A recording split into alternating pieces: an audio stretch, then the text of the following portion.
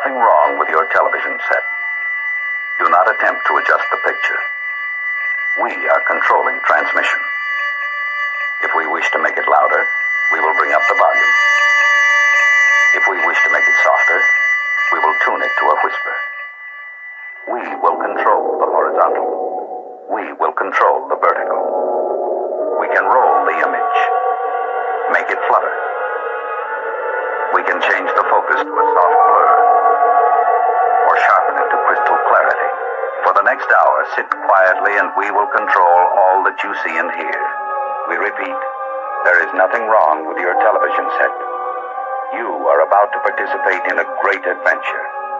You are about to experience the awe and mystery which reaches from the inner mind to 420.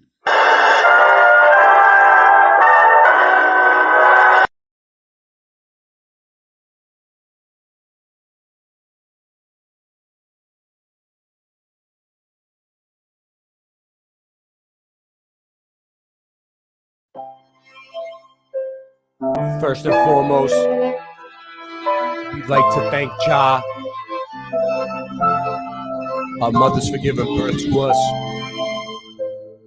in this wonderful community.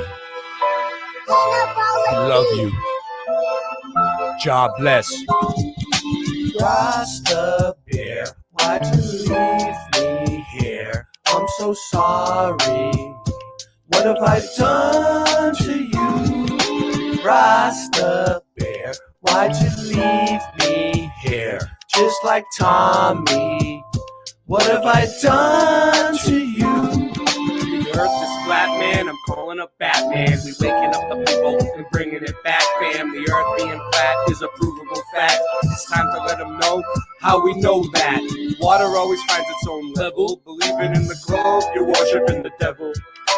Thrust and combustion don't work in a vacuum. It's a pressurized system, just one little crack through. They tell you it's fact true, but nobody asked you. It's garbage, a crapshoot, it belongs in the bathroom. What type of sun-lapse footage do you got? The sun goes away and turns into a small spot. Dinosaur bones or crushed chicken bones. You might as well shut up and listen though. It's disinfo and misinfo.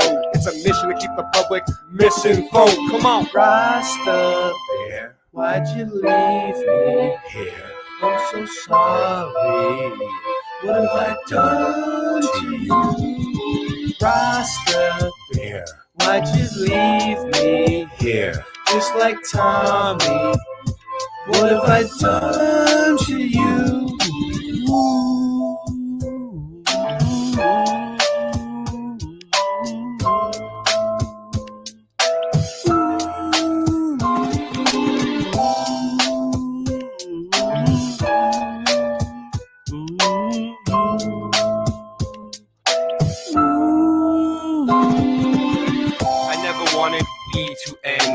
I always still will be your friend. Even when you're weak and your knees will bend. You got me wheezy and sneezy and easy then. I'll try to get some sleep again. We pretend we didn't know where we would end when we began. Even more when your days are too long and your life is boring. Looking in the mirror telling yourself it'll be better in the morning. It was like wholesale and a half sale and half sale and a wholesale. Until you got so confused you wound up saying no deal. Hey, nice merch. You got a promo code? He just put the channel slow-mo mode. And man, I just don't know no more.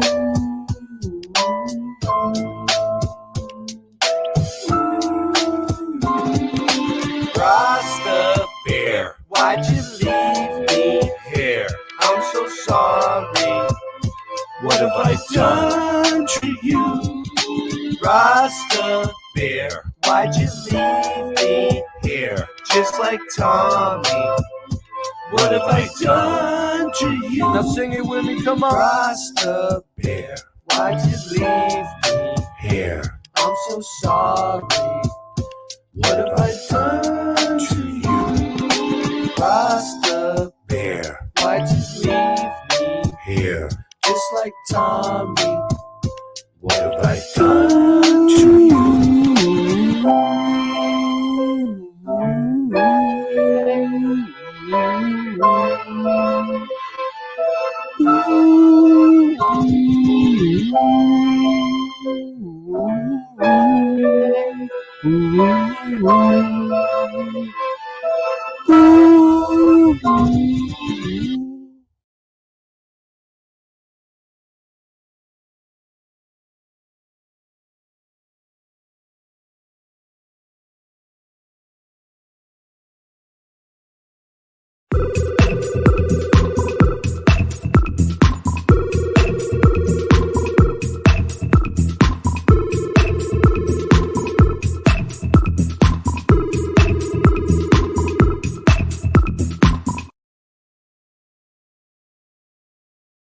Uostarosta.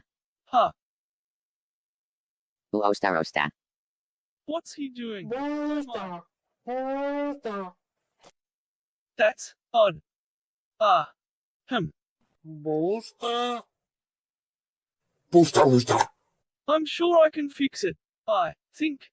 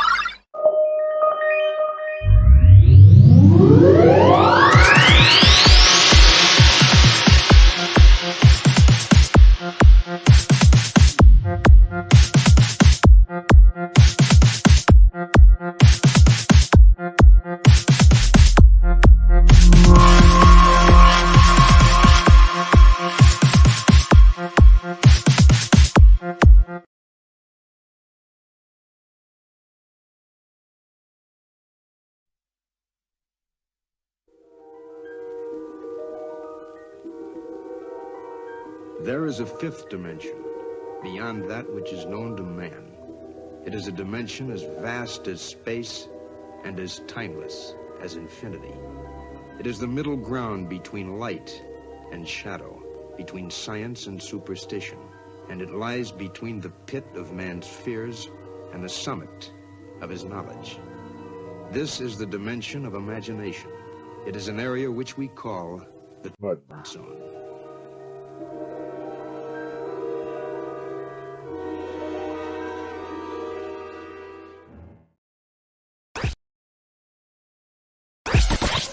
The world is flat.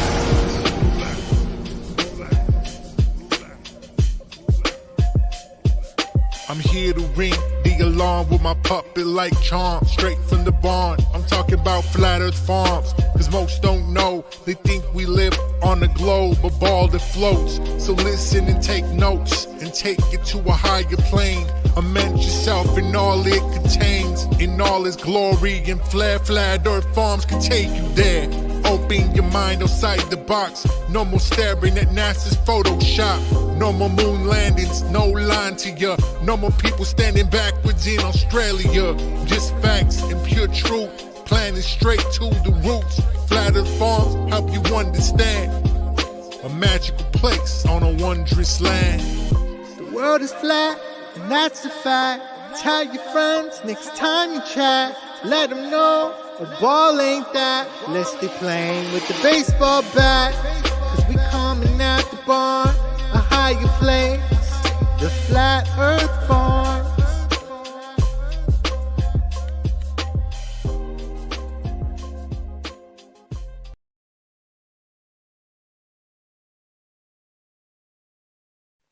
Ho, ho, ho. Spooky.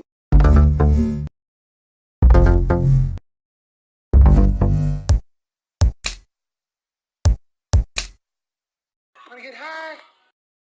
Wanna get high? Wanna get high?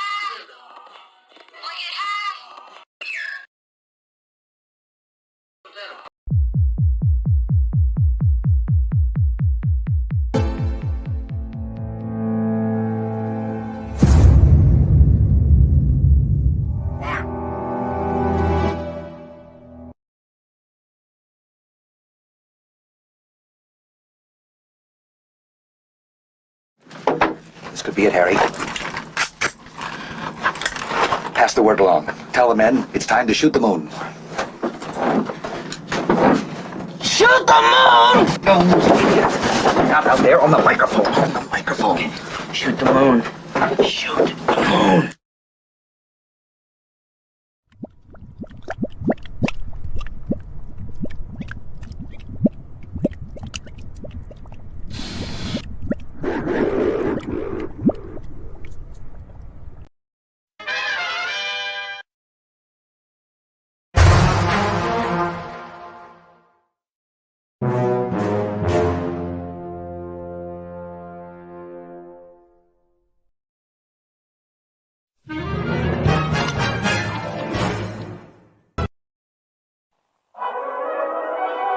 What are we gonna do tonight, Singe Man? The same thing we do every night, Boston Ray. Try to take over the world.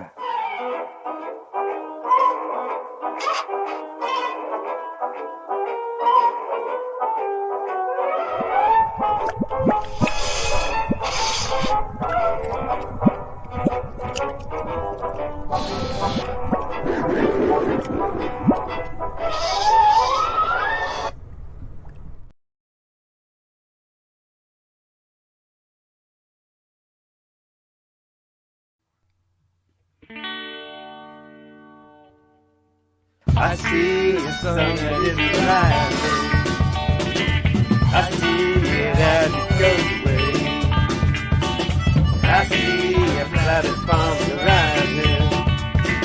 I see it taking everything. The world don't spin around tonight. Don't you make it feel alright in the planet from the rising. I hear things that finish growing. I know I'm growing love with you.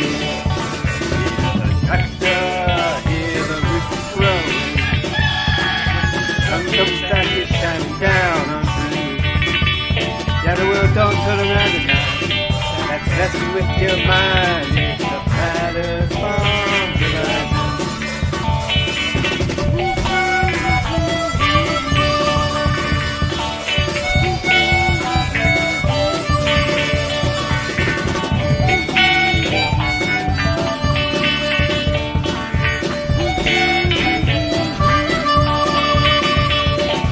Don't turn around tonight. Messing with your mind. It's the pattern from the rising. Hope you got your back together. Hope your footsteps are all tonight. Looks like they're all in this together. So are we, and the truth is on our side. Please don't sit around tonight. Close your eyes, it's the pattern from the rising. No, it's not sitting out of sight. Never when you fly, it's the pattern from the rising. The world of science cares about you. Eureka! We found it. With the tools of science, we have invented, yes, hand sanitizer. But not just any hand sanitizer. This hand sanitizer was developed and approved by the Dark One himself. Here are a few of the things our product can bring you.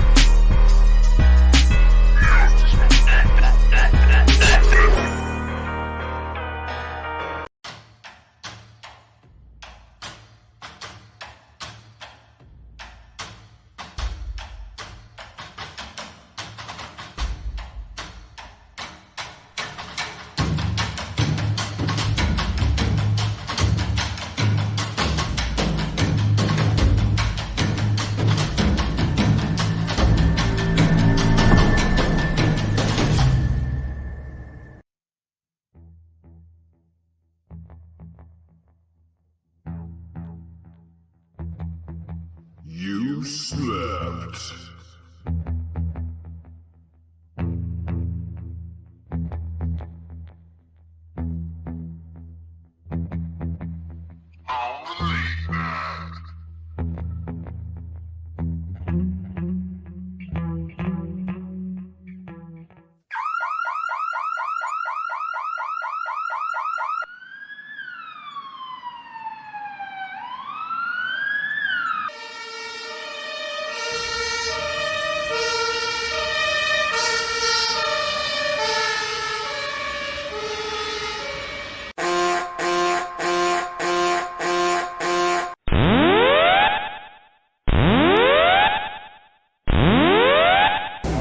Warning, the self-destruct system has been activated. Option to override self-destruct expires in 10 minutes.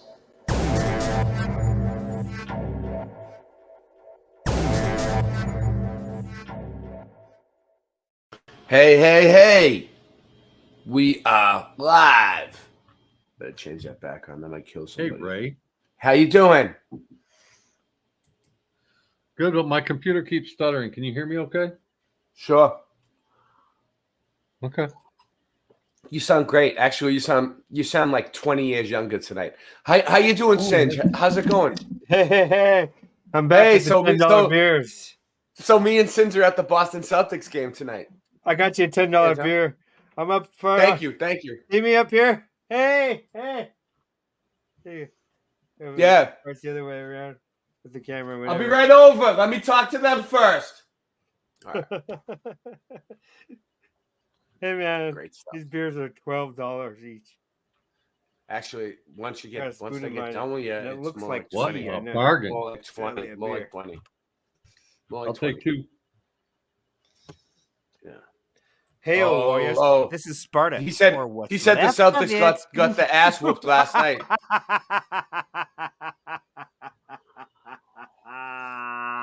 I got like 6 row Sweet seats. dreams, biatch. Hey, you want to fight? No? Okay. Sucks. Guy. Just kidding you. So what do we got here tonight? I mean, it's just same old. I don't want to fight. A Gabago. What do we got? We got Ryan. Hey, Mr. Super. Hail Warriors. Want to see some? I'm reading the chat. Flat Earth Dandy. Want to see some mud flash? Oh yeah, okay. I'm making a new Twilight Nights or a new graphic. Meta Ryan. Right now. Boom. We're on 3 channels tonight, guys. Can you believe it? We're on Boston Ray Mudfoot Adventures. We're on Boston Ray Slice of the Mud. We're on Late Night Live channel, which is Singe Man's. Thank you. Third back. That's the plan C. We're always going to have a plan B, a plan C, and a plan D. Always have a plan D. And a plan B. Now I sound like I'm from Boston. Mojo. Sometimes I just slip back into my Boston. Then we have Valley Parks. Who else do we got? Valley Parks. Liz, brother. Hey, brother. So okay, Valley Parks. Work out every day, like half an hour. Jess Palmer. You'll sleep better. Did I miss? Because you know why? Yes. Effie Nation. The harder your workout is, the easier rest of life is. Flat Earth Head. Sue Finelli. Woohoo! I missed a lot of people. Oh well, I'm sorry. I was running this. Yes. So how we doing? All right. So how was your day, Mr. Super Sidewinder? Awesome. Really? Quiet. Great day. Nice. Good for you. Nice quiet day. What about you, Singe? Mm-hmm. You have anything you want to contribute? Anything you want to say about your day? Oh, yes. Today was a grand day because I learned how to. Oh, shoot. I lost it. I had something witty to say, and it said. Yeah. So hey, We'll wait. unindoctrinated knows what I'm talking about. Okay, so working on a graphic. Learning a lot about graphics. Learning a lot about music. Learning. What did you learn about music today, Sims? Yeah, what did you learn? What? Specifically. Say Music. again. What did you learn about music today? I guess not about music, but about. Oh, you said music. About this musical instrument. Okay, what did you learn about your musical instrument today? Oh, she's gonna sleep How on the you late can night? change the beats per minute by double clicking on shift. Nice. You slept on the late. Anything.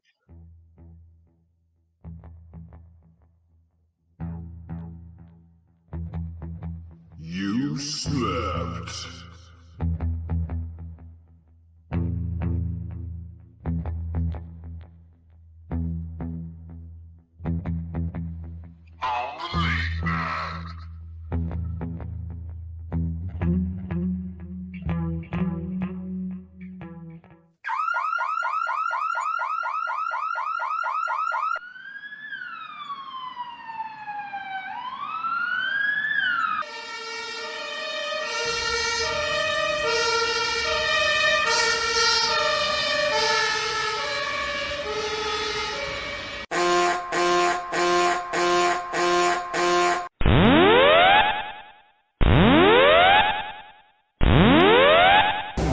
Warning, the self-destruct system has been activated. Option to override self-destruct expires in 10 minutes.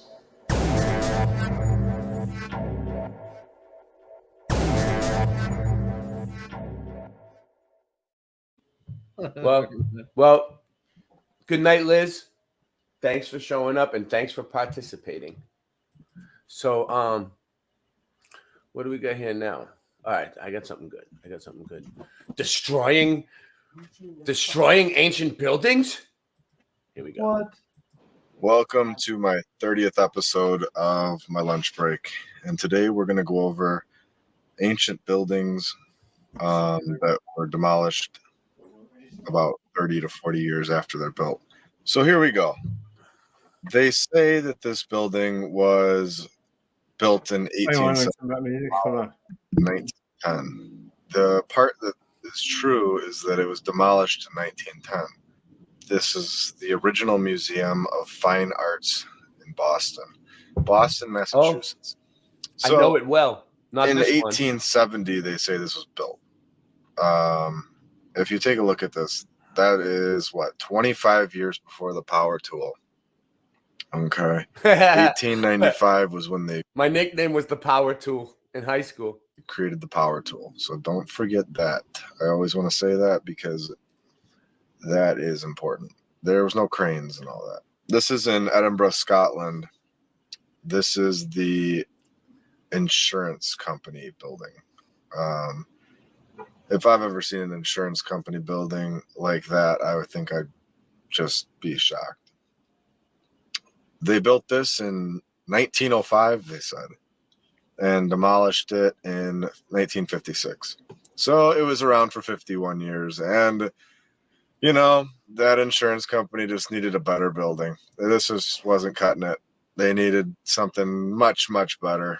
And I don't know, that architecture just wasn't holding up. This is the Royal Picardy Hotel.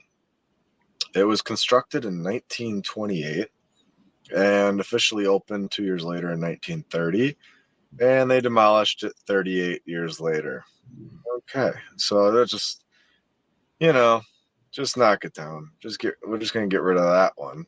Here's a town hall in Sunderland, England, UK.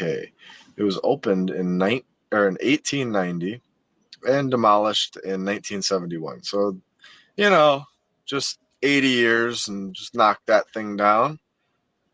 That town hall, we got to get a new one. That one just isn't. Yeah, who needs it? Not good enough, it's just not good enough. Those pillars on the top, nah, we need a new one. It's been about 80 years. We need a new town hall. Let's get rid of that one. Yep. Let's get a new one. Gotta go. And if you notice, there are Gotta go. It had to go. there's windows on the bottom. That's just for another day. I'll tell you guys more about that another time. Now, let's go to another place. This is in South Korea. The Keijo Post Office in Seoul, South Korea, built in 1915. It was destroyed during the Korean War. So these wars are really helpful for these people that want to destroy the buildings. I'm sure of it. I mean, I don't know anything, but I am sure of that. But let's continue.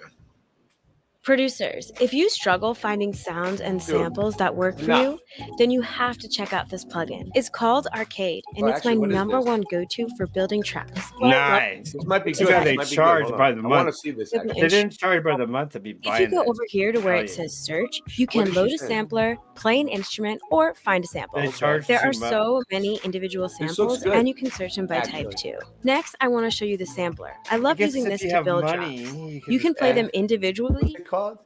or together. You can adjust the pitch, time, and so much more. Lastly, I want to show you instruments. cool, I really like this honey Yeah, kit, so let me this show looks you what it legit. sounds like. Look at the I love using the macros and the tweak options because Yeah. I can quickly change the instrument to make it sound unique. This will change the way you make music. So don't wait and This is Looks the good. That Ring thing looks good. Theater Whatever that was. in Vienna, I would Austria. use it. It's called It's built Arcade. in 1872, and it was destroyed by a It's fire. the bomb, What do you know? man. That's what they say, it's the 10 bomb. years later, 10 years later. in 1881. So 9 years. 9 Sure. Oh, Sure it was. This See this? was Whatever. me. oh, You guys also, holding, by the way. I'm making this an open panel tonight. So anyone who wants to join us, I'm putting the Hey, link can you put up me now. full screen for a second? Sure. The pillars on the second Pause it floor and be with full the screen. Okay. There you go. This is the old world. Okay, we would get these in the mail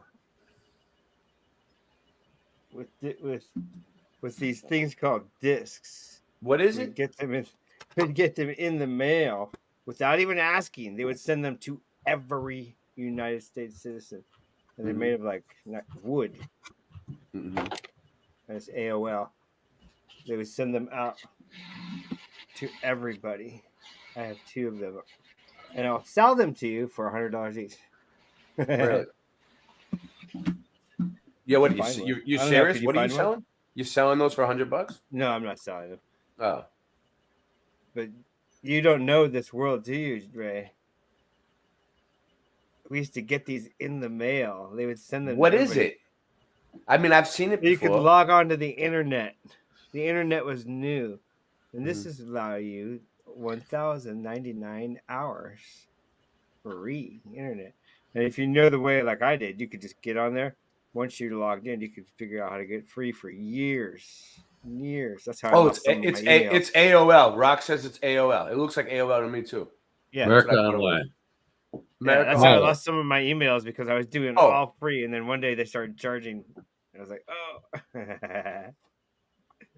Yeah, I know. That's how I lost one of my YouTube accounts, which I'm still trying to get back. walkout. I mean, just incredible. Of course, So, it was destroyed by a Funny, fire. huh? 10 years AOL is later. LOL. Let's continue to the Preston Town Hall. Here's another town hall that just isn't cutting it, guys. It's just not cutting it. We need better stuff. It was built in the UK and England. Built in 1862. Most of the building was destroyed by a fire. Oh, another fire in 1947, and was established and still used up until 1962.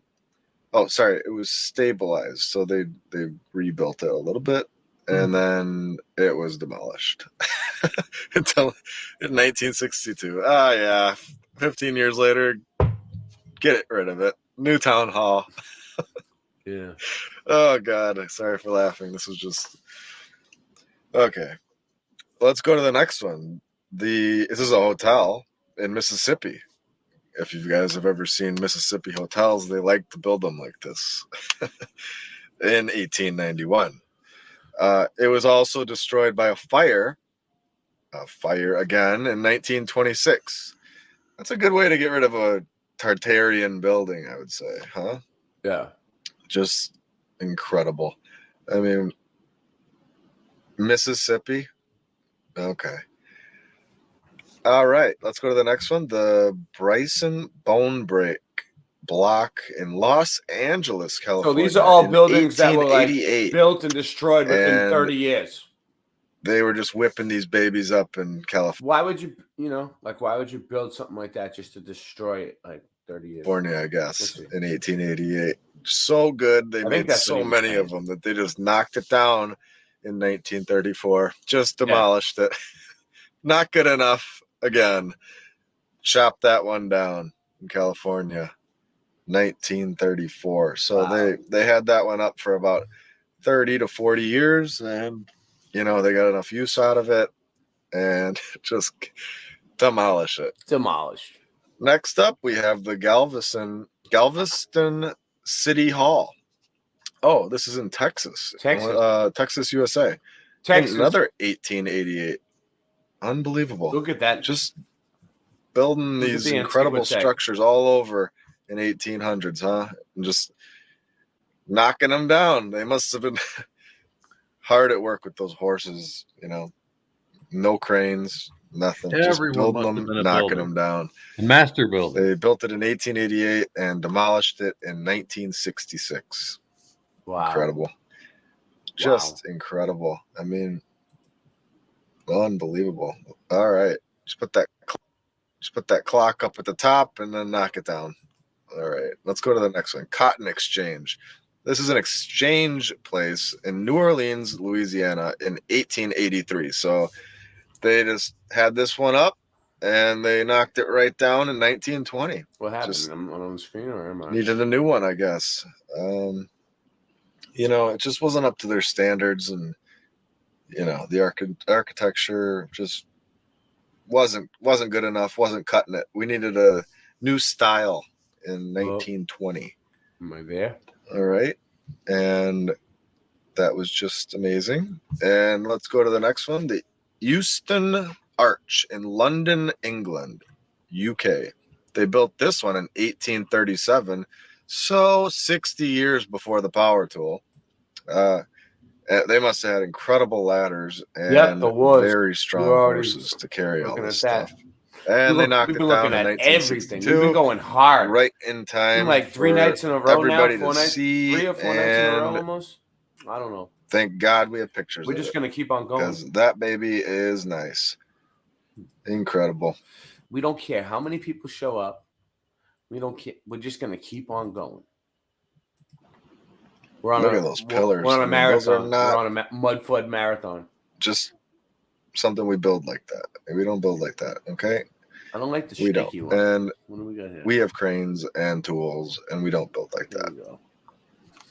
Yeah. We could. I mean, we would if we could, but we don't. All right. Now let's go to this one. This is a bank. Let's just put some pillars on that bank and lions into the top. And this is in Melbourne, Victoria, Australia in 1856. The bank itself went out of business in 1884, and the building was demolished right after that. So they built this thing in 1856 and knock it down 30 years later. 28 to be exact. 30 years later. Why? I'm going to have to fix my cam. What up, Andy? And we cannot build like that today. My camera went and off then for some reason. It's so easy to build get it back. that they just knock it down. We ain't gonna let it. We ain't gonna let nothing stop Hey, us. what's happening? Like it's nothing. Just knock it down. We'll build another one. Welcome, right. welcome to Late Night Live. This is in Milwaukee, Wisconsin. Party on, Wayne. It was built in 1874, and they knocked it down in 1935. Just incredible. In Milwaukee, Wisconsin, in 1874, so 21 years before the power tool. Hi, Andy.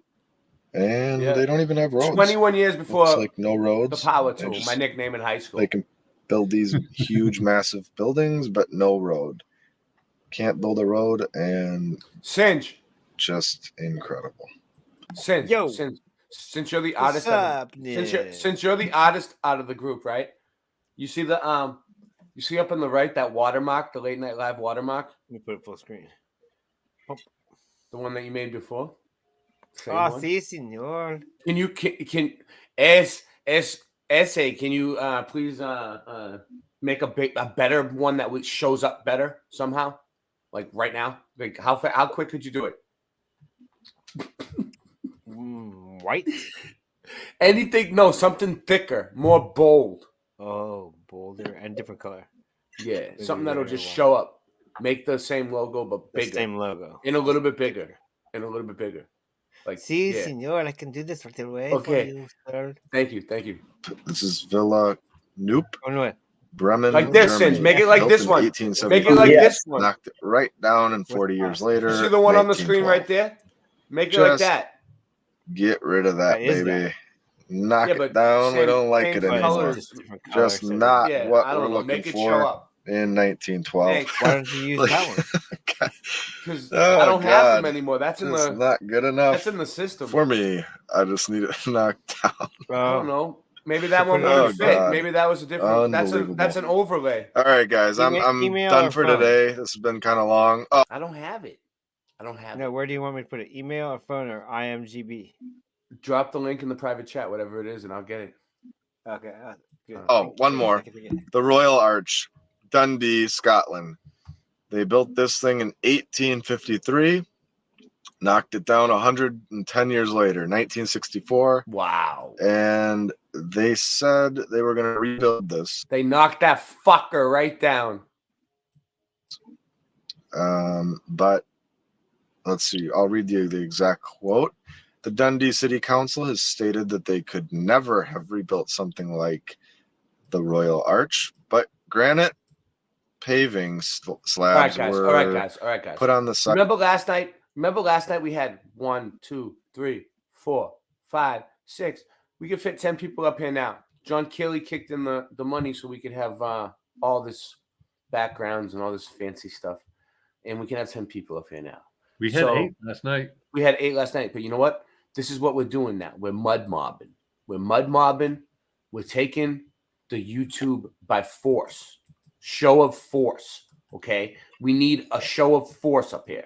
Everybody, just come up, hang out, do whatever. Just get up here. Height of the arch.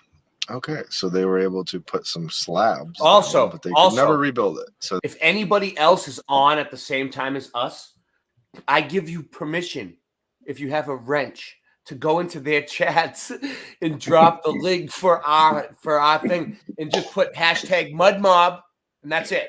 If they say anything else to you, just say MudMob and leave. the city council in 2015. So, yeah, they were gonna build. They had a petition and everything. Just couldn't do it anymore. I wonder why. I wonder why they couldn't build the replica. Very interesting. And if you can't rebuild it, why are you knocking it down? Why are you knocking it down? All right, guys. If you like this, hit the subscribe button. I will be making a lot more of these, and I was going to talk about star forts today, but I got a little sidetracked with this video, and I'm glad I did, because these are things that people should be sharing and seeing, and I hope you guys enjoyed it. If you have any comments below, that'd be great. If you have anything to add or things you'd like me to share about, just comment below. I hope you guys have a great day, and I will talk to you guys soon. See ya. What the science is showing us is the universe appears to be alive. It appears to be conscious. Near-death experiences are some of the strongest evidence we have that there is life after death. Peer-reviewed research shows that human consciousness can affect physical matter. A quick poopski. No, I was taking a bathroom break, but Jesus. So 2 things, Ray. First of all, stone doesn't burn. So all those buildings they say burn, you could burn the inside if you filled it with enough stuff, but the stone would still stand. So the fire is BS. And the second thing is, none of those buildings that they destroyed did they build back better. All right. Well, you know what? Real quick, I have to get my this working again. You see how there's no camera, so I'm gonna just play a quick tune and then come right back in. I'm gonna have to go out and come back in. Oh my God.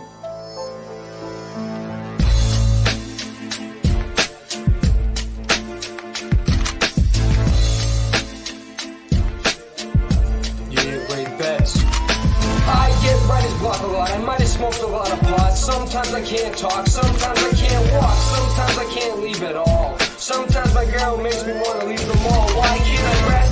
Something always gotta manifest. Please, baby girl, put your man to rest. Yeah, the long day, bitch, and take that test. All we do is make records. And corny motherfuckers disrespect this.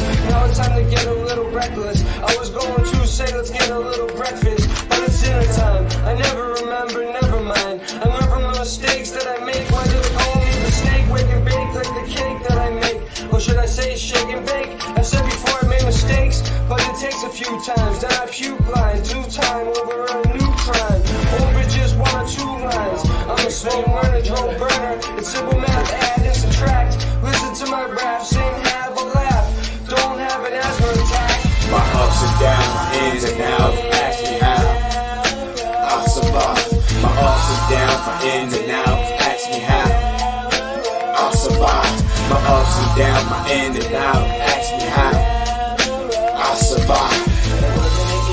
I survive. I survive. Yo, rap money ain't fast money. When you ask people fake, but they fucking act funny. And that's funny, because they'd rather download it for free than to buy my CD to help support me. And that's a fact, money. But they love to listen to the dumb stuff I rhyme, then they let their guns bunt like some dumb fucks. I might be a young fuck from Boston, not down south like young fuck. I know a white man that has a tattoo that says white trash under a dump truck. Hooked on phonics worked for me. I was hooked on chronic perfectly. It hits a main nerve, but there's more to see. Like the bud with the purple leaves from a purple tree. It just means more to me. I'll beat your herb ass to the curb fast. I know where the ups and downs, my ins and outs, ask me how I survive. My ups and downs, my ins and outs, ask me how I survive. My ups and downs, my ins and outs, ask me how I survive. I survive. I survive. I've been down the road, wasn't an easy place for me to go. You know what I mean? Felt like I was walking through life barefoot in the snow. God damn it, this world is so cold. Gotta get a grip. Every time I turn around, I roll another blunt and take another sip. What the fuck is my mind? Is it stuck in a state where I'm thinking I'm still locked up in a cage? I'm waking up in a rage, but I'm free. So let me just do me, nigga. We gotta make it in this rapping shit, cause I'm used to the streets hustling and clapping shit. But you know what? If I ain't got nothing else, then that's just it. I'ma roll with it, and I'ma roll with it and roll with it until I'm in the dirt bed, cause shit I did. My ups and downs, my ins and outs, ask me how I survive. My ups and downs, my ins and outs, ask me how I survive. My ups and downs, my ins and outs, ask me how I survive. I survive. I survive.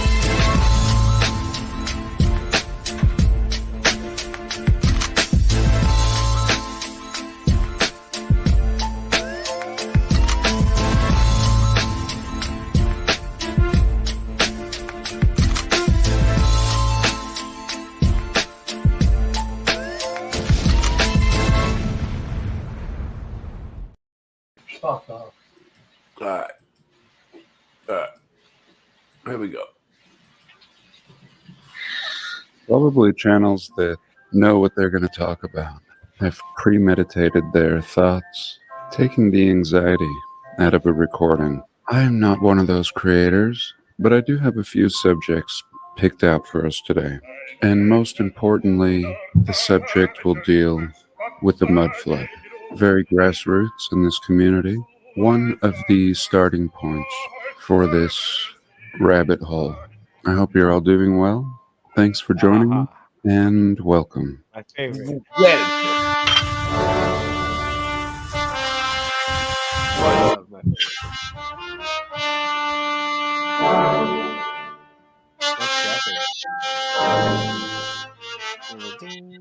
I could do that. Should we do that? Yes. So here, since I'm here, let's discuss this photo. Recently, in a video, I had read an essay by Gary Shunung, the creator of the Old Earth Ruins series that we examine, and he had mentioned that these ruins found on Easter Island may have actually have been columns supporting a larger structure, and what we see carved on the top may have just been done by a primitive people inheriting this region after a reset. And here I found such a picture, and what really caught my eye was this structure. While everybody is staring at the statue itself, more interesting is this perfect structure underneath, very square, that seems to have been unearthed. And just as Gary had suggested, I do believe this may be a supporting column for what may have been a massive structure. Yes. Perhaps this seeming mountain behind here was also part of it, with its supposed caves really having the same color, seeming to be made up of the same stone. And when you consider everything's buried, and the primitives would have had no such doing in what we see underground here, I think Gary makes an excellent point. These statues or carvings look like shit for the old world and what we typically look at. I've never been impressed with the statues at Easter Island, but let me know what you think. Again, these were the thoughts of Gary Shunung. They're all right. And of course, we've been examining the mud flood for years now. When we first started down this rabbit hole, there was very little available. And if you would punch in mud flood in a search engine, you wouldn't find what you were looking for, at least in our community. I know what we're up against, but you know what? We're just trucking along. We're just going. We're doing the best we can. And we're going to... They can't stop us. Today I've just... You know what? Mr. Super? I don't give a fuck. What's that? I don't give a fuck either way. Punched in mud flood in the search engine. Way to roll, man. And very exciting to see how much pops up that's completely relevant to our research. And what does one think when looking at these images? Who hasn't been discussing it John's for coming years? on. Yes, we have. Perhaps nothing. That Perhaps rhymes. John's coming on. the mind doesn't allow one to venture too far. Here. Andy. Well, I got you here. What have you been up to lately, man? What have you been doing? What's been going on in Andy's life? He's been walking the dog. I'm going to your channel. I'm going to your channel, Andy. Give me a second. Oh, wait. Is that him? What's going on? What are you doing? Loud. Here, for example, we can see one of my pictures that I took of the Salt Lake City Temple while being renovated. And it's nice to have the heavy equipment next to the building just to give you an idea of how massive this is. We're looking at 2 stories below ground level, and construction, we are told, beginning with horse and wagon in the 1850s. Here, I believe this is in New York City or possibly New Jersey. And what in the hell happened here? Of course, we've looked at this picture many times before, but have we really sat and discussed it? No, we haven't sat in this, but look at that. You can obviously see. I'll discuss it with you right now. Let's see if I put it like this. I'll go bigger. All right, yeah.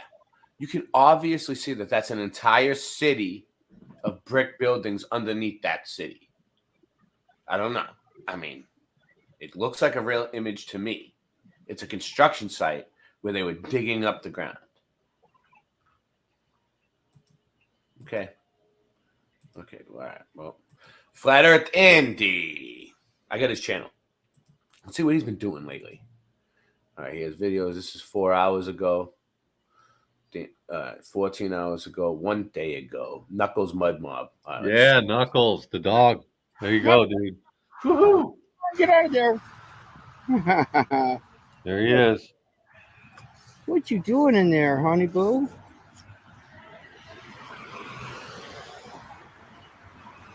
What a mooch. Come on, Knuckles. That's cool. Dogs give me hope. People, not so much, but dogs.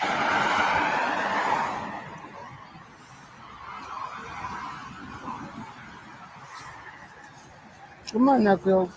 Come on, Knuckles. Bow wow run. He's my mighty puppy. Sir bow wow run. He's my mighty puppy. Sir bow wow run. He's my mighty puppy. Sir bow wow. Mud. Nice. All right, so we have what else we got here? Wow. Live streams. Anything good? Anything? Any boots on the ground? Let me see.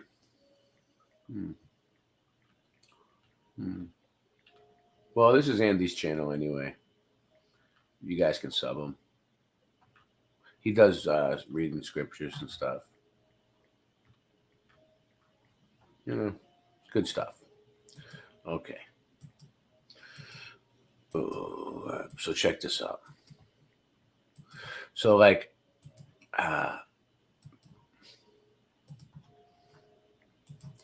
the things on the religious crosses, crescents, Star of Davids that are on the top of churches, cathedrals, etc. were not originally meant as religious symbols. They're technology. And when we founded the buildings, we just, hey, this is a cross. That means you're Catholic. This is the Star of David. That means you're Jewish. And they can't watch. Look, this is a demolished building, one of those of the Empire, with a crown. It says energy crown. I don't know if it's energy crown or not. Was it for the use of atmospheric electricity, ether, what we call electricity power? And this is from Dresden, man, in Germany, back in the day when the Empire was still, this is one of the main capitals of the Empire, Dresden, with those atmospheric electricity, ether, electromagnetic towers, and maybe this was for the extraction of energy as well. And now this all makes sense. Of the Empire. As you can see, this is at the same time in the world when we have the deserts of the melted brick buildings. But also now I know that the moon is the X-ray map of the Earth, and we have. I'm not sure if that's the real Brian. It's the one that says Dose of Reality with Brian Stavely. I don't think that's really him because he has wrenches, I think, and that one doesn't have a wrench. So I don't know. We'll have to give that one the test. What do you think? We'll have to ask that one a question that only Brian knows. Answer. There you go. I don't know what that question would be yet. Though. No, it's not. That's not Brian. That's not Brian. A black sun and a dome. Give him enough rope to hang himself. Which is electromagnetic, thanks to Vibes of Cosmos. Germany and Japan. You might say, the history of Japan, all that stuff with the feudal thing and the samurai and stuff. I wonder how much of it is true or not, considering that Germany and Japan are identical in many ways.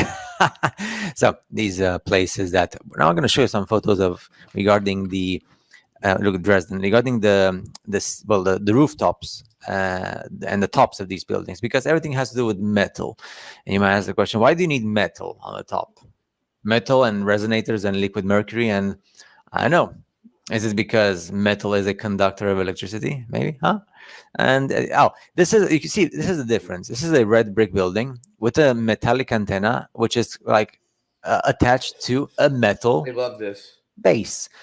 Shit. So antenna, you gather the ether, the atmospheric electricity, and you need metals to conduct it. And then the building, which is in this case, it's red brick. But not everything is red brick.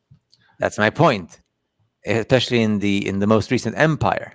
Okay, so one thing are the red brick buildings, and the other thing is the other type of buildings. But anyway, so just to understand. Now, you see here, I see antennas, and then I have the noble metal conductor orbs. Some of them have. We don't know who it is. Like, I don't know, man.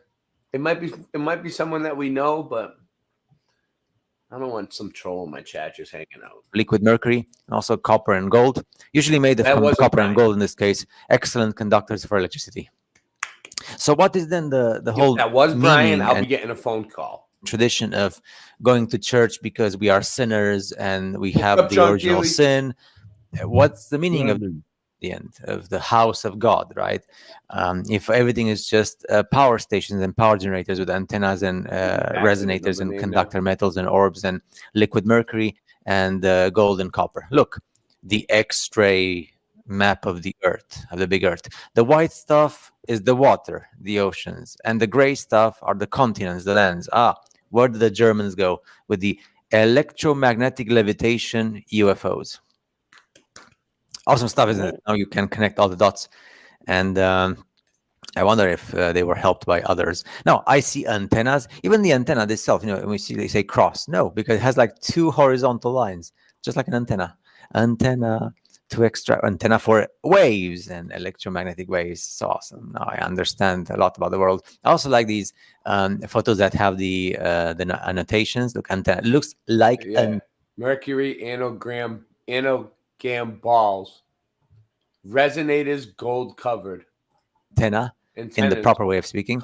Mercury amalgam balls, the mercury resonates and it mixes and it moves, a rotational vortex type of thing. Resonators gold covered resonator. It resonates gold and copper. And fractal design. This is called fractal design. It's very common to see it in churches and temples. Copper coils under arches and columns. Resonator gold covered antennas. Mercury. Is that by him? the ancient imperials who was living in this world. Now, don't go around saying Tartaria this, Tartaria that, because that means that you don't care about the moon map X-ray. You don't care about the red bricks. You don't care about the giant trees, which have hexagonal column, basalt columns. You must understand things. You must see things wide. Like I said, a soup has many ingredients. If you take out certain ingredients, the soup is not complete anymore. It's not delicious.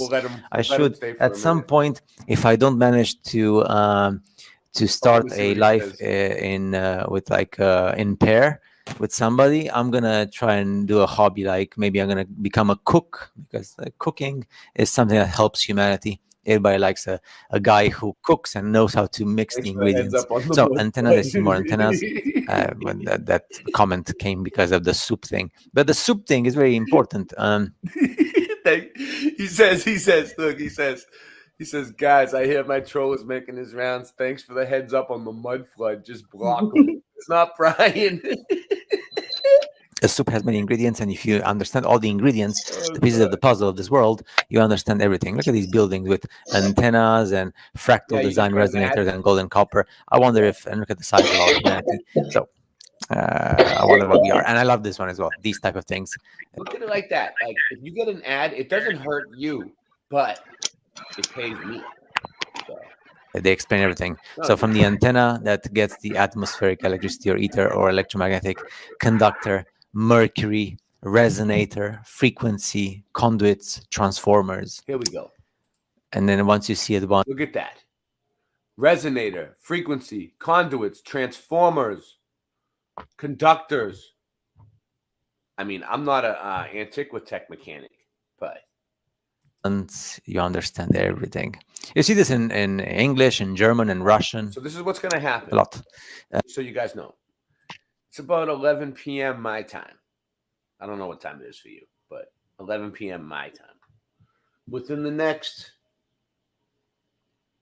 half hour, 45 minutes, someone's going to get sleepy, and then there's going to be an influx. There's going to be an influx here. Get ready. The storm is coming. And then these buildings, which are everywhere. Joe, now you know. And he was sleeping on the some bigger than others. Again, this is, in this case, for this building in particular, it's not red brick. You know what? You never underestimate us. You never underestimate the underdog.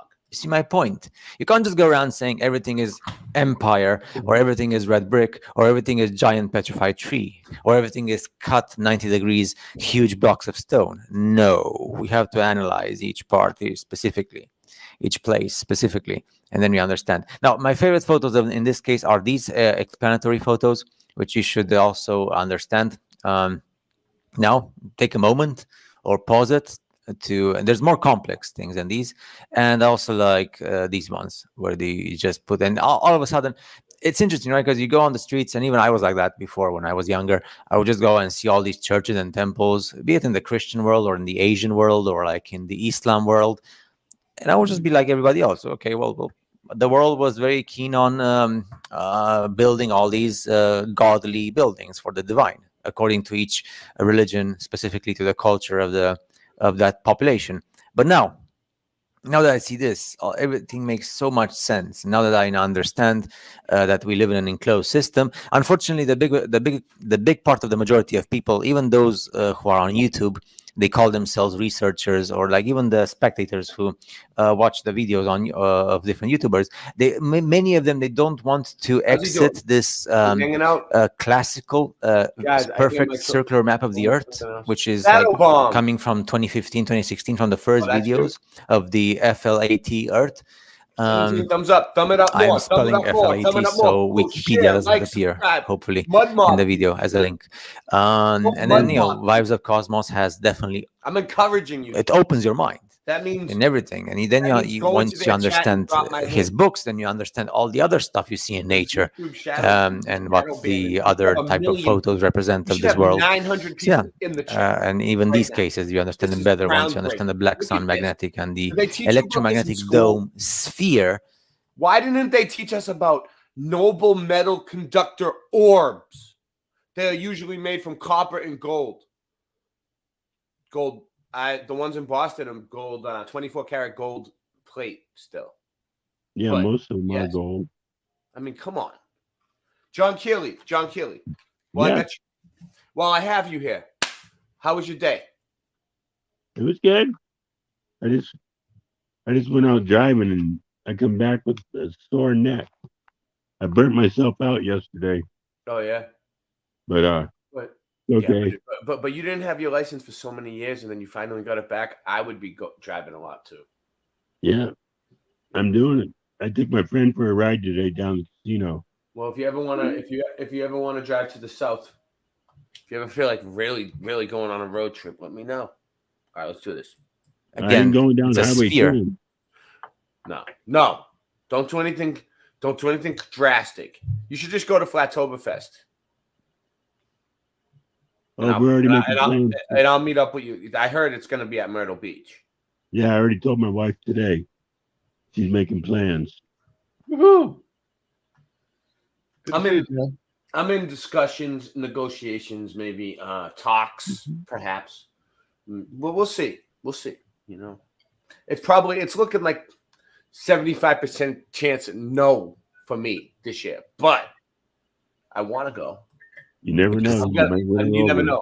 You never know. The vortex that goes round and round, and that's the whole mythology of the cosmic egg as well. And an egg is closer to a sphere than a dome, and yeah, it's because you have you have round eggs. There's also like eggs that are sphere type and not just oval type.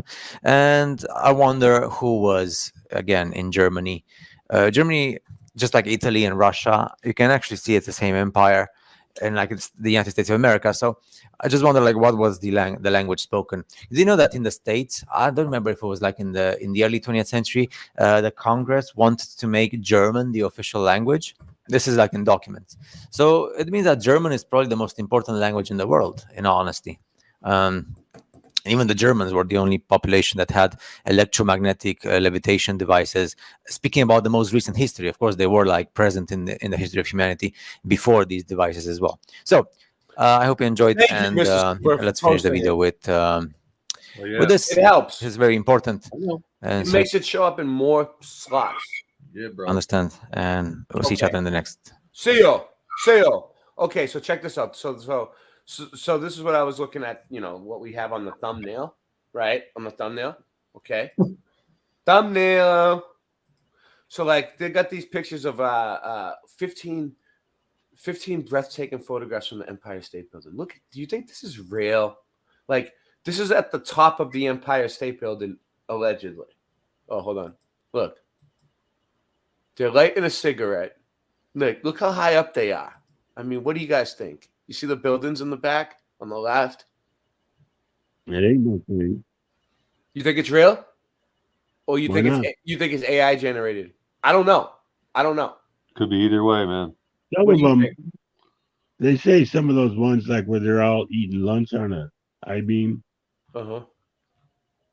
I don't know why they say it's fake, but they say it's AI. This Or one might be Photoshop. real. Look at his foot on the beam, and he's kind of looks scared, like his knees are bent, and he might be shaking a little. I don't know. Yeah, I don't know. It looks kind of real, right, Andy? To me. It's real I worked hazy on- too, like a city is. But I don't really know. I mean, all right, hold on one second. So then we got all right. So look, so there's No, I've worked on. I've yeah, walked go ahead. plenty of beams, 60, 50, 60 feet in the air. This is another No kidding. construction photo. Post Office, Nashville, Tennessee, 1934. Look, this is them allegedly constructing an old world building. Like, well, not really, because they have cranes. So it's not what year is it? It's not that old. 1930s. So this is what it would take to build a building, anyway. At least. Okay. You gotta have a crane. All right. So even if it's a hamster wheel crane.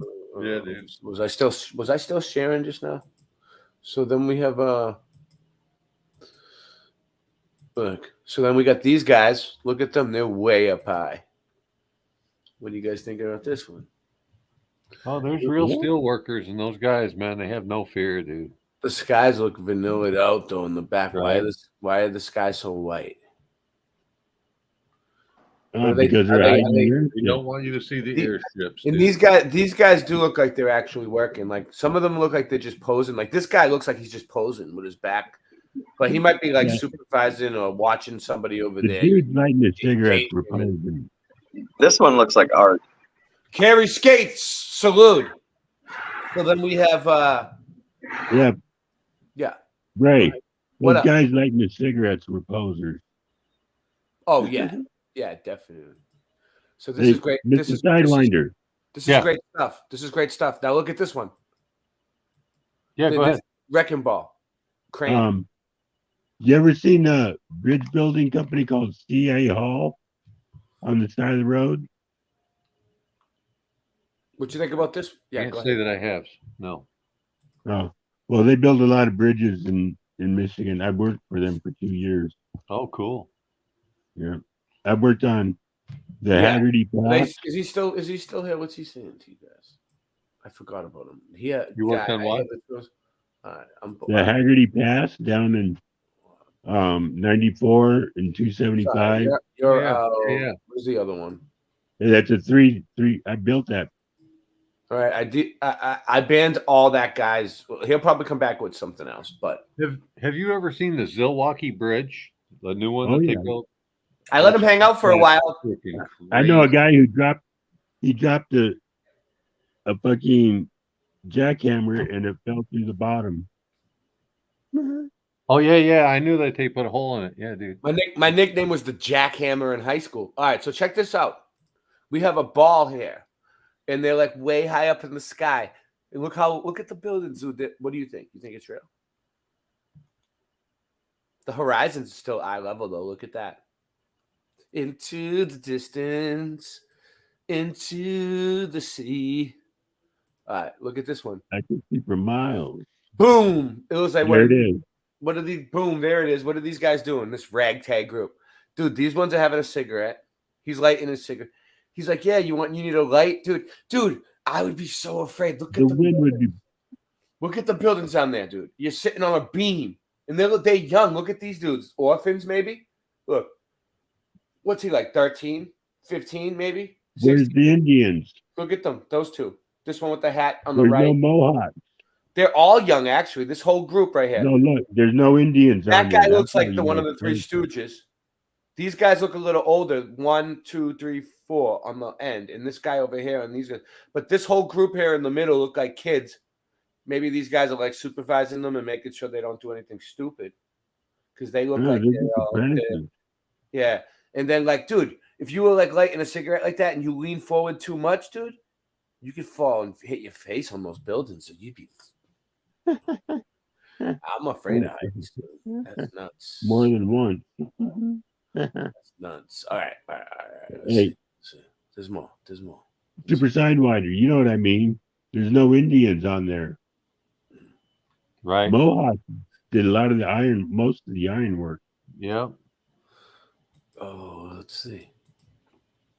Look at this one. Whoa, he looks like he's about to lose his balance, dude. That's what he's about to fall. Look at that. No, he ain't. Yeah, it says. No, wait a minute. I got my license to drive. I watched this. Dude, I do that shit all the time in my chair. My arms are like outriggers. Keep my balance. This is somebody who, like, I don't know. It's gonna be somebody we know, dude. Look at, he's walking on the edge. He's showing off. I bet you Brian knows who that is. He always knows who it is. He's walking on the hard edge of flat Earth. He's trying to prove a point. I just don't have the time to try to figure out who that is. I mean, it's not. That guy? Yeah, I have no incentive on He's it. dead. I have no. He's dead. Like, I haven't even had an awakening interview yet. I mean, I'll think about that. Like, but it's all right. No, you. I got a level-headed. Above it. No, I just. All right. Well, I don't see. You like the popular girl that never got her fucking coming out party.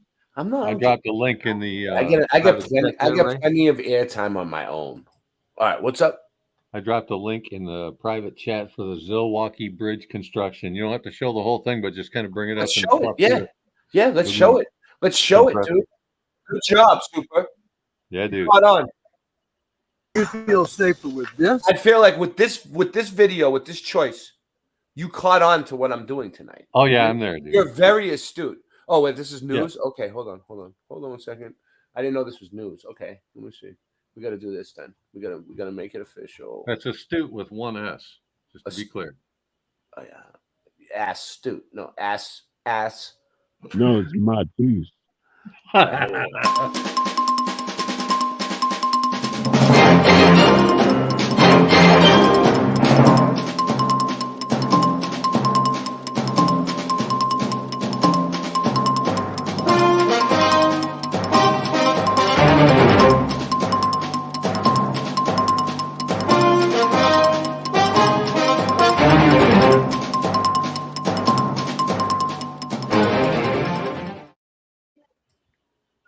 Here we go. The accident occurred around midnight Saturday, sending a dozen construction workers scurrying for safety as a huge 1,000-foot section of the bridge shook, buckled, and then sagged almost to a column. The damage was obvious. The affected section dipped at least 5 feet lower than the section which it was to be attached to. Meanwhile, a huge crack ran across the underside of the span 100 yards back. This $81 million bridge is the most expensive highway construction project ever undertaken in Michigan. 10 weeks behind schedule and millions of dollars over budget. The bridge has been plagued by construction snafus from the start, almost all of them related to design and specification shortcomings. Because of those problems, the state has had to double the weight of the girders.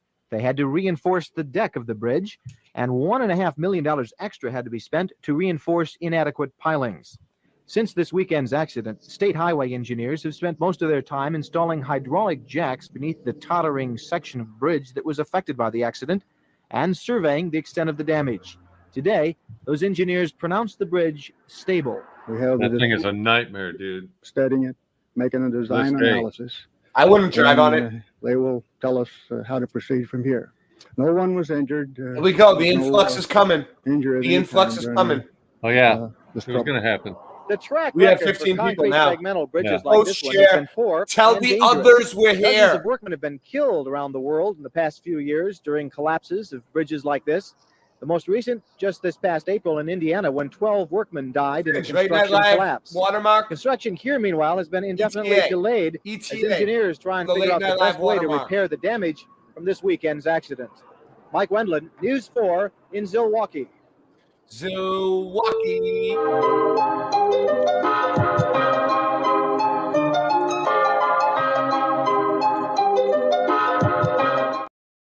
There's more to it. There's more to it.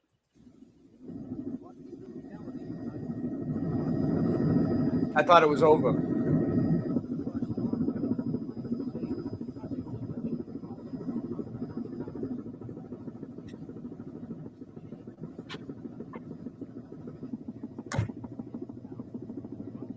I jumped the gun on that one. I came in hot on that one. Johnny jumped the gun. Uh-oh. Yeah. I pulled the trigger too soon. I shot first and I asked questions later.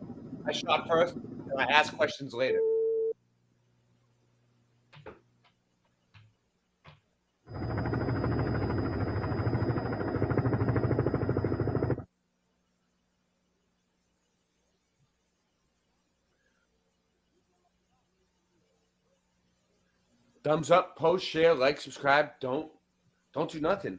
Thumbs up all the channels. Go around. We're on 3 different channels. Sub all the channels. The Late Night Live channel, the Boston Race. We have a consultant. The contractor has a consultant, and we within 2 or 3 I just shared weeks, us out we'll on do a lot Sandy more than we do Diva's right channel now. too. I think they're wrapping it up. Oh, did you put hashtag Mud Mob? Do it. Oh no, Make sure- no, you do gotta. that. We gotta let them know. We gotta let them know it's a Mud Mob. It's almost like the room raids, but it's instead we don't give them nothing and we leave our link. Hey, Jim, what up? Yeah. He made it. It's in there. Yes. Thank you. They know. Now they know. No, they know. They were mud mobbed. Yeah. It's what we do. It's how we get down. Also, it's an actual hashtag now that I made. If you search hashtag Mud Mob on YouTube, you'll find all of our videos. So solemnly swear to tell the whole truth and nothing. The contractors repeated their charge that state inspectors slept on the job and falsified reports. Sleeping and watching TV on a project is not. Job and falsified Listen to reports. this, So solemnly swear to tell the whole truth and nothing. The contractors repeated their charge that state inspectors slept on the job and falsified reports. Sleeping and watching TV on a project is not usual. I'm not used to seeing that on a project site. The bridge builders testified that most that of the Chevy disputes Chase? involved money. I know. not Yeah, I thought the safety. same thing. The contractors also revealed that state officials temporarily shut down the project 2 weeks ago in a construction Good call, dispute. Andy. Transportation Very- officials very, say that very shows astute. inspectors are doing their job. Very receptive. Our inspectors did what they should do. They were tough, and we want them to be tough. We don't want them to be flexible and making exceptions here and there. The builders told committee members that if they question the future safety of the public, they must also question the present safety of construction crews. I'm concerned about their safety right now today. I am too. And if there really is a question, I have to question what I'm doing. Yeah. Listen, Look at the guy in the tan coat. somewhere along the line, I feel we have to get off the dime and either do something about it or not.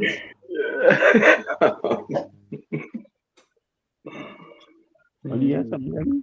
What did you say, John? I hear you talking down there. You talking to us? Oh, I'm sorry. Tell my wife. All right. When you try to Sorry. try Mute to- it. I wasn't sure.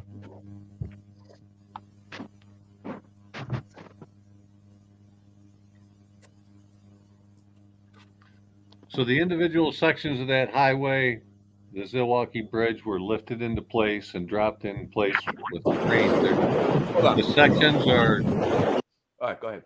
are pre-tensed concrete, which means it has steel cables under tension in the concrete. But the sections, the little pieces of the section that you see, if you look closely at each of those little bridge, every bridge segment between two columns, they're glued together with epoxy.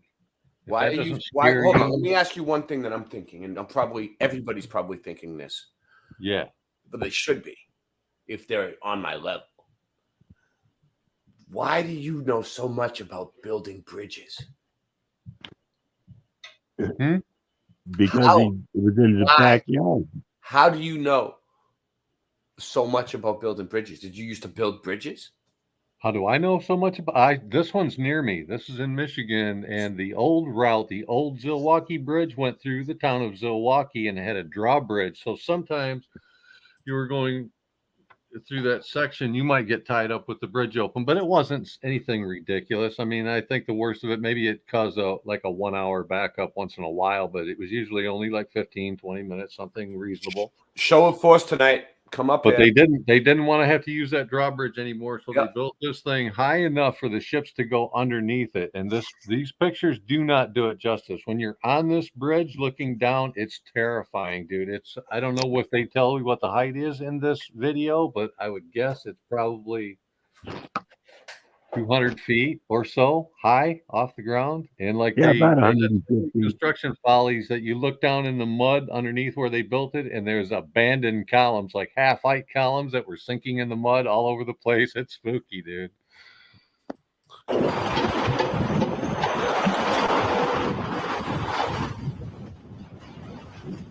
So that's where it starts, and then it just gets higher and higher. So and we higher. got we got this channel, Late Night Live going. We got See this, that's hollow in the got this inside. channel. Yeah, it's hollow, dude. Sure is. And we got this channel.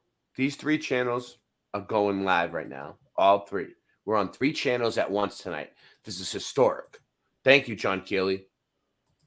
Yeah, thank you. You know what? While we're on the subject, the support really helps. John Keeley supported us the other night and got this thing working. Now we have 3 channels going. Everything we get, I try to put back in. So And we can have more guests. And we can have more guests now. Now we can have 10 people on. So everybody can come on. Everybody benefits from it. Not just me. Fancy graphics. I'm the one up here doing all the work, running the stream. You guys are just enjoying it. So it's great. But if you really enjoy it, think about supporting. Even if you have a couple bucks, a little goes a long way. If you have a couple bucks just hanging out on your PayPal, like $2, $3, whatever it is, kick it in, throw it in. PayPal, Cash App, Venmo, or you can join the channel. There's another way you can support through YouTube, but they take a lot of the money. But it's still good. It's still good. Join, be a member. There's custom emojis for the members. There's members only content. We have a T-shirt shop. You could also support through Buy Me a Coffee. I have a bunch of ways that you could support, and we really do need the support. I need the support to keep this thing going, and we've been going what I hard. found on the If I keep getting support, we'll keep going hard every night, and this will be a place for everybody to hang out. Ray, What's up? I was looking through the Mercator map Yeah. that you got, and one of them's a puzzle. Uh-huh. Well, my wife does puzzles, man. So I'm gonna get her. Oh, the you saw Mercator that? map You puzzle. saw the Mercator map puzzle? Yeah, I made Yeah. it. Yeah, Singe, you know we have a Mercator map jigsaw puzzle. No, it's not a Mercator map. It's a Gleason map. Gleason. map. Yeah. But you know what? That's cool, right? Let me know when you get it. Let's get a video of it so we can show everybody what it looks like. Yeah, I'll have her put it together and then we'll put it on the wall.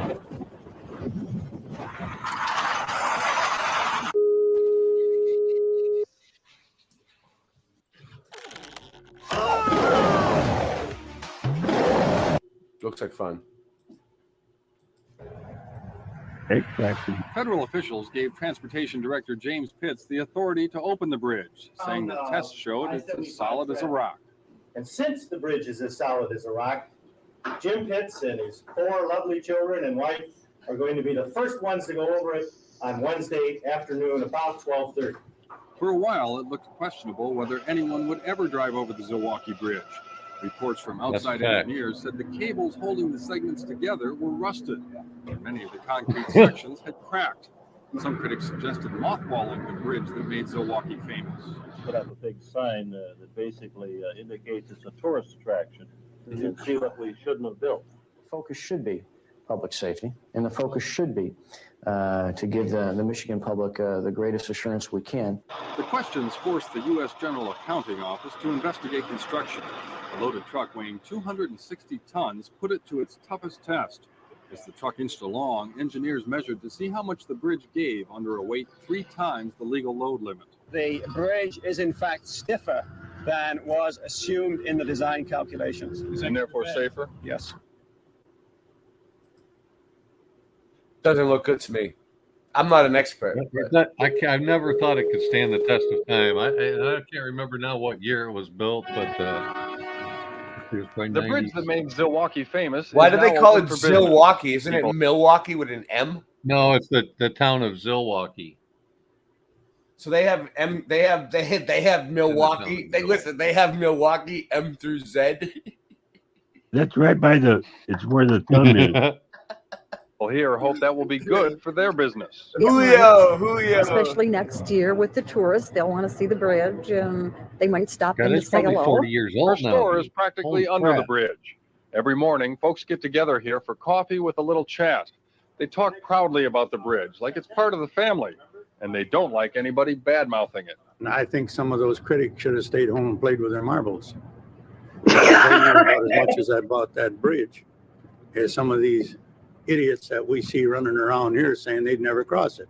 I told Shit, I probably know more about that bridge than he does. When he questioned the safety of our bridge, it would still be standing when his bridge had fallen in the water.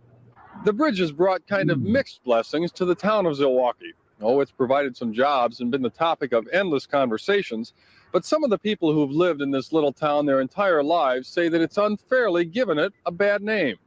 You never would have known it this afternoon, however. Drivers going north along I-75 got a smooth introduction to the bridge. People Done. here now hope their town and their bridge have a smooth ride in the future. I got it. People know where Zilwaukee is now. We're going to try to capitalize on it. Now that the bridge is here and it's a good bridge, there's some potential for us, I think. The next chapter in the Zilwaukee saga will be written you've next got summer. a lot of files. Southbound Oh, lanes that's open my for fault. traffic. Hold on. Mike Lewis, News 4, Zilwaukee.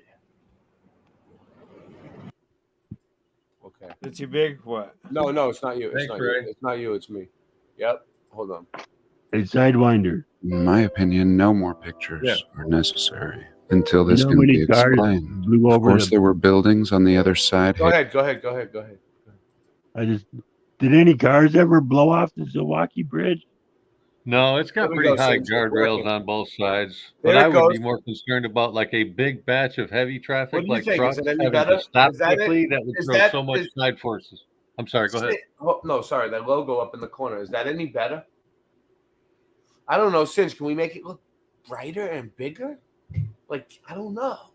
It looks great, but it needs to be like bigger. That's what she said. I'll leave it Right? there. Just make it look bigger. Take that one. Make it thicker. Enlarge it. Give it the penis pump. 1, 2. The old one too. What is all this crap? I got everything. Wow. Dude, what is this? Everything you've ever made? He just gave me a Check it out. That's way fucking buried. Yeah. I bet you that might be. Is that Montreal? I don't know where that is, but I I know just it's. made that mud square. Tell me if you like it. I think that one was New That's a York. whole square. I seen it. I didn't know what it was. Since it was too much Oh, for me mud to. square. Here, and they've just demolished it, probably getting ready to put a parking lot in underground. too much for And me to here even look is at. what excavation has it's just that one revealed. picture I didn't And do. here, people don't even realize they're driving on old buildings. How old is this? And clearly older than the new America. The new America has no idea what lies under its feet, always discovering new tunnels and passageways. It's a constant. Every city throughout the realm having an entire city underneath it. And it simply makes no sense. No sense. No good reason could be given.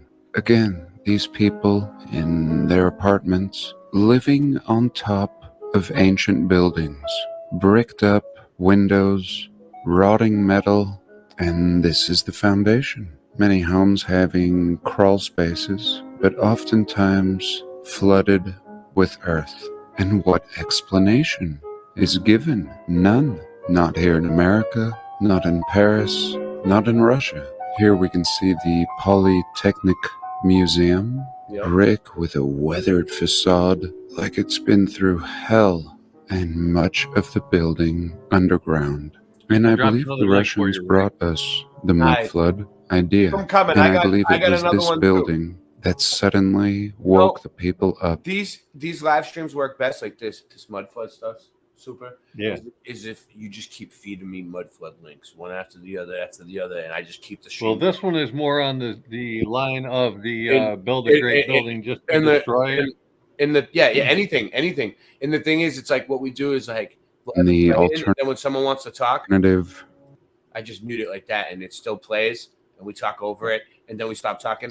we began to see Unmute it it. everywhere. Yeah. I was looking for Then when you want to talk, say always have something on the screen. Polytechnic Museum, and there's very little. I know what I'm The doing. origins of the museum go back to 1872 when they had an exhibition.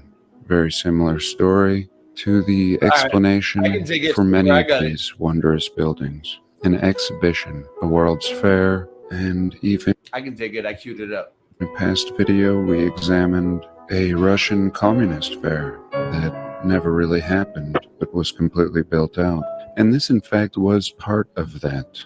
Here we can see the Polytechnic Museum, and Philip Druzinin made many videos on this subject, walking around the perimeter. We're doing And quantity over so quality. Quantity if over they did quality. build this in the 1870s, even though these they don't even frames really lately. tell us it was built, why did they bury the building several floors under, complete with windows? I mean, that's it. They build this, we're told, in the 1870s, and they build it like this? No, nobody builds a building like this and then buries it. Little arches with bricked up entryways. And again, this is exactly what we see in Salt Lake City. Almost the same scene, the heavy equipment and many floors buried, as we can see here. Why? Now it's not even a case of could they have built this? It's a case of why they have built like this. Why would you build entryways and windows only to block them off? And in some cases, we're not even told there is a building. Nice. And these, I think, too. lend Me to too. some I'm of the getting mine best ready. cases that we have had a civilization wipe out and been told nothing about it. Look at There's that. no history for this building. There's no name I mean, what do you think? That just happened by itself? or I mean, look at it. Yeah, definitely a cover up. I mean, of the dirt, just trying to make a hole and then hitting brick at least 15 to 20 feet underground. And this is our reality. You can throw away every history book out there. This is bigger than an elephant in a room. And this is the mud flood. The mud flood is one of those generic terms we use, Yes. as with so many in this community. Such a new topic, we don't even have terms. And when we do have terms, they may not be the best, but we have an understanding again. Ultimately, what we're dealing with is the burial of a rather sophisticated civilization. I would say just as sophisticated, if not more, than our present society. Again, looking for construction of this Polytechnic Museum, we come back to its founding in 1872. And this is not a lie. This is more like it. Rather Founded than means telling found. us Founded it was means built they found it. partially underground, we're told it was found in 1872. After the first all-Russian technical exhibition, in 1871, the Moscow Council set aside 500,000 rubles to Nice. create a I want museum. 500,000 rubles. And here it is. Unbelievable. Again, to be told the building was constructed Donate with 500,000 windows rubles. below Come on. ground level is a slap in the face. And surely those in positions of power know this and are utilizing the bottom portion of this realm. Again, Yes. such an advanced Look Sure, at that left- one. That's the one that I've been using for a thumbnail when I don't have. Look at it. It's like under it. There's pillars under the mud. You can't deny Yeah. that is a building covered in mud. Yeah, there it do you is. think that's There it is. reset? I don't know. I never even know where this picture came from. And Let's see what he realizing we're left behind, and most of it below our feet. And I'm sure this is all that the power structures are really working on, just excavating and benefiting, as they always have, from the old world, and keeping us in the dark and making us think that we are the peak of progress and at the height of human achievement. And nothing could be further from the truth. And this is much more than just a mud flood. This is bigger than just a flood. 11 especially what? when it's realm-wide. One channel. It's one thing We're on to see most one people are on floor Boston buried, Red Mudfoot Adventures. but several floors If you're on like the other this, channels, come over to the 30, main. 50 feet down. More people. This is a much bigger event. And I once had a dream, a very scary dream, where I just went found through the myself other channels. Nobody's really in hanging out there California now. with my Alright. little Ford Ranger and Alright. my old Yeah, wolf keep dog, checking in on 'em. Soul, and suddenly fountains began erupting from out of the ground, shooting up thousands of feet into the air, all around. Mud And tsunami. in this dream, I knew it was it, and I didn't try to run, and it was such a certain, unescapable outcome that I didn't bother panicking or running. And I can feel it now as if I was there, just as real as anything I've experienced. The waters from below pushing up and flooding the realm. Just a theory and just a dream, but I thought I would share. And now I just thought we would go through some pictures. This looking like any place, anywhere. And even the blocking job, blocking up the window, is done so well. How long has it been since these windows were installed? How long has it Mud been flood since windows. this whole building was Just your exposed? Same everyday with its mud flood columns windows. and the Sphinx. Now we're often told that these are some of the oldest ruins, but when I think the Sphinx was a Griffith. It had wings. They broke the face.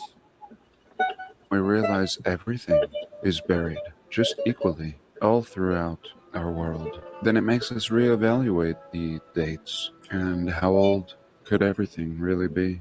And to present day, this is still the case. People doing renovations only to discover You're just getting that here. the Thumb it building up. goes Post, share, down. like, Here we're subscribe, or looking don't. at least 4 it. stories. Post And it on look at the Twitter. job just Post to it on remove Facebook.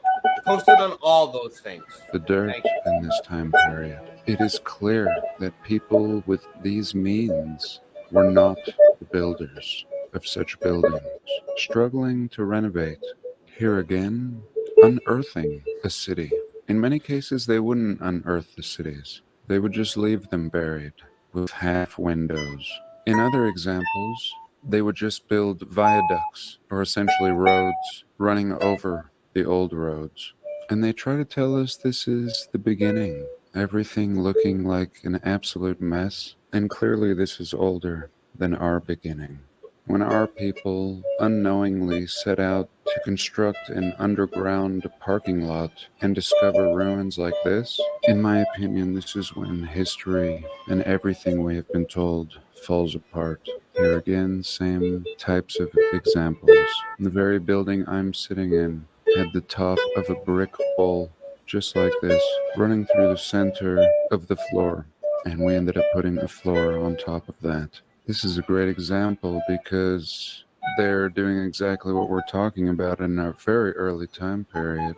And yet there's just these Greco-Roman column ruins just buried down here, along with other things. And like I started off with, it's very exciting that the internet is actually flooded with our research.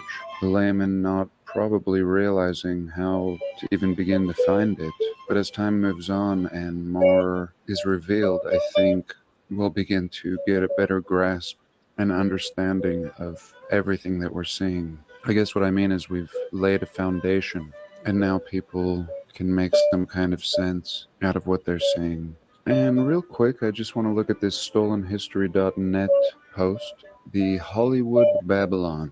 Originally a book published in 1965, lending to this idea that the old world could be in the Americas already, long before the story of some man named Christopher Columbus. And I've come across this in my research a lot. Been blown away by certain sites that I find, only to look into it a little more and be told this is the site of a Hollywood set that's been left abandoned. And I've been very puzzled and perplexed, oftentimes dropping the research when I should have continued.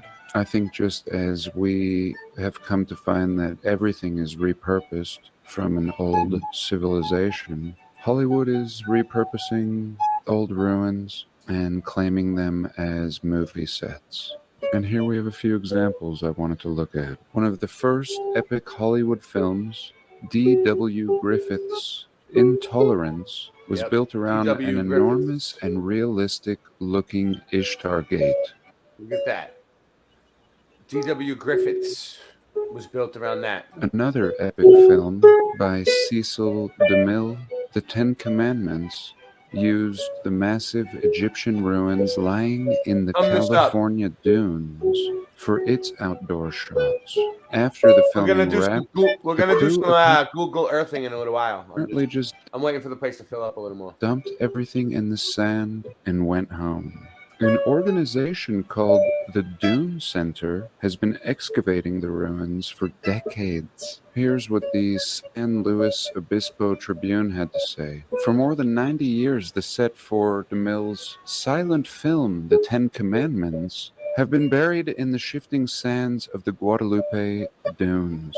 Archaeologists have been slowly unearthing this set for years, and now the Dune Center is ready to present their latest findings. The nonprofit organization will unveil a giant terracotta-colored Sphinx head and other treasures at the Sphinx and Drinks Auction and Artifact debut on July 21st. Does this make any sense? Archaeologists have spent years unearthing this old movie set, and just mind-blowing. And mind you, this is the first movie set, just a really early time period. It was a silent film, The Ten Commandments. And look at this. Really? Unbelievable. Just the scale for a silent movie that few have ever seen. And I don't know, 90 years. 90 years. Just built all this and dumped it in the sand. I mean, this isn't the kind of thing you just dump in the sand. None of this. No. Thank you, John Levy. Okay. So now I got this. This looks pretty cool. But that's pretty long. So, super. This is yours. At least we tried. Good. Right, let's do it. On July 4th, 1984, Six Flags Outer World in Flint, Michigan was open to the public. One of the country's first indoor amusement parks, it cost $80 million to construct and $80 million. Of Flint. Several years later, Had to go. Had to go.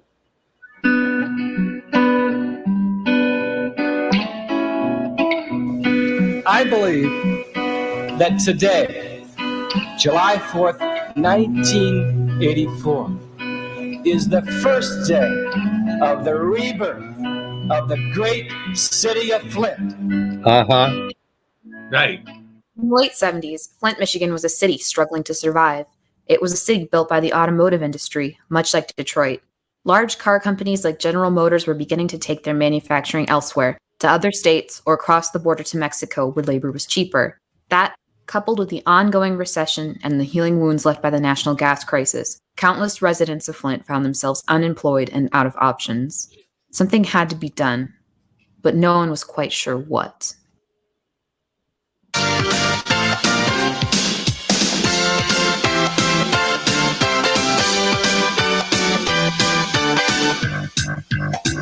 Flint's cultural identity was built around cars. Its people had worked in the factories for generations, and their loyalty to Michigan's car companies was still strong despite years and years of layoffs and mistreatment. What began as a proposition to build an automobile hall of fame slowly morphed into a concept for a hybrid indoor theme park and museum based around the history of the car. During the planning process, Six Flags theme parks became associated with the project, entering into a contract to manage it for 10 years, giving the park the full title of Six Flags Auto World. Construction began in 1982. Auto World was comprised of 2 buildings, a newly constructed dome, and the old historical IMA Auditorium, originally built in 1929. In 1984, the old auditorium was given a new life, and Auto World opened its doors to the public for the first time. Inside, guests would be greeted by a scaled-down, idealized replica of Saginaw Street, the main hub of Flint's downtown area. On this street, similar to Main Street USA in the Magic Kingdom, there were various performers, shops, and food vendors for people to interact with.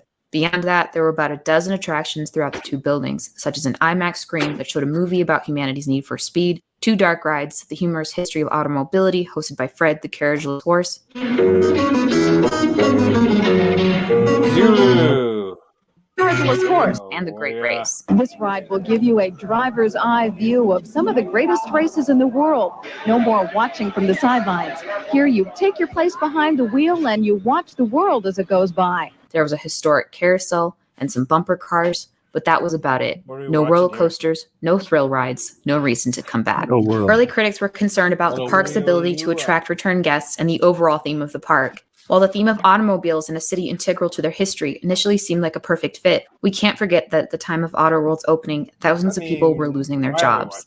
People whose families had worked in the automotive industry for generations, who used to be able to rely on the good pay and hefty benefits offered to them, were suddenly left with nothing.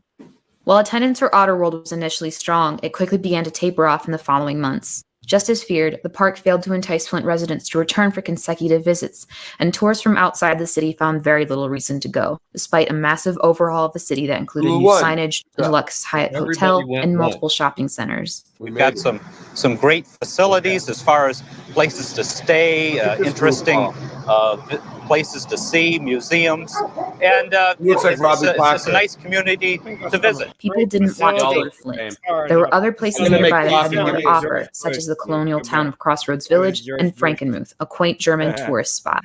Auto World moved to seasonal operation in December of 1984. By January 1985, the park was officially closed. It operated sporadically until 1994, and in 1997, the building was sold to the University of Michigan and imploded. We are less than 1 minute from the implosion.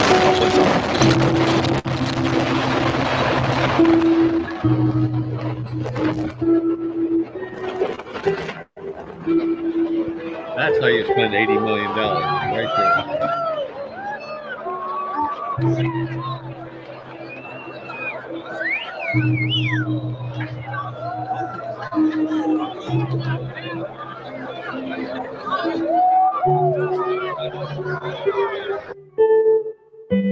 The narrative surrounding Flint, Michigan is so often a negative one. In the public eye, Flint is oversaturated images of ruined, torn, and abandoned factories. Flint is crime. Flint is the water crisis. Why do the people stay? Why don't they leave? Why do people stay? The thing is, Flint is beautiful in its own way. Maybe not in the same way that other cities are beautiful. Flint's beauty comes from its rich history and its incredible community resources. The Sloan Museum, Longway Planetarium, and the Flint Institute of Art are all places integral to the community and accessible to the masses. Recently, in 2017, the historic Capitol Theater was reopened after its closure in 1996. In 2014, the Flint Farmers Market moved to the former site of the Flint Journal's printing press location and more than doubled its size. In 2013, what was once the tallest building in Flint, Genesee Towers, was imploded after lying abandoned for years. And while I was writing this script, the museum underwent a several-year expansion and will reopen bigger and better than ever before. The city is almost unrecognizable. Boom. The more we dig, the more we find. Here we have an image of a diploma for the American Pacific Exposition and Oriental Fair for Portland, Oregon in 1905. So 1904, they have the St. Louis World's Fair. 1 year after, we get this one in Oregon. This diploma is very interesting. As we go down to the bottom, we have a photo, and we can clearly see in the background 2 airships, both looking different. They normally don't show this form of transportation in these photos. They normally blank out the sky. But as we look up all of these countries, we see the big ones, and then we see Caucasia. Have any of us heard of a country in the 1900s named Caucasia? I personally have never heard of Caucasia. which is similar. Caucasia. What do you guys think? I want to go there. All right. Well, you know, they say white men are Caucasian, right? Sounds like a sausage Right. fest. No, I'm just saying no. The word, so what does that mean? All white men come from Caucasia? What they want us to think, I think. Well, I looked it up for, let's see. If you look it up over here, it says Caucasus, 2 hotels in Caucasia, region in Eurasia, bordered on the south by Iran. The Caucasus. Images for what is Caucasia. Let's see. You know, I don't really know. It's Caucasian Irish. Look. Where is it? Just, I don't know, in Russia, Armenia, near Armenia, and yeah, Russia, parts of Russia. Well, there ain't white people there. Maybe in Russia, but not Armenia. All right, let's see what he has to say. To Tartaria. All of these countries that we were never told about. But this one wasn't hundreds of years ago. This was 1905. So they are now, in my opinion, lying and telling us that Caucasia, or Caucasus, is a region. It has a bunch of countries in it, including Russia, which we all know have connections to Tartaria. But let's take a look at this list again from 1905. So he's saying they're telling us it was a region with all these other countries, but it wasn't. It was an actual place, an actual country. They are already listing Russia on this map with Turkey, France, Holland, Germany, Switzerland, Italy. All of these are countries. They are not regions. I'll say it again. These are countries. Why would they then throw a region in there randomly? That doesn't make any sense. I think we are finding, in my opinion, that there is more land that we aren't being told about that was here in the 1900s. And I think Caucasia is being hidden from us right now. Welcome to episode 48 of my lunch break. I hope y'all having a great day. And if you're new, it's being hidden from us right now. So basically, Caucasia is like the hidden land, the extra land. Welcome. This is why I stopped shopping on Amazon, and you should too. Look at this goofball.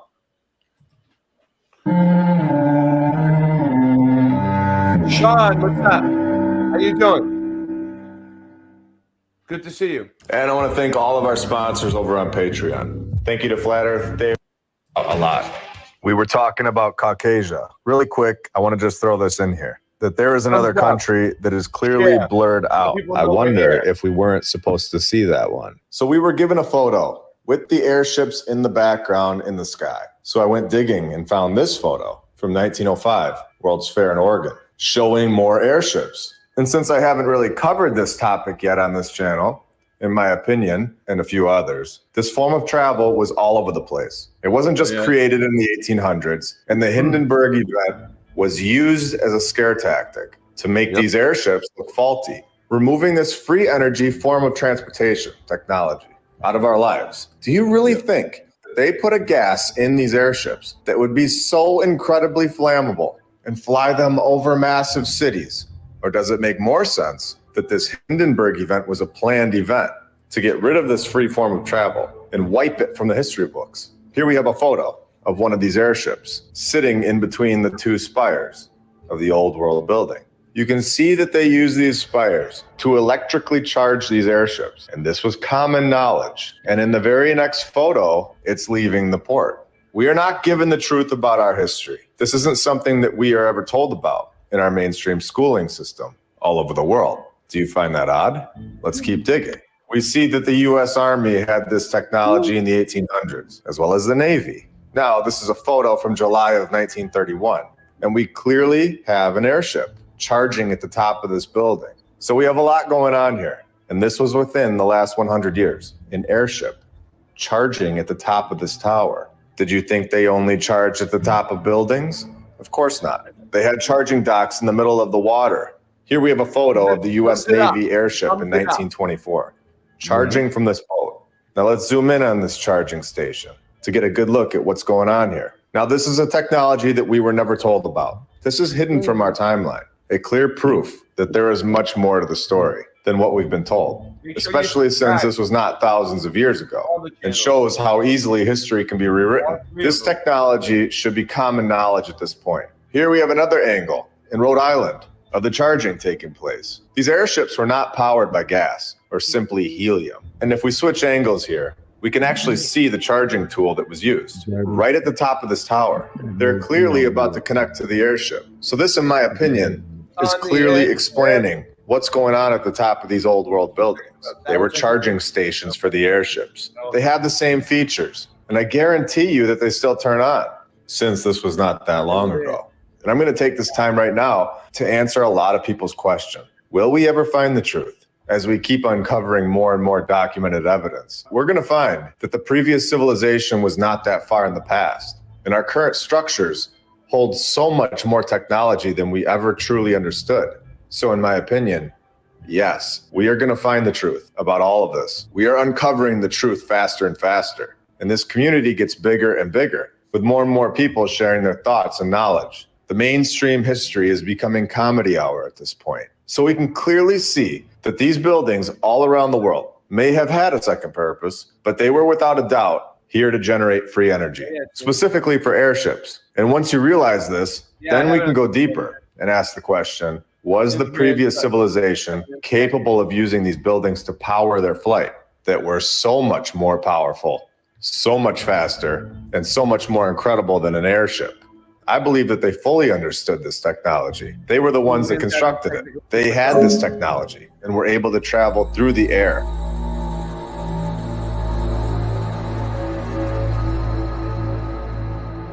Wait.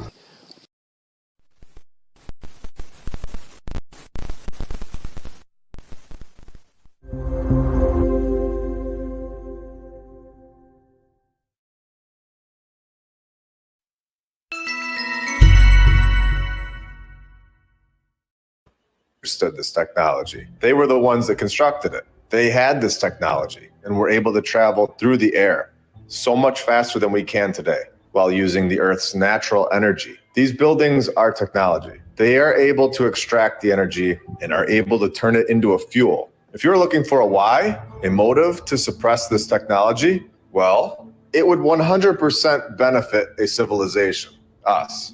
It's free. There is zero benefit to free transportation. Free energy. Do we need to go further for the why? So when you go around your town now and see the top of these buildings, we can all understand how popular this form of transportation really was. It was everywhere. Now we have talked about Tartaria. We have shown in this episode in the beginning how there are possibly more countries and more land, such as Caucasia. So we have Tartaria, but we also have Barbaria, where you would get the term barbarians. And of course, again, have any of us heard of a place called Barbaria in history class? Maybe you have now, but in mainstream history, this is not something that is taught to us. We're not being told the truth about any of this. And we have Anyone? Barbaria?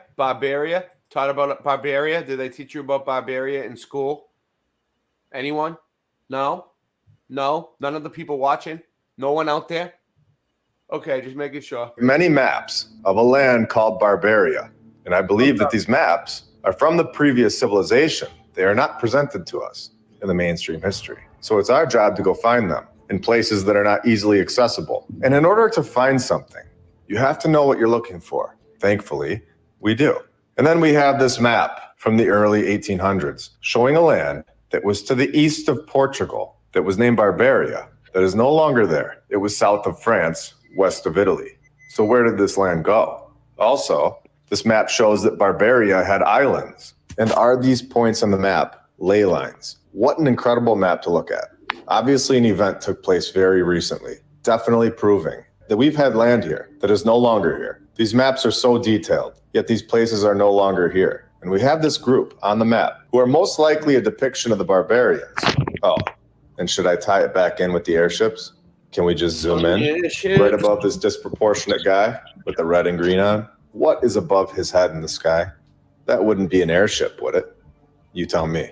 And if anyone can read that in whatever language it's written in, I'd love to know what it says in the comments below. Now, I emailed this company But I'm going to keep hitting. But with a little digging, we can all figure out. What's up? I'm from Barbaria myself. Have you heard of it? Yeah, haven't you heard of a barbarian before? I used to eat the chicken dinners at, Yeah, at like the Conan. Barbarian. Conan. Yeah, Conan the Barbarian. There you go. He came from Barbaria. And like He-Man from Grayskull. He-Man. They put all those things out there to kind of hint that that's kind of how it was, because they had flying things on He-Man too. Wow. Rastaman knows about barbarians. Wow. And they could, on top of that, but they could tame their beasts and ride the beasts. Even the Barbary Coast, that's where they claim that. All right, I'm gonna look it up. And Barbie probably is from Barbaria too. That's where Barbie's from. Well, there you go. Wow. Maybe. Really? Maybe. I wish I had her phone number though. Yeah, that's 911. It could be Babylon. Babylon. Look. He's right. Barbaria. Region. Barbaria was the name used by ancient Greeks for literal Northeast Africa. The corresponding Arabic. So they're saying it was Northeast Africa. Let's see. Oh, here's some images. All right, let's see. I'm gonna some maps. Barbaria. Here's a map. I might get to see the Northern Lights here in a minute. How about you guys? Can you see them from where you're at? Can you film it? I don't know. Can I? Can you guys? Can I see Everybody should be able to see the Northern Lights tonight.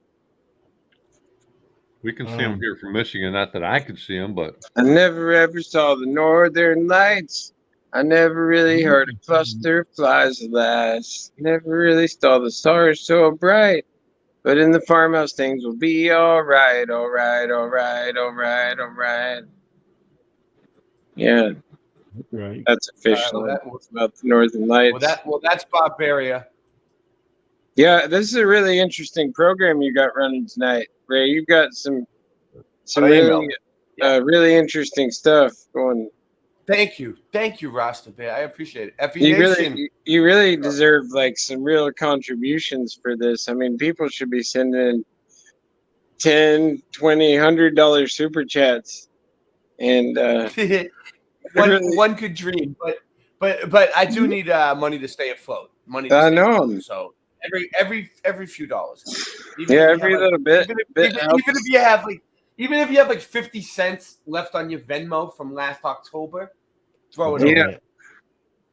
And they purchased the architecture firm Bradley and Bradley. Since they're an existing architecture firm and it's not from thousands of years ago, they should have the construction photos of the National Guard Armory. But again, we are given another response that fits into what we're talking about here, that these are not the actual builders of these structures. If they built it, they would have at least one picture of construction somewhere in the world. But time and time again, as we have documented here so many times, they never have this on record. So they replied to me saying, we acquired Bradley and Bradley, architects and engineers, in 2016. And I have not come across any construction photos from the National Guard Armory in their files.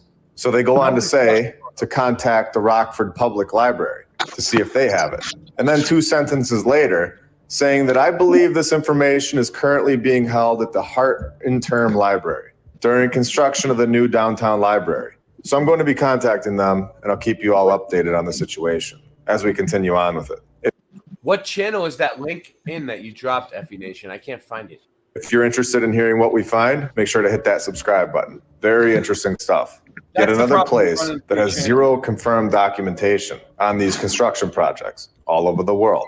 It's very strange, and this is why we are looking into it. Exposing something that was hidden for far too long. And for a bonus today, I have a lot of things that I want to share that I've found in my research, and I don't want to just brush over them, but I do want to share them with you all. I found this photo from Portland, Maine, of the old City Hall. In their newspaper from 1888, they wrote that it was built in 1825 and was used in 1832. So this was going on like 200 years ago.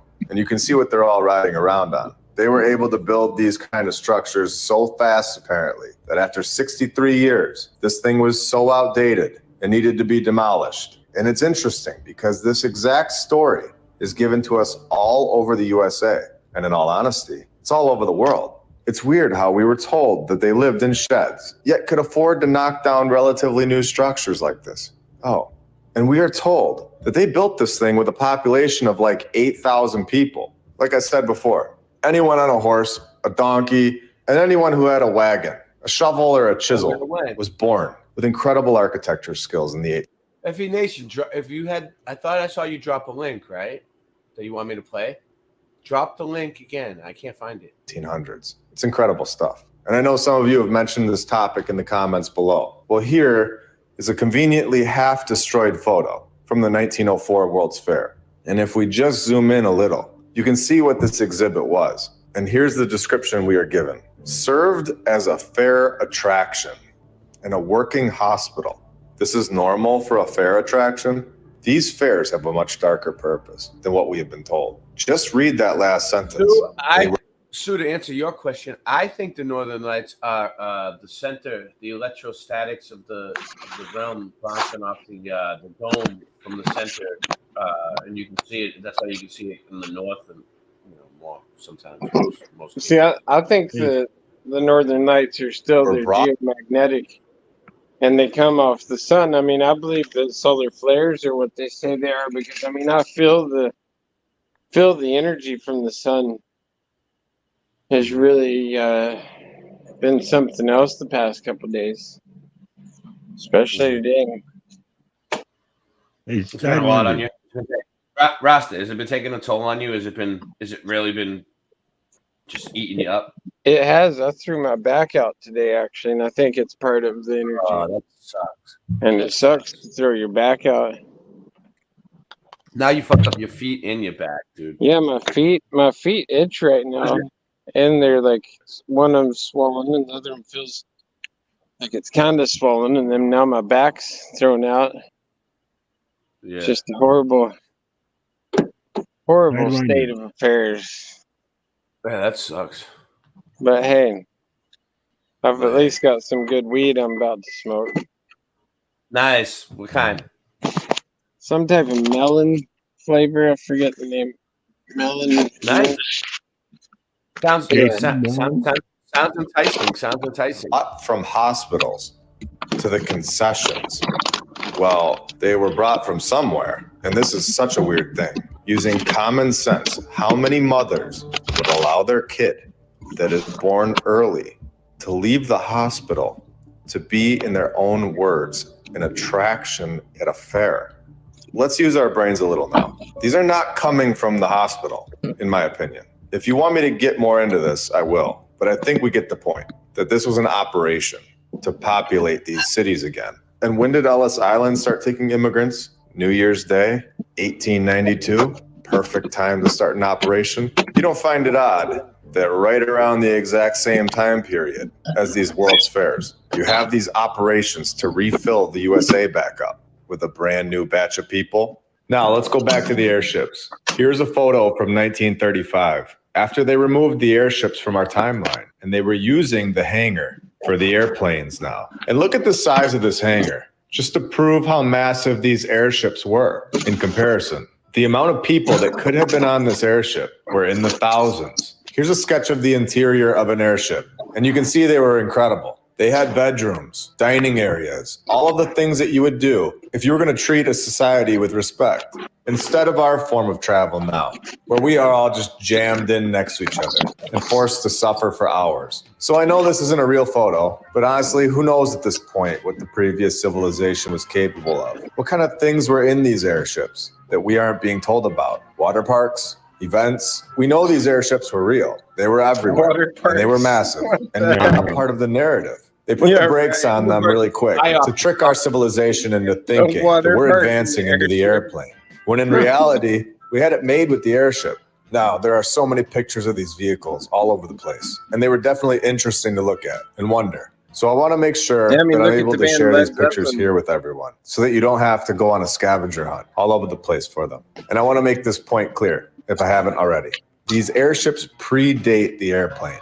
And they'll even admit it in the mainstream narrative that the airship was supposedly invented in 1852, which is a lie. It was long before this, and we know that here. And the airplane, as we've covered, was handed over to us in 1903. So 51 years later, rapid speeds, new technology just flying at us, literally. The problem with the 1852 date is that we have depictions of airships that predate the 1800s by civilizations. Knowing this information frees your mind.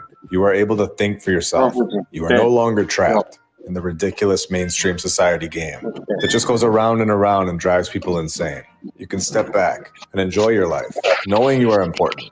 Your life is much more meaningful. This place that we all live was filled with great technology. A civilization, in my opinion, that used free technology, possibly no debt, possibly a place where everyone was able to take the time to enjoy their lives instead of working to struggle. Again, it's very important to know this, since we all live in this place, that 100% changes and forms through your thoughts, through all of our thoughts. And when you have a different level of knowledge, your thoughts change for the better. It's very important to know that you are important and your life is much more meaningful than you were ever made to believe from day one. I mentioned on X a few weeks ago that I had something that is going to 100% destroy anyone's belief in the fake history that we've been told. I'll be putting that in episode 49. It's going to take the narrative and rip it right in half. And I look forward to doing that. We're getting more and more badge members, Patreon members, and subscribers, which is helping more than you guys realize, and also allows us to get boots on the ground work. I'll be going to New York within the year, and also trying to plan a trip to Europe and hopefully Minnesota. A lot of great stuff on the way. I hope you all have a great rest of your Safe travels. Sidewinder. Yeah. You ever been to the Armory in Flint? I've been to the heard of it? I've been to the Armory here in Oregon, the Salem Armory.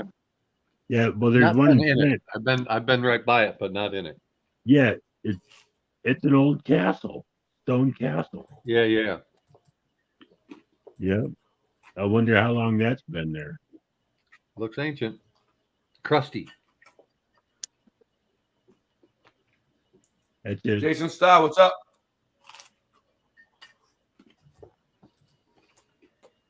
Haven't seen Jason How in you a doing? long time, man.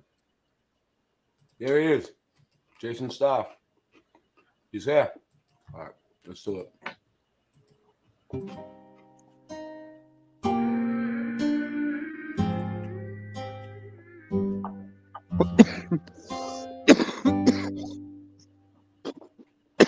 In the last article you explained, you covered how in America there was a sudden need to build asylums in the 18th and 19th centuries. The size and population count during these times make these structures very questionable, some of Great them almost scream being rate. self-contained cities. The narrative is that these were built because there was a rise in sickness and lunatics, and they say this is due to the Civil War and yellow fever. As we covered, this narrative doesn't really make sense, and it's much more likely that these were old world buildings built by a prior civilization that were then turned into reset programming facilities by the inheritors. Now, this video could have been part of the last video because, in a way, this is a direct continuation of that subject, but I think it's better that we go ahead and do two different videos. It started to become apparent after the research for the last video that many of these asylums have another name. You know how at the very early history of many of these mental institutions, some of them actually started as prisons that had flooded with many who were mentally ill, and eventually the inmates were told to build their own hospital. At least that's how the story goes. But the point is that at some point, these prisons and mental institutions were essentially one, and the same could be said for the orphanages. Many of these asylums were also orphan homes. They have different names for them. Sometimes they call it orphan asylums, foundling hospitals, and Oddfellow homes. Oddfellows. This is where the story gets even deeper. These homes were funded and owned by a Masonic lodge known as the Oddfellows. Yep. These people play a major role in the reset program during the early 1800s, and it was done under the name of philanthropy. But if you look at some of their symbols and the people behind this, we can begin to suspect that maybe their intentions weren't so benign. Interestingly, this was brought up when we looked into Spring Grove in Maryland. many of these hospitals were funded by this organization.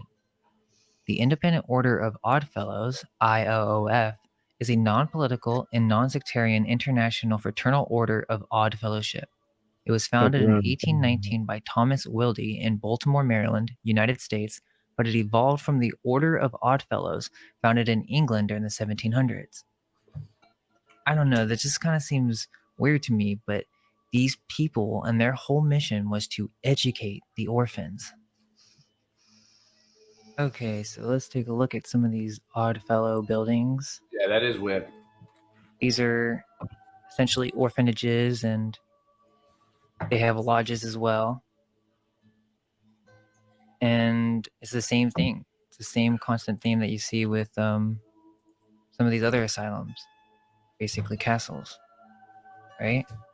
And who are these people? There's another castle. Who are these Oddfellows with all these symbols, and they have these nice suits and they're all prepared in these cities? But who are these Oddfellows? They're basically a secret order. And I saw this cool website that basically was an artwork done with all their symbols and some prominent Oddfellows and Freemasons. But this is basically another order that is associated with these asylums and orphanages. So if we come down, he was listing some of the people in here. You have the vice president. You have the president in here. You have Albert Pike. So who were these people, and why, do we not hear about them as much as the Freemasons, right? And I find it strange that they try to say that they're all for friendship, love, and truth, right? As if this is just some charitable organization. But then, you come and you look at some of their symbols. I mean, what's going on? We have the eye, we have the fasces. These are all occult symbols. And so we even have Rosicrucian or Catholic type symbols and Masonic artwork. Masonic with the 3 links. So that's the Oddfellow connection. They're connected with the Masons. And Skull and Bones. Kaboom, So baby. these people are the ones funding many of these hospitals, and they have buildings all around the world. Oddfellow halls, they have lodges, they have cemeteries. So this is a big deal. Here's a Oddfellow mansion in Denmark. They're in Australia. Let's keep scrolling down. Here's some in Toronto that look pretty. There's that Denmark one. And then you have some of these smaller ones, but even these, these are still old world buildings. We might think like these are pretty easy to build, and they probably are nowadays, but still, the inheritors weren't going to waste time. They just took over some of these buildings that were already here. So there's some, and there's some bigger ones down here. Here's an Oddfellow hall. Pretty impressive looking. Let's see this one, St. Charles. And so, yeah, this is obviously a very, very wealthy organization to own all these buildings or have all these constructed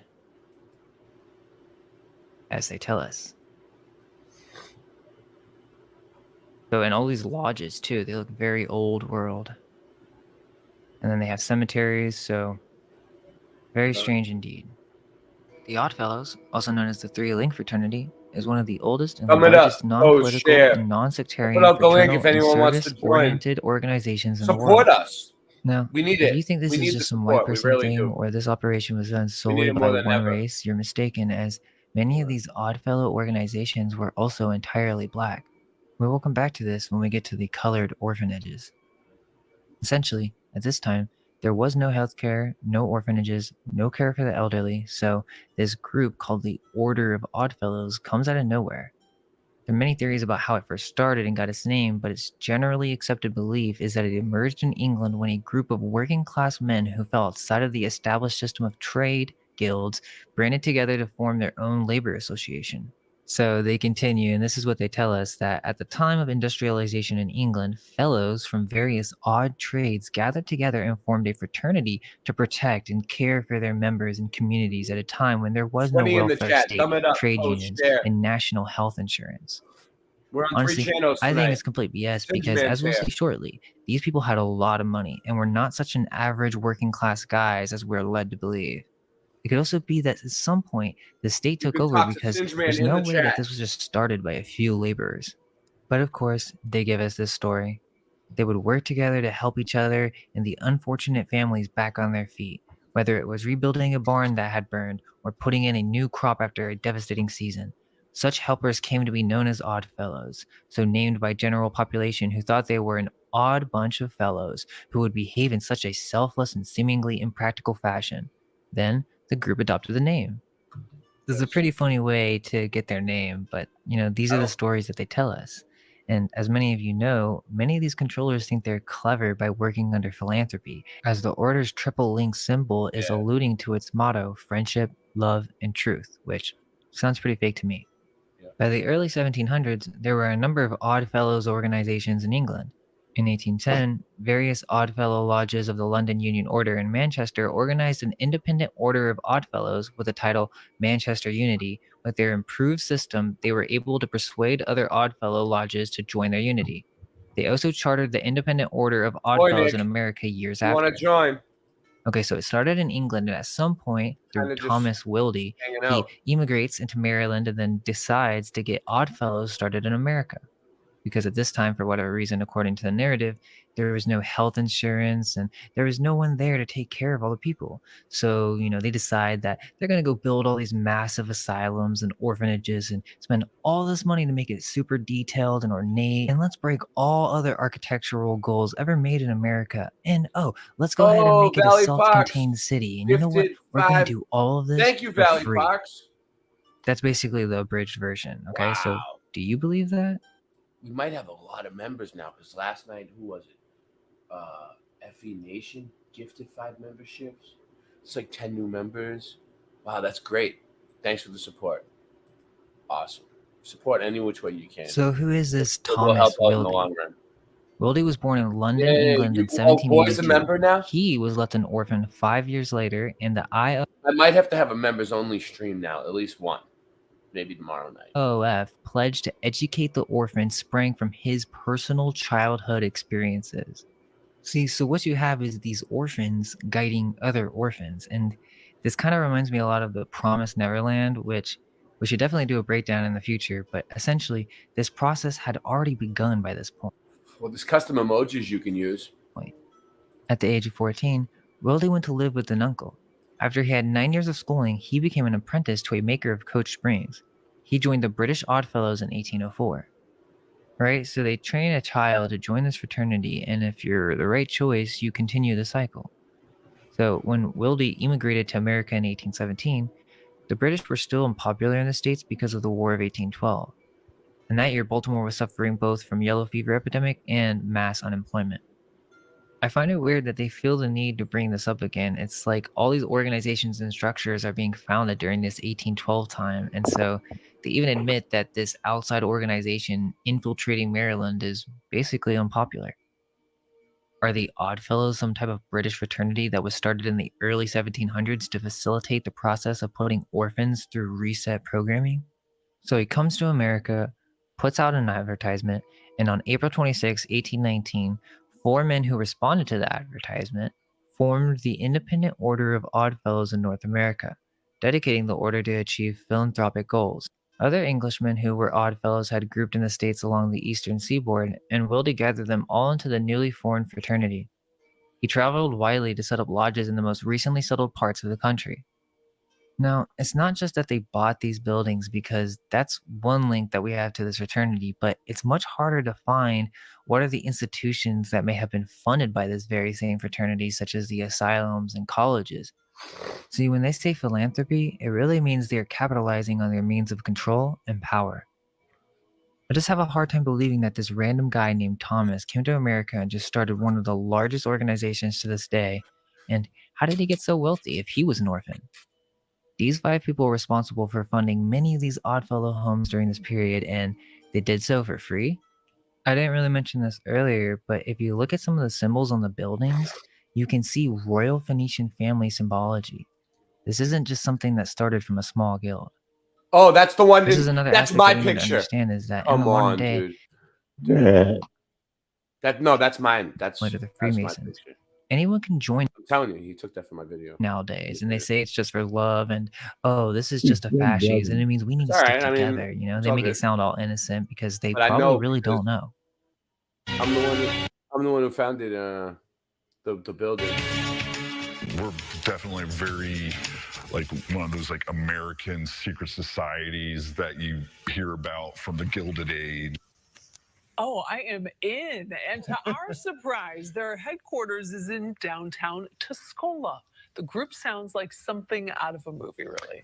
They're called the Oddfellows, and their goal is to give back to their community. WCIA3's Jessica Coons is here. Jessica, the Oddfellows have been around, it sounds like, for a long time. Paul, they celebrate their 200th birthday in the U.S. next year. And while we're calling them a secret society, they actually do want you to know who they are because they're working to make a difference. Up a steep staircase in downtown Tuscola, baby. Oddfellows enter their secret meeting space.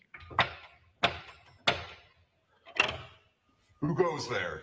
And this is where we give the password. That Wow, password you need gets a password? you Was into it this Dungeons and cavernous room. Ainsley Heilich and his business partner Dungeons and bought the Dragons? building 7 years ago, and when they walked into this space, they didn't know what to think. Then they found out it used to house an Oddfellows Lodge dating all the way back to 1865. We found all this great old regalia that was just hidden up in the crawl space, almost like national treasure. It's like you start down a path of like little breadcrumbs and it just kind of ropes you in further and further, and here we are. With 55 lodges in Illinois alone. Heilich brought back Tuscola's order 3 years ago. They focus on charity work. He says people crave being part of something bigger.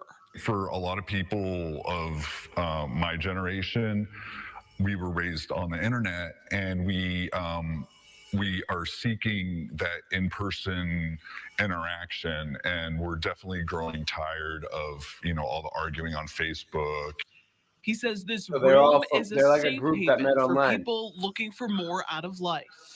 When you come to a lodge, you leave all that behind you. You can't talk about religion. You can't talk about politics. All you're allowed to do is focus on doing the good of the order and being good friends to each other. That's what brought Natasha Gardewine here Sounds almost legit. a year ago.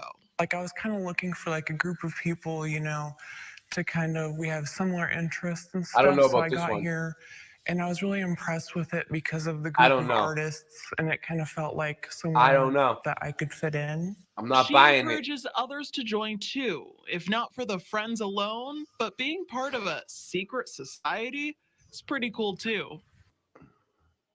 So I was looking through photos, and I noticed that there was this ritual Hey, where'd everybody go, that Ray? involved riding some kind of No. goat. They all slept And on the late night. You know what? so there's Play a it. couple books that actually came out talking about Well, different Yeah, we gotta do it. We're calling all of you out, dude. All you people that were here and left, you all slept on the fucking late night. Fuck you.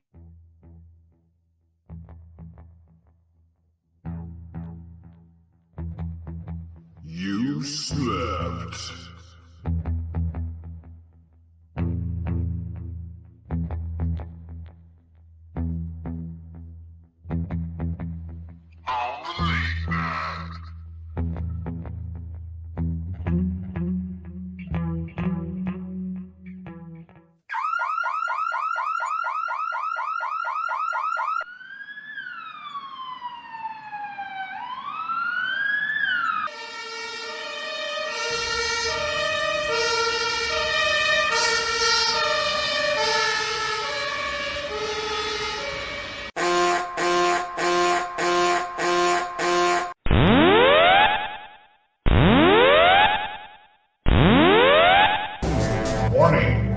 self-destruct system has been activated. Option to override.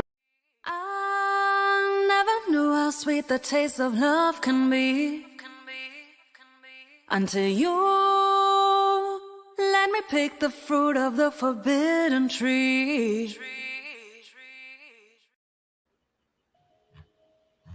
What happened?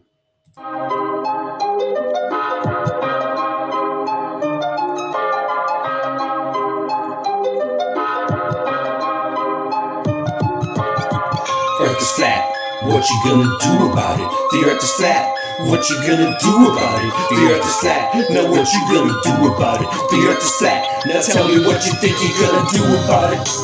Tell me what you think you're gonna do about it. Tell me what you think you're gonna do about it. Tell me what you think you're gonna do about it. Earth is flat, what you gonna do about it? I thought you knew about it, would you rather do without it? The earth's a center, the sun and moon moves around it like a clock. Can you hit a moving target? With a rocket, I'm not hard to get along with, just take a bong hit. Do you serve up any content? The stars are constant. You want a consolation for it? It makes me vomit. We never do get hit by comets. I know you want it, just leave another useless comment. NASA lost it, the earth is flat, what you gonna do about it? Earth is flat, what you gonna do about it? The earth is flat, what you do about it? The earth is flat, what you gonna do about it? The earth is flat, what you gonna do about it? The earth is flat, what you gonna do about it? The earth is flat, now tell me what you think you're gonna do about it. Tell me what you think you're gonna do about it. Tell me what you think you're gonna do about it. Tell me what you think you're gonna do about it. You know it's flat. And there is a bunch of us. The Blowy's munching on a bunch of snuffleupagus. You think it's cute? Then why not cuddle up with us? We know it's flat. Why you making such a fuss? My supper was the fucking best. That's just because the earth is flat. It hit me like an uppercut to the nuts. The earth is flat and there's nothing you can do. The earth is flat and there's nothing you can do. There's a Russian with the crew. Don't forget to brush after your food. Asteroids and asteroids too. The earth is flat and there's nothing you can do. The earth is flat, there's nothing you can do about it. The earth is flat, there's nothing you can do about it. The earth is flat and there's nothing you can do about it. The earth is flat, there's nothing you can do about it. The earth is flat, there's nothing you can do about it. What you gonna do about it? The earth is flat, what you gonna do about it? The earth is flat, it's fucking flat. The earth is fucking flat.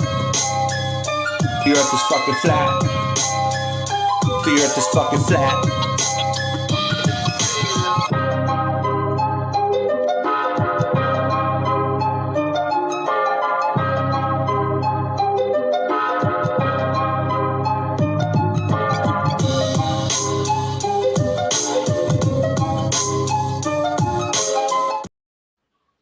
Signs and secret passwords and stuff. So I mean, this is not Put just up the link. Love We'll and carry truth. it, Ray. He'll be all right. We're doing fine. Going on. Yeah, me and you are great. Super. At least you're still awake. But in 1845, a I wouldn't supposed leave you hanging, expelled brother. and Not by anonymous yourself. Oddfellow published a book Nah. called Odd Fellowship Exposed, Do where the it. writer described a horrific and probably inaccurate initiation ceremony. I could do it if In I the had to. ceremony, a voice know. cries, But I like "Prepare to hanging out go," with when a large black and I white like hanging goat out with steps you into too. the hall, and the new initiate is Yeah. told to mount it. After doing this and grabbing the animal's Did you large get horns, strings? the new initiate is thrown from the goat. No, I still didn't get guitar strings. We have a guitar You know, string emergency. Yeah, Can I look. can't play the guitar. I don't have strings, dude. Oh. Zulu one told me to put the link out on his chat, but I didn't want to do it to his channel. So 'cause $20 I is feel like stopping us from playing any music. This $20 got right in the way, yeah, dude. because I use a very specific set of strings. Yeah, they're $20 or less. Actually, yeah, hold on. I'll show you guys. Yeah, show them what strings you gotta have, because like we No, can't no, make no. music. I have something even better. Just give me a second. I gotta look at my channel. Here, I'll play this for a second. I'll get it going. Goat and lands on the floor on his back, hearing laughter all around. So, pretty strange. And then there's another book that confirms it too. So it's not just this book. And it makes you wonder, why don't they talk about these Oddfellows doing rituals or being very symbolic? Like, why is that not explained when we kind of look up the wiki page or just a basic explanation of these people? And I also saw that there was this book that kind of explained the symbols a little bit more, and this could be its own video, but it's very religious. It obviously seems kind of associated with something much older. This is not just some laborers who came up with all this stuff. And so, yeah, I just thought it was kind of weird that they don't really bring this up. I can't help but wonder why they went so far to make it a ritual or symbolical at all. This is just a private men's club, right? If you want to talk about philosophy, then do so. But I think it's more likely that our modern day Oddfellow lodges and groups are the remnants of a secret occult fraternity that was connected to the royal monarchy. They most likely have moved into other organizations, or only the highest ranking members truly know the history of these lodges. Look into it. These Oddfellow Masons try to make it seem like they just talk about life and working as a team and stuff. But if we look at these old photos of these Oddfellows, I think it was something else back then. Look at some of these pictures. I mean, the whole city is in on it. It's almost as if this is some type of orphanage society that groomed the orphans into controlling the next batch of orphans, possibly by giving them some knowledge of the old world. I know my channel.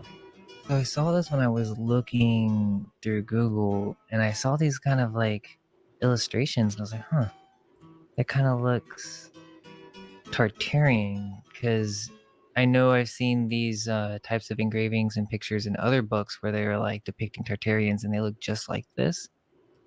And supposedly this is Oddfellow costumes.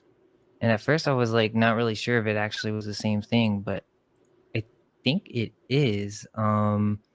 Here's the Skull and Bones thing. Here's some real Oddfellows, and this is basically like there's different levels. Here's a book talking about it. Let's see. Maybe the not. Warden, the First Degree. Maybe it never existed. Click on this. So, I think this is something to consider. I don't know 100% how to kind of add this in, but I thought it was weird because it does remind me of some of those Tartarian depictions that we've seen. Not only are they connected with most of the local city institutions, but also the colleges. So if they didn't build all these structures, then what's going on? All right, Well, here it is. first we need to take a One look of them at anyway. ghost or reset cities. There are many photographs from the 1800s that should show heavily populated cities that seem to be completely empty. It's almost as if So, back in the day, this is like years ago.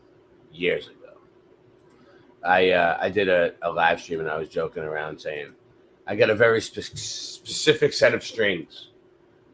I have a very, I need the Fender acoustics, right? So this one is after I got the next live stream. This one's called Specific Set of Strings Sounds Great. So this is the very specific set of strings that I use. It's $20, dude. It's a Fender acoustic strings, dude. You can get them shipped to me. Go ahead. All right, check this out.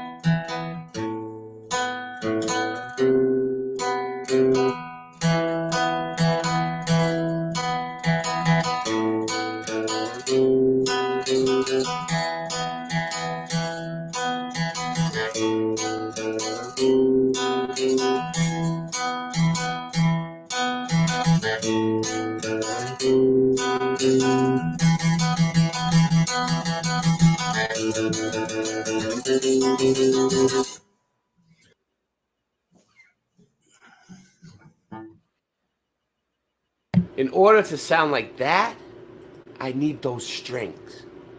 $20. Cash App, Venmo, whatever, PayPal. It's all there. It's posted. Thank you. I appreciate it. If it's a total ghost town. What if the majority of these cities were already here, and then some event occurred that wiped large parts of the cities away? A lot of downtown areas are likely the result of this cataclysm. Many of the buildings not only have underground sections, but are only old brick up to a certain point before they are reconstructed with new materials. This would imply that the tops of these buildings were destroyed at some point. And it's more than just a few buildings that could have suffered a random fire. It's dozens, maybe even hundreds in nearly every city. Good call. The idea that this is a natural cyclical reset is just as plausible as the It's like, you know what? It's like all right. It's like we're all on a train together. We all have to run this locomotive, right? But you see a squeaky wheel that one guy just can't handle. For some reason, he just can't handle the load. And usually other people will just squeak that wheel for him. Get the locomotive, keep it running, keep things moving, keep it moving. My motto. But we'll see. idea that our very idea of nature is being manipulated by other humans for the sole purpose of mitigating human populations under the guise of acts of God or weather phenomena. A fact or situation that is observed to exist or happen, especially one whose cause or explanation is in question. A group of inheritors then came in and began the process of using these buildings for their own population. They'd empty out a city and then move in a completely new batch of people. There'd be orphans who knew nothing of their history or the last world. Anyone who knew or didn't follow instructions would be put in the asylum.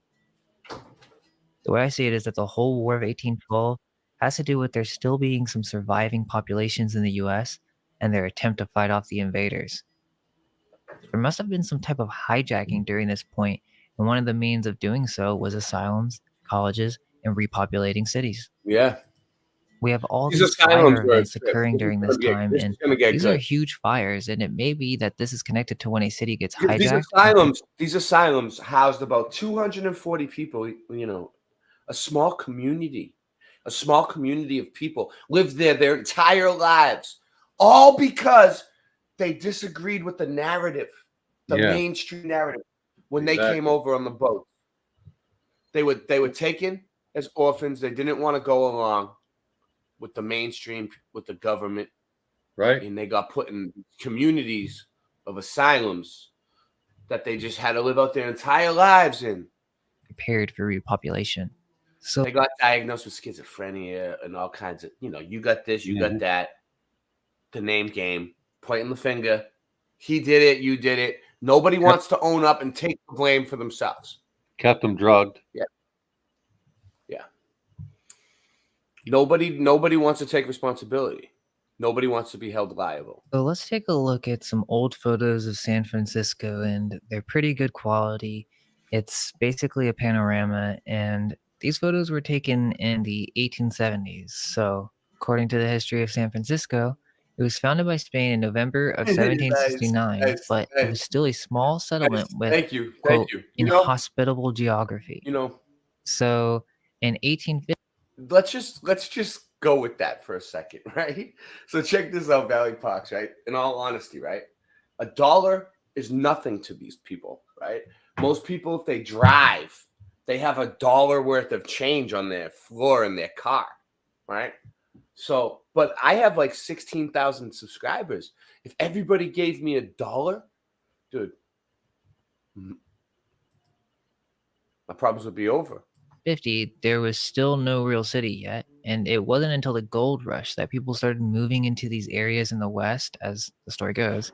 And so the population during this time is supposed to be around 150,000. And let's keep in mind that this is only because of an odd boost in the amount of people in the 1870s, 20 years after the gold rush. It has the largest population increase if we don't include the Angela. initial population growth of the first decade. Where have you been? Were you here? You haven't been here in a few nights, have you? I noticed. Busy, busy, busy. To me, this city does not look like a city of 150,000, but a city of more They're than a busy million. making But bread and where shit. is everybody? There's not a soul to And be gardening. seen. And Taking care of one of the animals. common explanations for this is that these were architectural photos commissioned by the owner of the buildings themselves. Oh, I knew and she was so gonna say they that. didn't want busy streets, and it just doesn't really seem like What's up? that's the full story, as Stop. you would think there would be Is it someone, Angela? at least some horses or children walking around. Is it on your channel? Is there garden on the channel? I think it is. I think I've seen it. Some of it. Anyway, let's see. So Angela is very lucky where she has some space and she can just grow a lot of things and take baths outside in the middle of the yard, but nobody lives around. It's like because nobody lives around her, so she can do that. Must be nice. Must be nice. Let's see.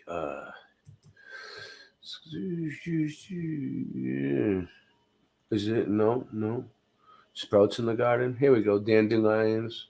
All right, yeah, there's some stuff here. So can you guys see? Huh? Yeah. Let me see. This one. No. There it is. Okay. All right. This is her channel.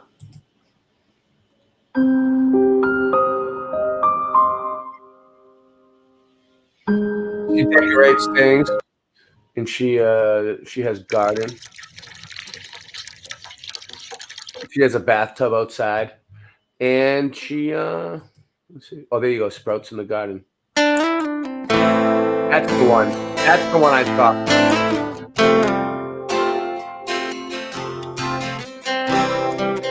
I knew I saw one with the garden. What up, Jonathan?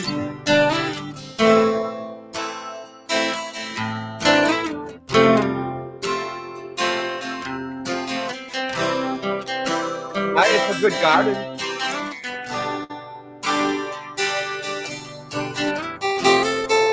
I'm hoping to do something like this.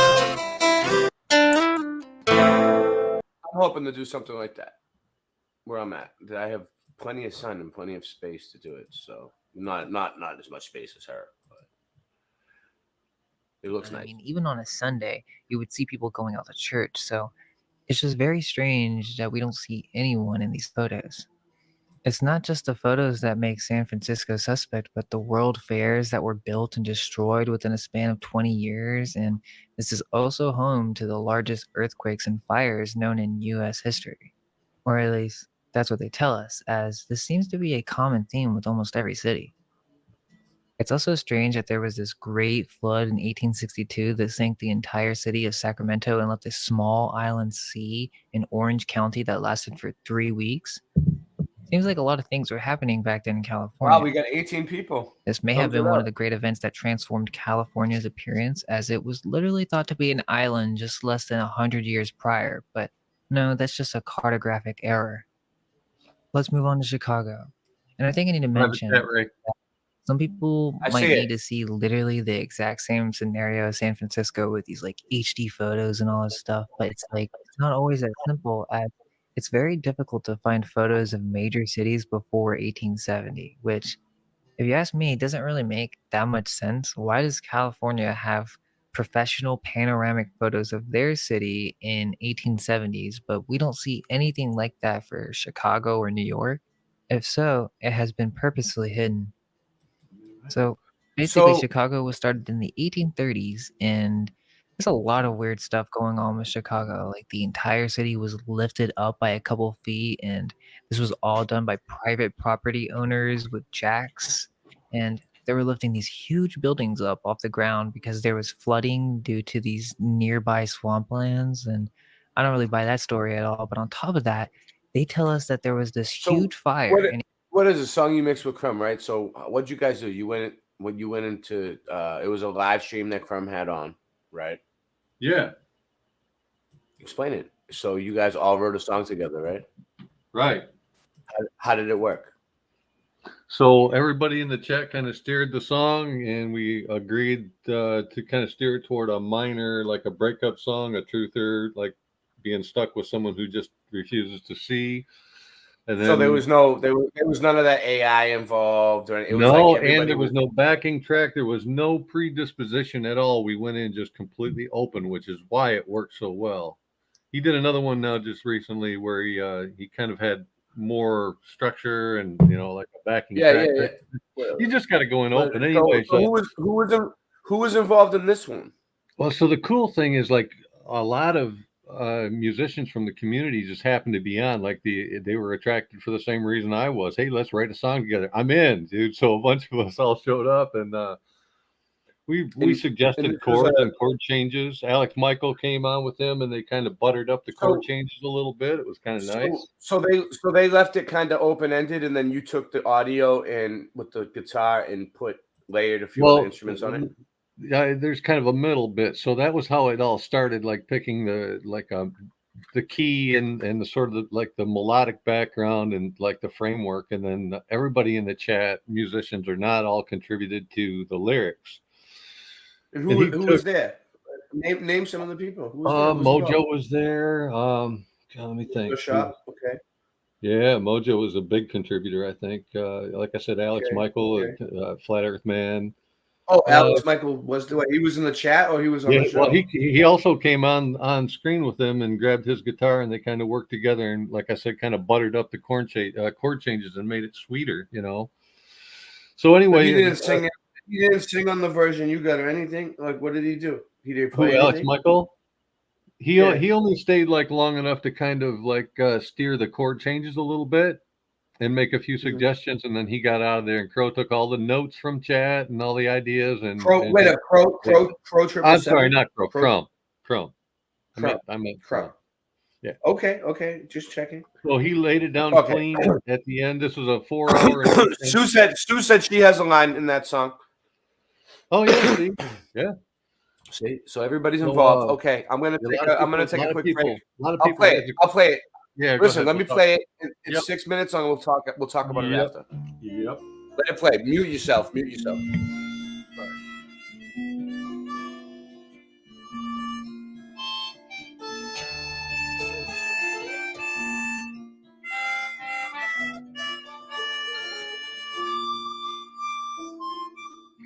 I lived a life for so long. It's sad that I have to write this song.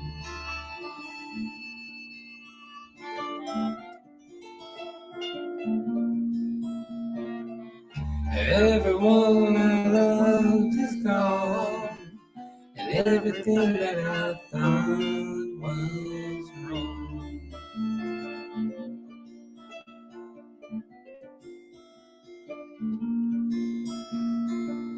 I always wondered why I was so sad. I lifted the veil and goodbye, man.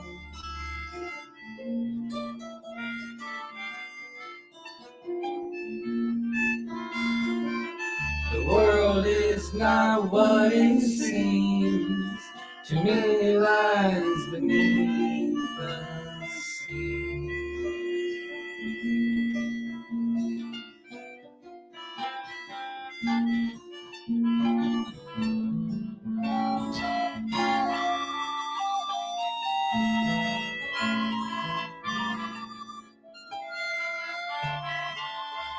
Standing there in your room, I'm telling you that the earth's not home.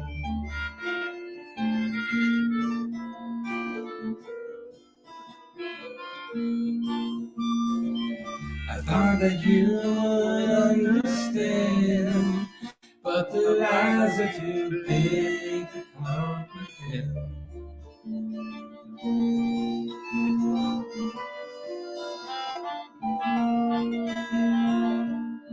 I tried to show you what is real, and now I question you and the way you feel.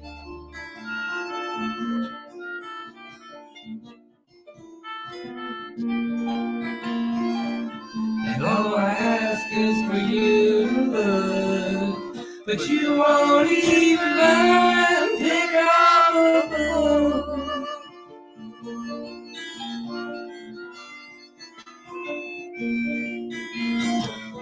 And now my eyes are opening, and you're still asleep. I tried to wake you, I tried to shake you, but I can only weep.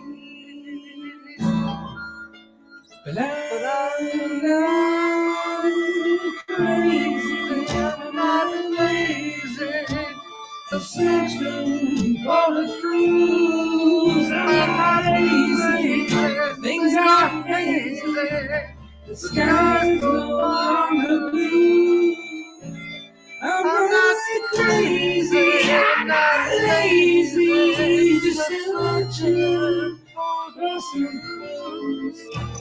I need someone to share it, but it's not you.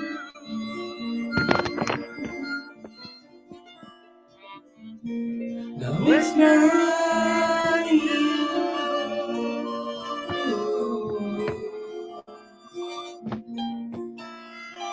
We were in love, and love makes the world go round.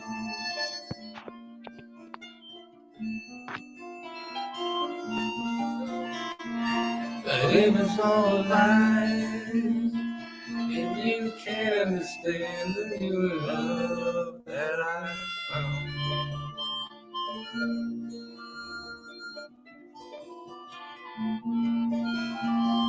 Now I have to let her go. She doesn't want to know.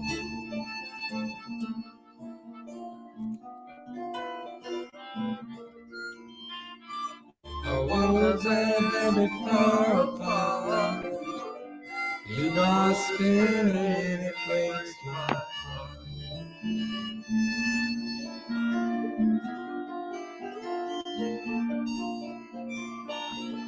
You dream of space and galaxies, but I can no longer believe she was a ballerina.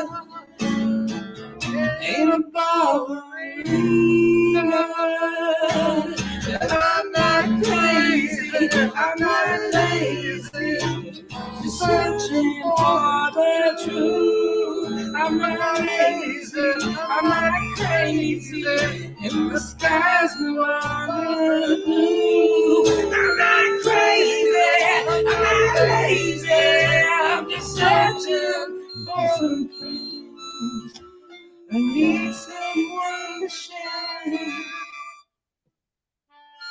but it's not you.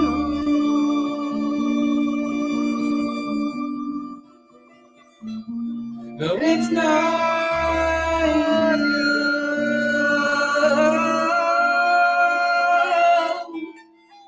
It's not.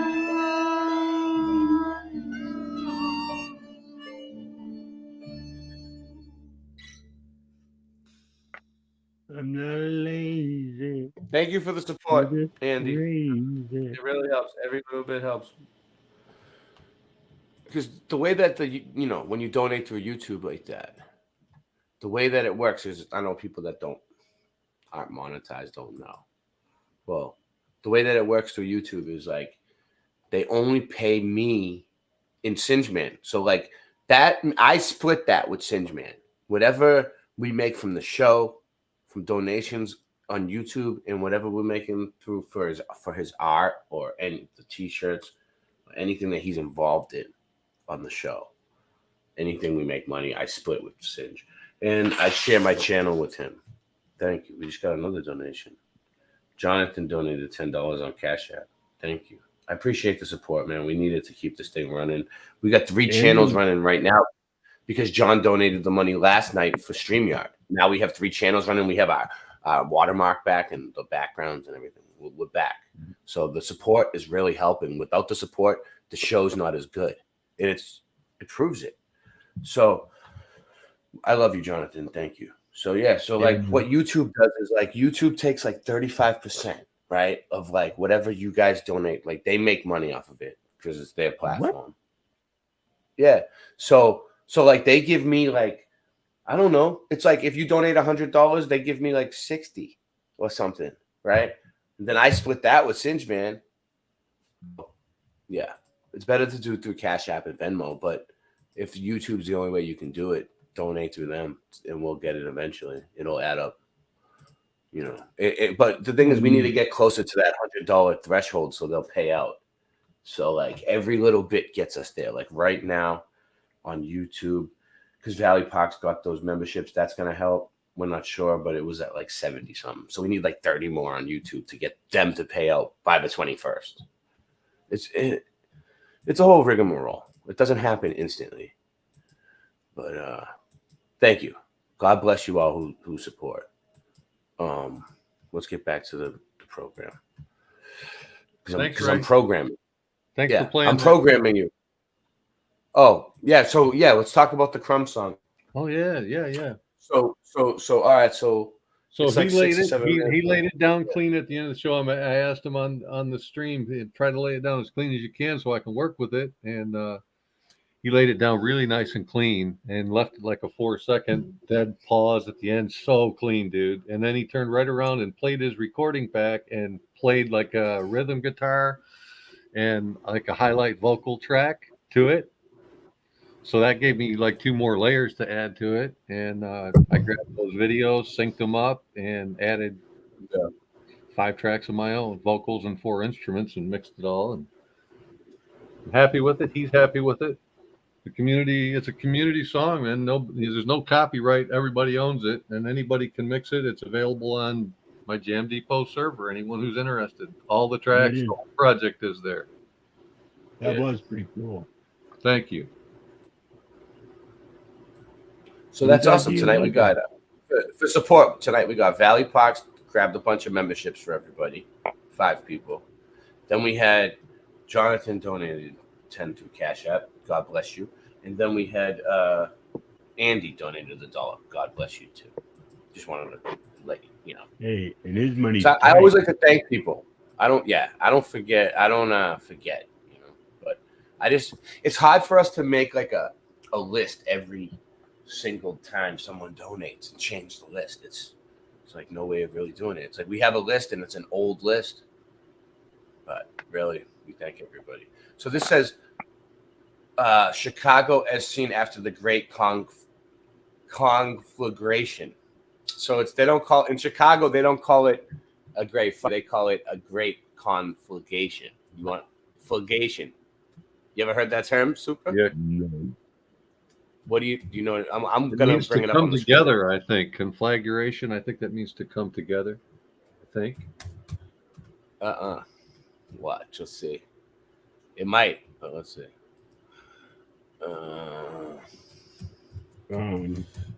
Great. I think it means to burn something. Let's see. Conflagration.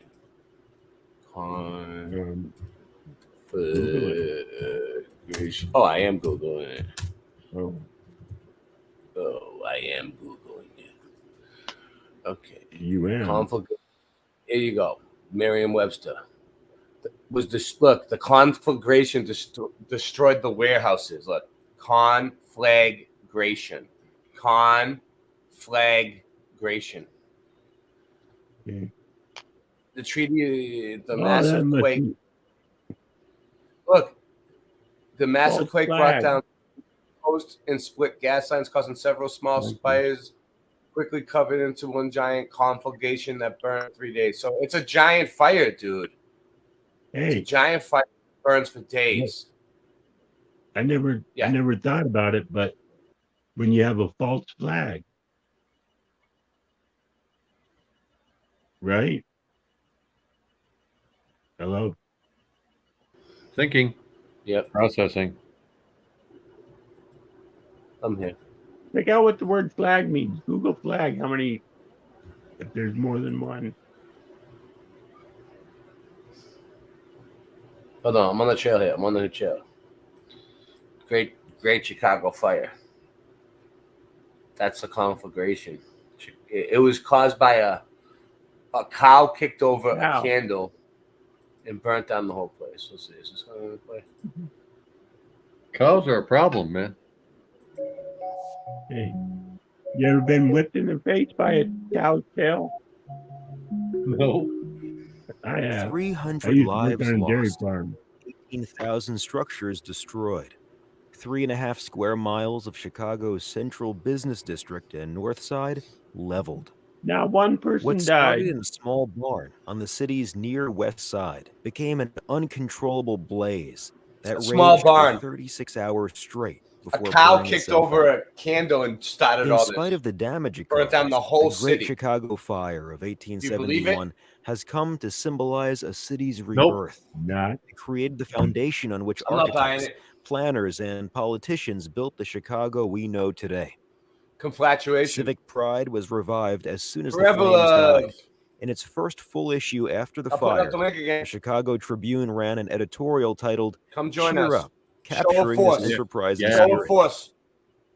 Looking Mud upon mob. the ashes of 30 years' accumulations, the people of this once beautiful city have resolved that Chicago shall rise again.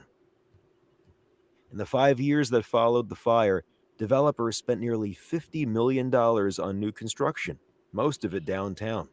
The Loop I want to was drop out. Are you remade going into to the stay on, commercial John? and financial heart of the Yeah. city, and a All new right. Yeah, fire good night. zone prevented you the too. redevelopment I'll be of the watching. wooden We're gonna housing keep it going. that We're was gonna keep common it going downtown before Yeah. the fire.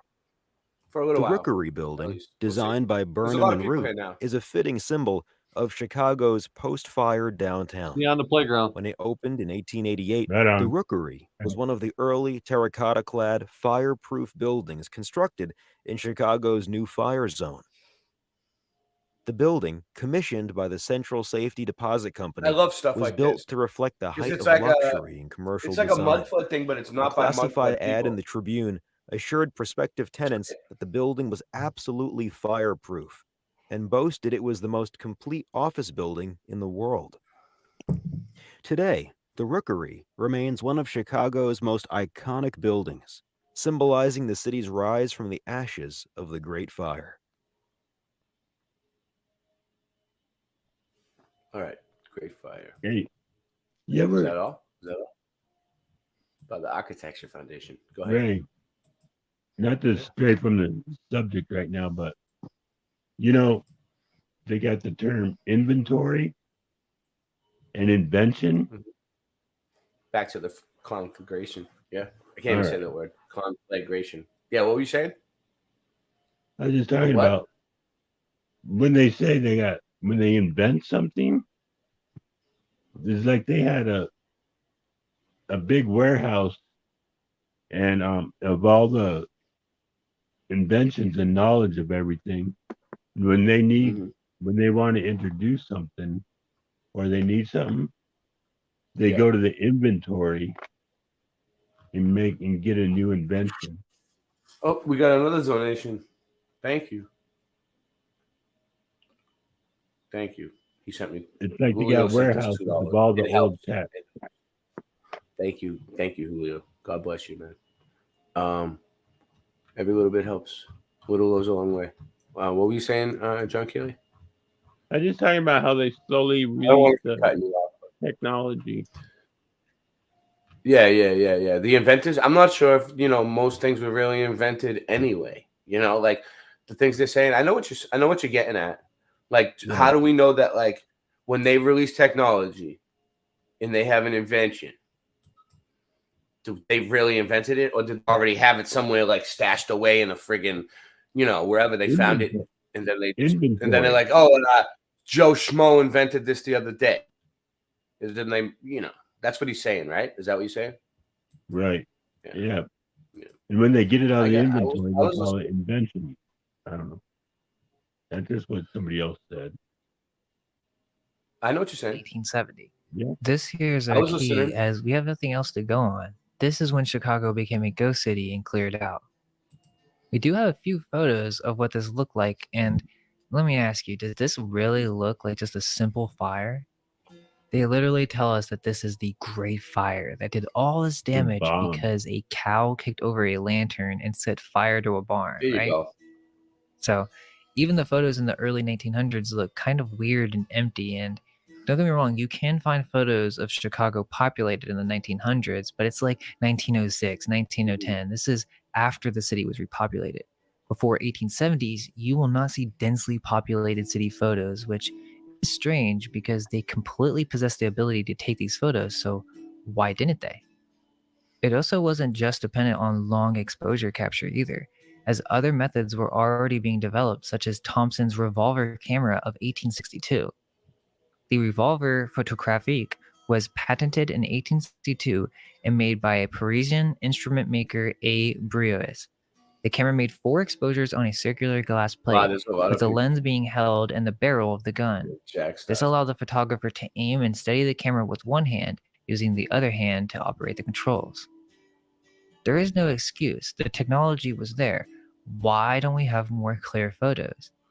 It's looking as if they've been systematically removed.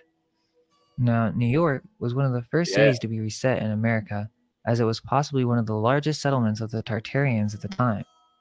The city was most likely taken over right before the early 1800s. If we look at how it was depicted in the 1870s, we can see that it should be almost overpacked at this point, and even some of the engravings at this time show it to be very dense streets. But when we look at photos from around the 1870s time period, we really don't see that much on the streets.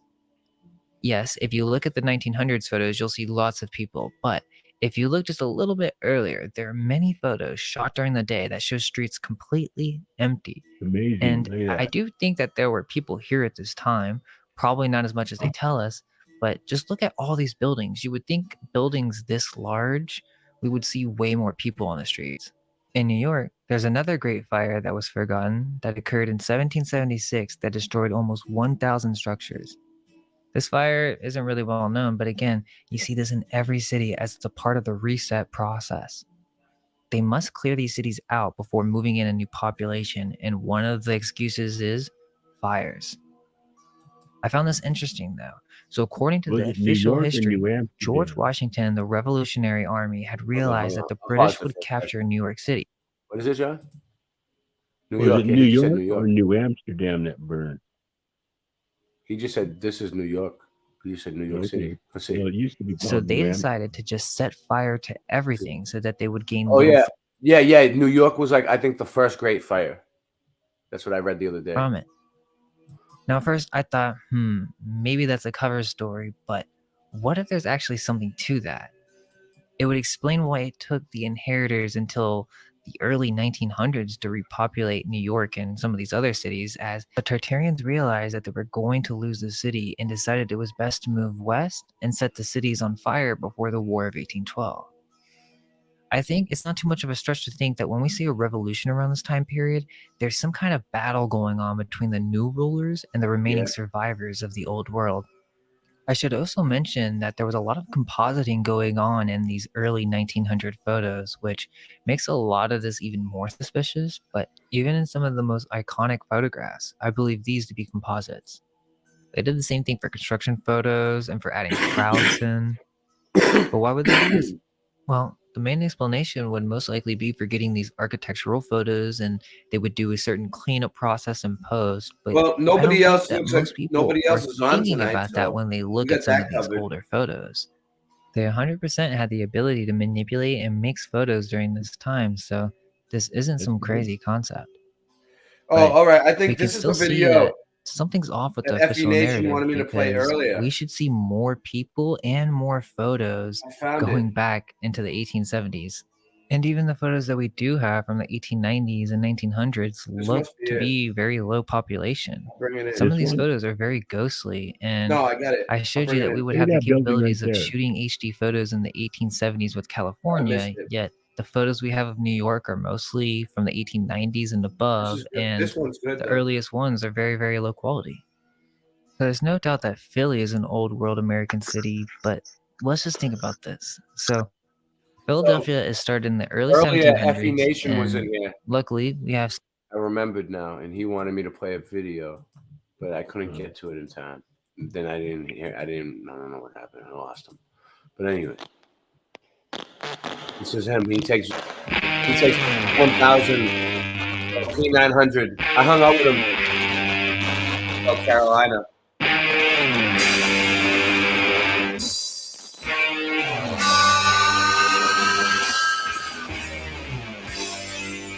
I got another I got another $10 donation on PayPal just now. Thank you. I think it's a Craig. Way cool. That's awesome. Let's see who. Right. I'll try People are to see. feeling for you, man. Yeah. They want I know. to I see really you appreciate keep it. going. I will. I'll keep going. I'll go. I'll They put know another they one up need tomorrow you. night. We'll just keep Yeah. going. You got a passion for it too, you know. Yeah, I love this stuff. I love this Hate stuff, to and see it I got cycle. I got the computer. I got everything all hooked up to do it. So it was from Craig Schaefer. Thank you. God bless you, man. We need it. We need the support right now. Right on, Craig. Things are really tight. Me and my family, we basically lost everything in our rebuilding, but we're doing a good job at it. Well, look at But Red Boris. a lot of people that lost everything and are rebuilding would probably take it a lot harder than us. But we both have been through it so many times and losing everything over and over and over again. It's like story of my life. Oh. So I was like, all right, we'll do it one more time. But I got a better place for the kids out of the deal. So hey, just trying to I survive. wonder what Florida's expensive. Then listen to this, guys. After I pay my probation fees that Florida wanted me to pay, I'm like, oh, I'm good. I'm all paid up with them. I'm all paid up with the state of Florida. Nice. I get a letter today, and it's like, you owe the sheriff's office $40-something. I go and look online. They're like, no, it's $60. They're like, it's going to be a fee on that too. I'm like, are you serious? $59? And they just took the rest of my money, everything I had left to my name, like, and I gave it to them because I don't want no trouble. Some of the earliest engravings of Philly that most likely are old world engravings, which show a hidden truth the size of Philly I appreciate during all the its support. time. I love you all. So God bless this you. is 200 years before the 1900s. Yet, if we look at some of these photos of Philly, it really doesn't seem as populated as it should be. Now, we do have photos of Philly in the 1840s, and it's a small view. Most of these have a small view, but no one really seems to be in these photos. The thing is, too, it's Mother's Day, and I need to get her something, you know, like whether it be, even if it's just flowers or something, you know, I have to get her something. We got to talk quietly because I don't want her to hear me. But, like, I have nothing. And Mother's Day is Sunday, and we have 3 kids. 3.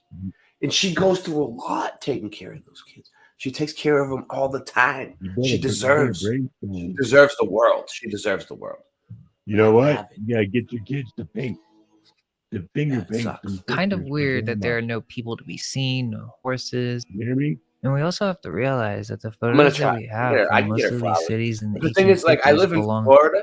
Who were these people? You wouldn't believe there's like And flowers everywhere. this fire isn't really well. The flowers that like they sell, you can get them on there's everywhere, all over the place. So, but we'll see. Well known, but again, you see this in every city as it's a part of the reset process. They must clear these cities out before. I went back. Oh, that's what we were. How could it possibly be this empty?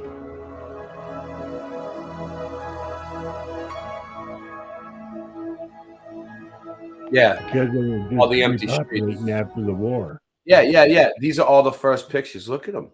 Every first picture of the city. Okay, city's completely empty. Skies are whited out, so we can't see what's in the sky. Right? Well, I don't It's think there's no daytime 'cause airship in the sky. You can tell it's daylight by the shadows on the buildings. You see the shadows on the buildings. Right. You can tell the sun's coming in and hitting it in like a certain direction. So you can But if tell what there's no time of day people on it the is. ground, why would there be transportation in the sky? I don't know, but it looks like But they just got to make that, sure. that they sent in a scout to like see what's left of the town, and they're like, okay, there's some buildings here that we can take. All right, these ones are still in good shape. All right, it's like a vantage point. Like they took a picture of the entire place to go back and report. All right, we have to build on top of those ones. We can put a wall on that one, and bada bing, bada boom, we have a new town. All right, let's move in 700 orphans. Rock.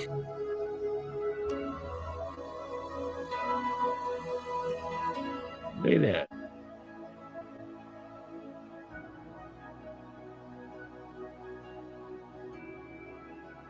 Venice.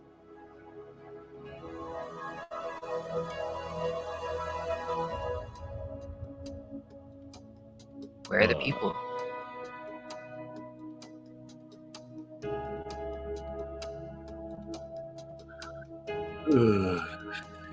They're all missing. Venice, yeah, Venice is a trip because it's all water. Like it got flooded.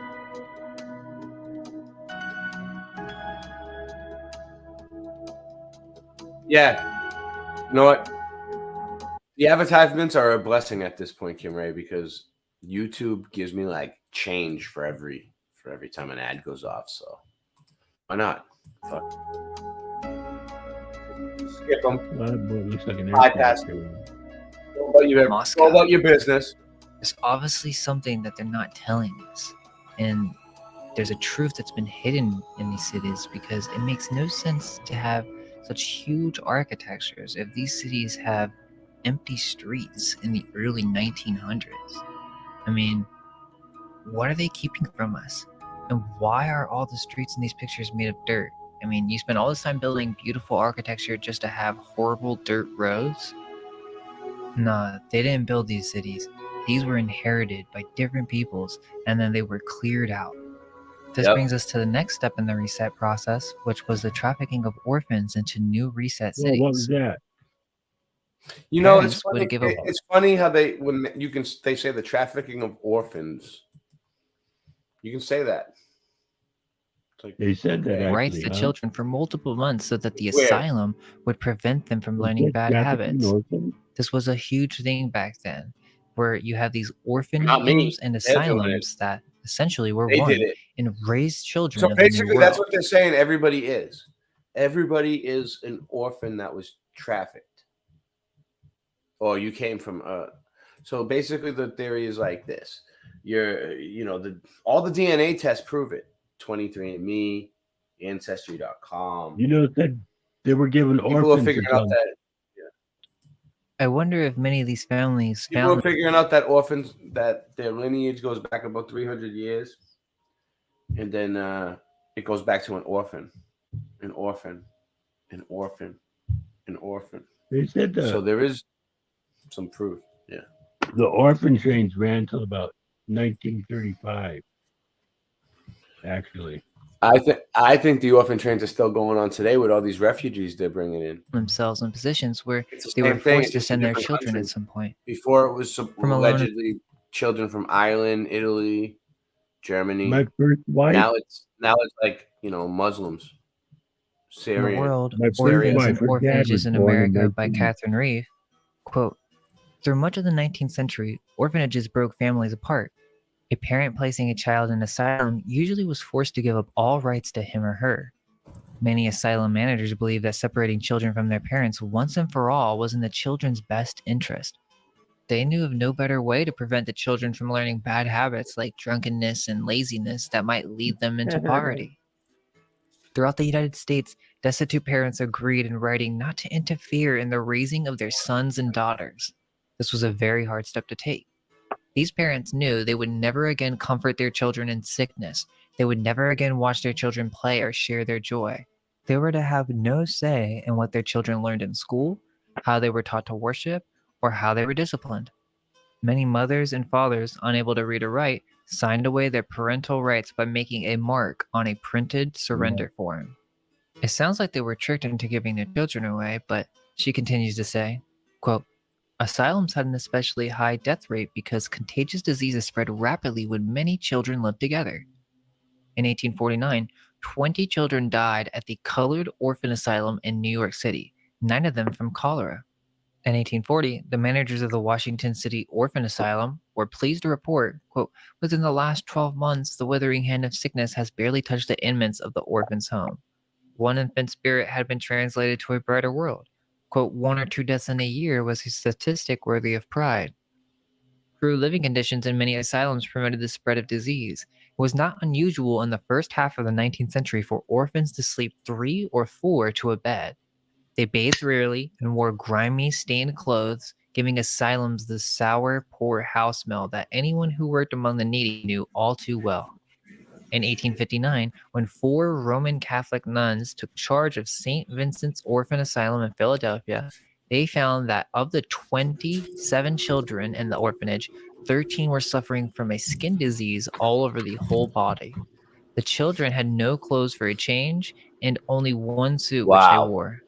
I could actually keep going. There are a lot of these stories when it comes to these orphanages, but the point is that these were not nice places to be. If they had so much money to build these massive structures, right? I mean, look at some of these orphan asylums. They are very wealthy.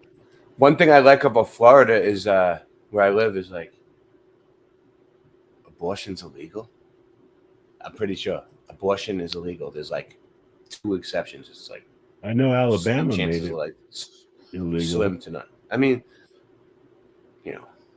I just don't think it's right. If you were, there's people who want to have kids who can't. If you have a kid and you don't want it, just give it to one of them. Like adopt it, to someone who does want it.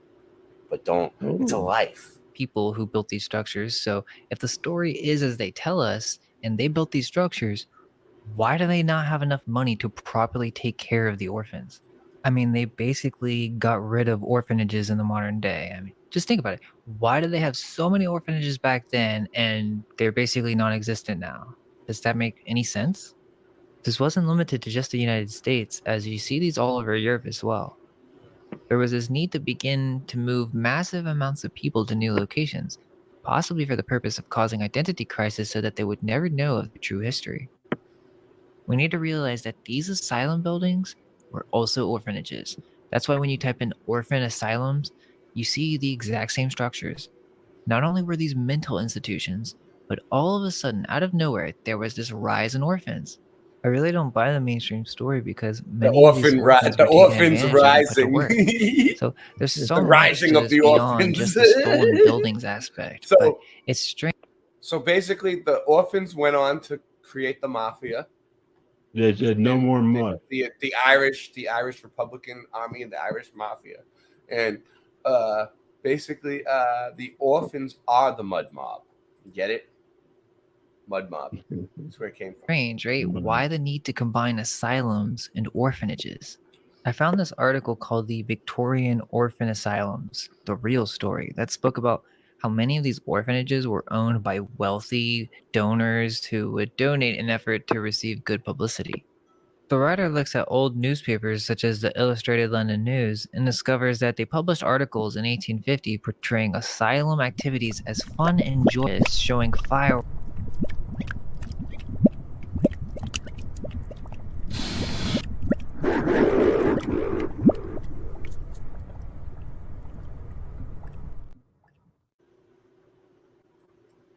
Darling, you're such a man. You sure you forgive me? Every time I clutch the mic, you can see the wheels spinning like a rusty bike.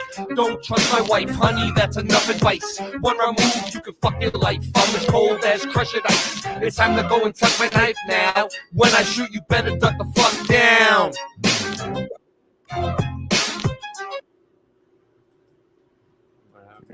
I like that. It sounds like that key real sound, man. Motherfuckers think it's as easy as Go Gadget live stream. That's why the streams are trash and they do not surprise me. The horizon always rises to the level that your eyes see. Motherfuckers think it's as easy as Go Gadget live stream. That's why the streams are trash and they do not surprise me.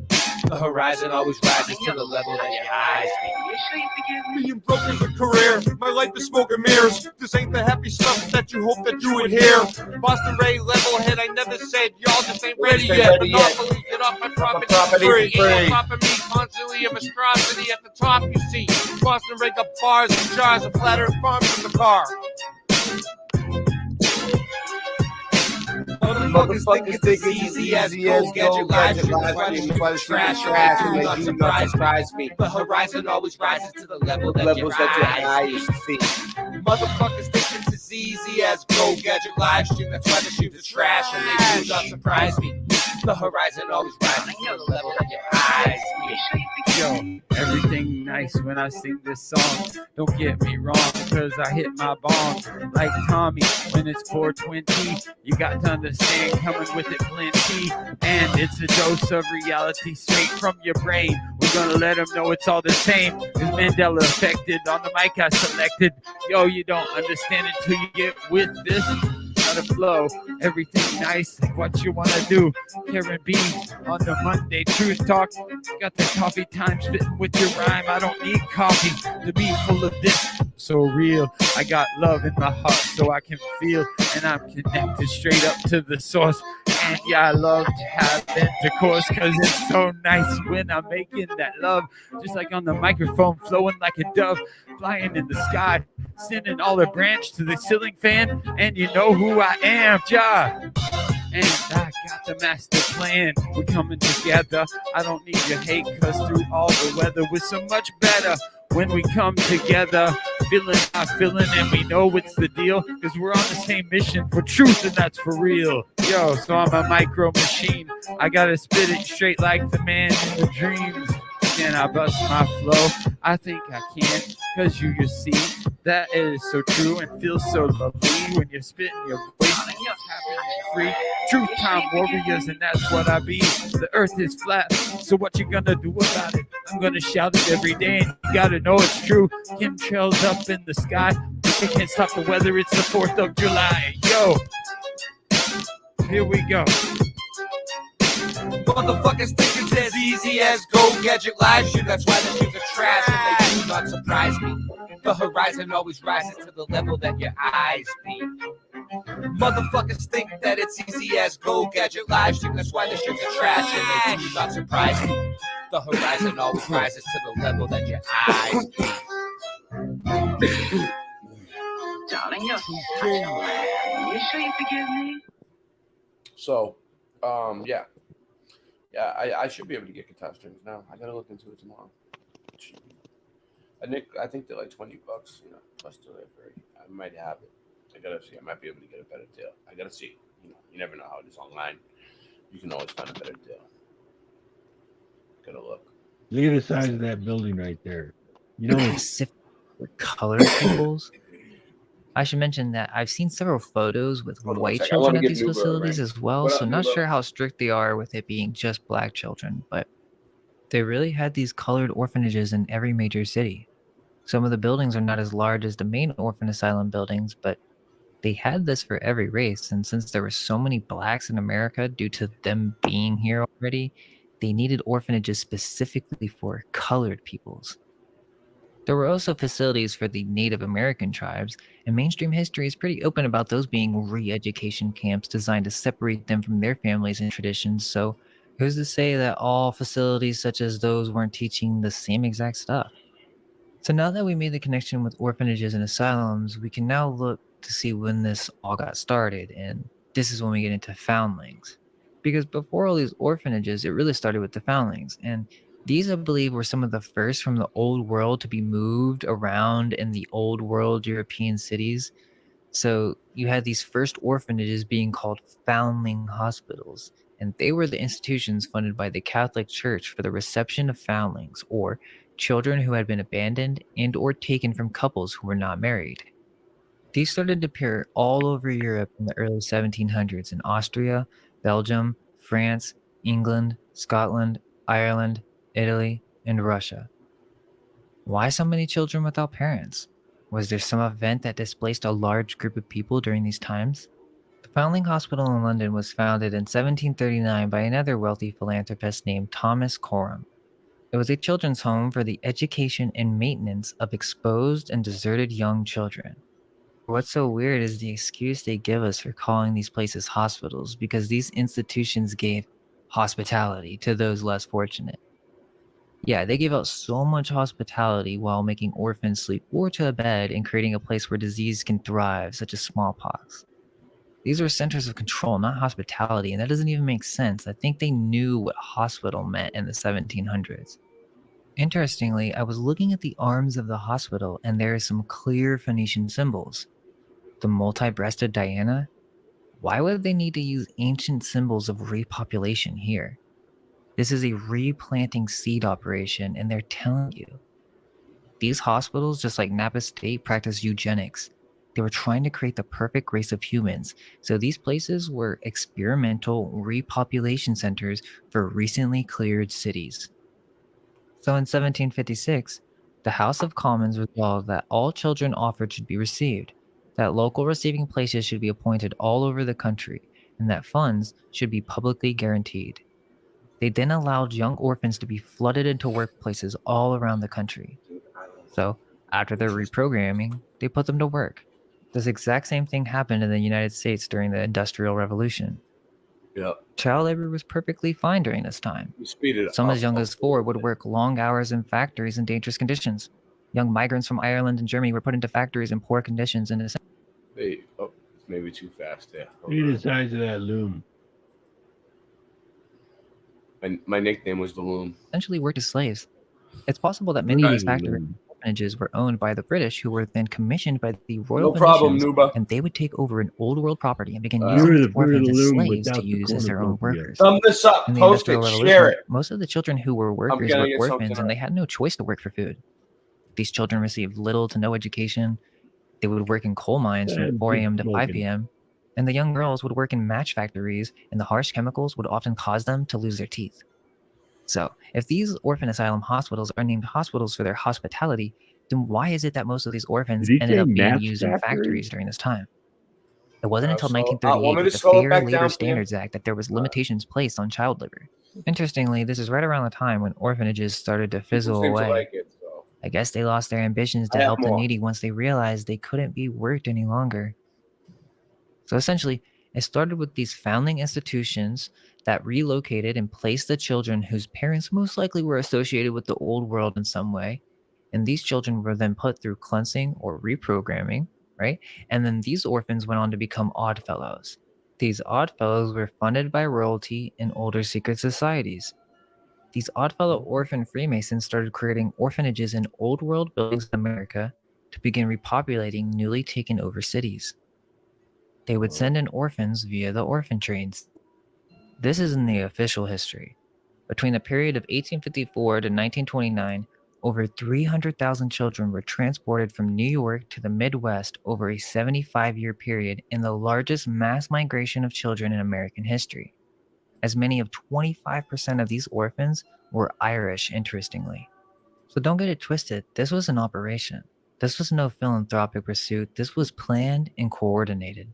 Quote, in the 1870s, the Catholic Church became concerned that many Catholic children were being sent to Protestant homes and were being inculcated with Protestant values.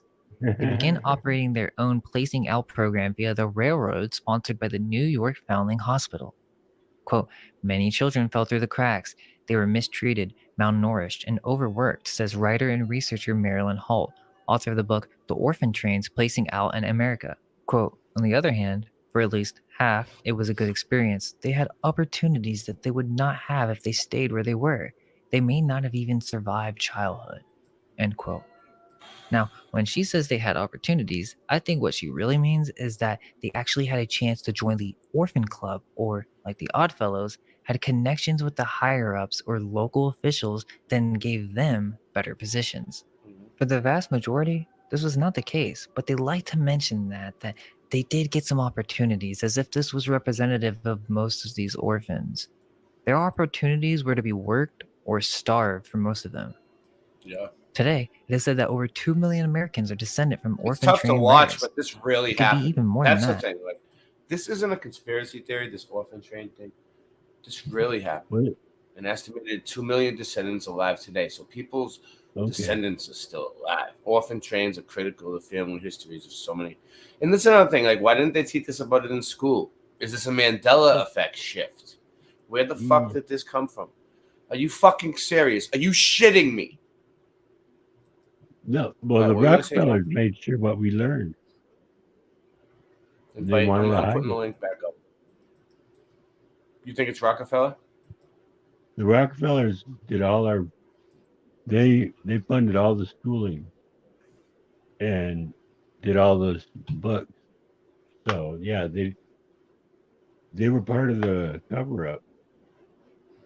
I don't know. I They think use these the old world Rockefellers train did cool. technologies to traffic vast amount of newly Someone said programmed Brock orphans said. into these cities.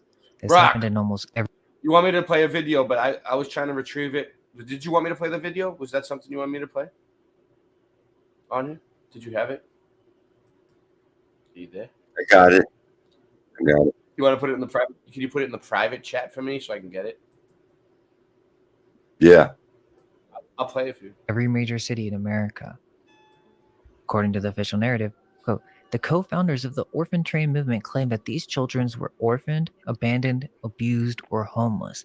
But this was not always true. They were mostly the children of new immigrants and the children of the poor and destitute families living in these cities. Criticisms include ineffective screening of caretakers, Postcard. insufficient follow-ups on placements, That's a and that many postcard. children were used as So people strictly are like, slave. oh, that's a drawing. Oh, that's a cartoon. That's not real. Well, no. It was Intro. actually a postcard Back it up. that they put out. Oh, I lost it. Right. Whatever. I can't. It's hard. I can't. do it. Generally filed by parents seeking to reclaim their children. Right? So they don't really tell us the full story No, they're about these walled orphanages. cities. They're not mentioning that, oh, we actually took these children from their parents.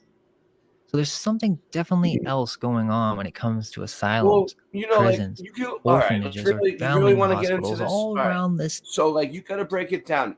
So the Odd Fellows educate the orphan.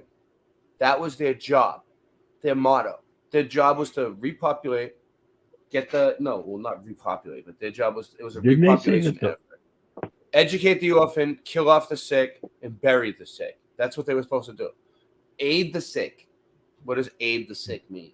And didn't they say that Very- the orphans also go ahead. became Oddfellows? Yeah, the orphans became the Oddfellows too, but the Oddfellows go back to like England, Britain, 1400s. Who knows? Anyway, but but you look at it from their point of view, right? They're like, dude, we got stuck with this agenda to like repopulate this entire place that's completely destroyed. Like, we don't want this job. All we're trying to do is be humane to these children as we possibly can. Like, we just want to bring them over, get them working, rebuild society for the good of all humanity. You know, like they feel like they're doing the right thing. Like, they're not evil, I don't think. Like, they're helping the children the best they can. Dude, that's a huge Yeah, undertaking. they're just tools. That's a man. lot They're of being used. kids. Like, I have trouble with 3. I struggle with 3. Time of the 1800 1812 period where you start to have these reset ghost cities, and it really makes you think if this was an underground operation that they leave out of the history books, and the purpose was to repopulate recently conquered old world cities with brand new reprogrammed orphans ready for reset with no memories of the past generation. You see, many people I got are your video, curious as Rock, to I how think. could such a history be hidden from us. But if you consider the orphan trains, it makes sense that the first people placed in these cities were orphans who had no idea of their past. So why would they even question the buildings?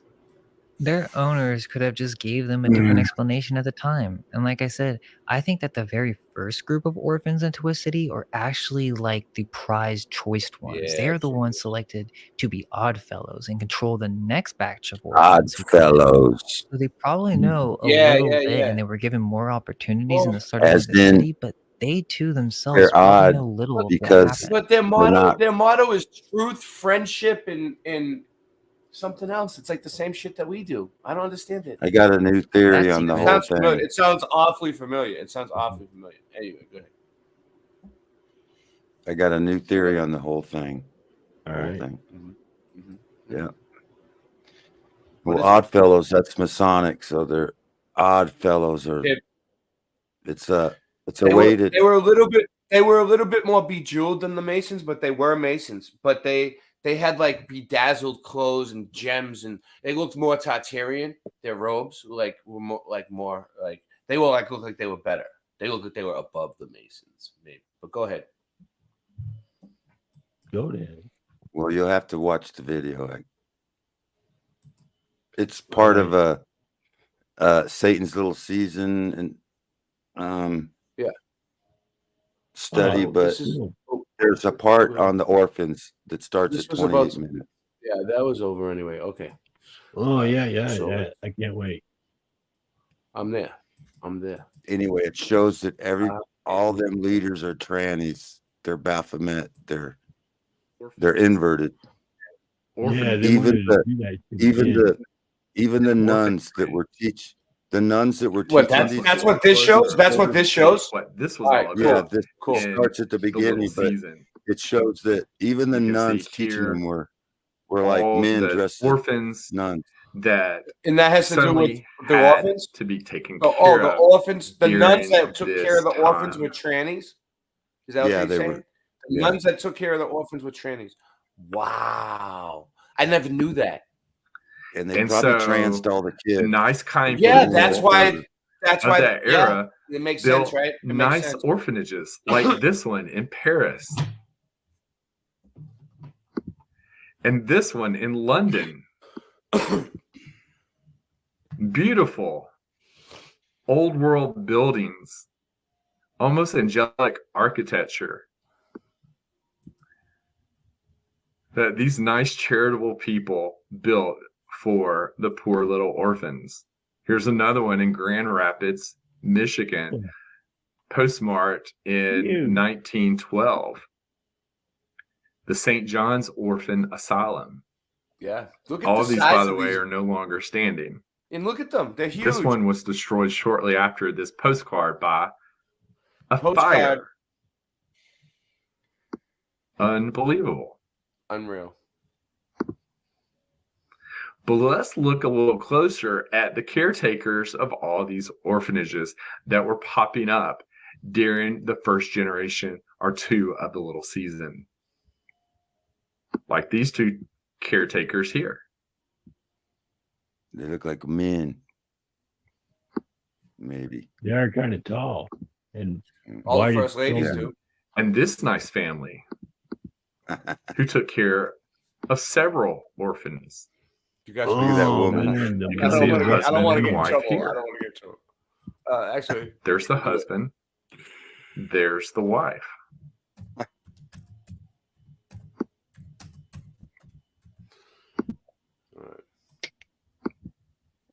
And the sweet nuns of the Catholic Church.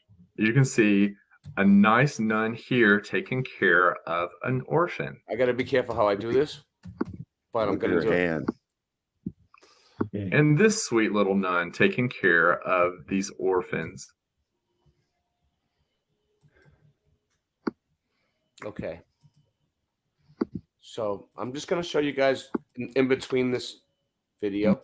I'm going to show you guys pictures of some of the first ladies. Okay, so this is. Oh, that's on the Eisen- very beginning of this video. He starts at This the is very Eisen- beginning of this video. This is Eisenhower's wife. Eisenhower and his wife. Oh, Eleanor. Yeah, she's kind of manly.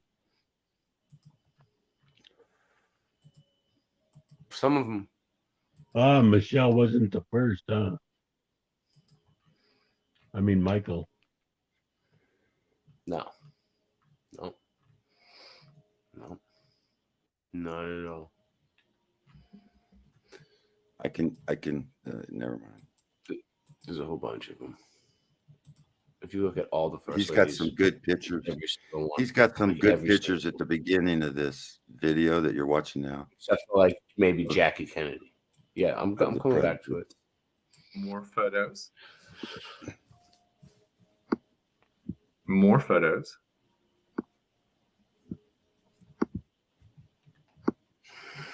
And more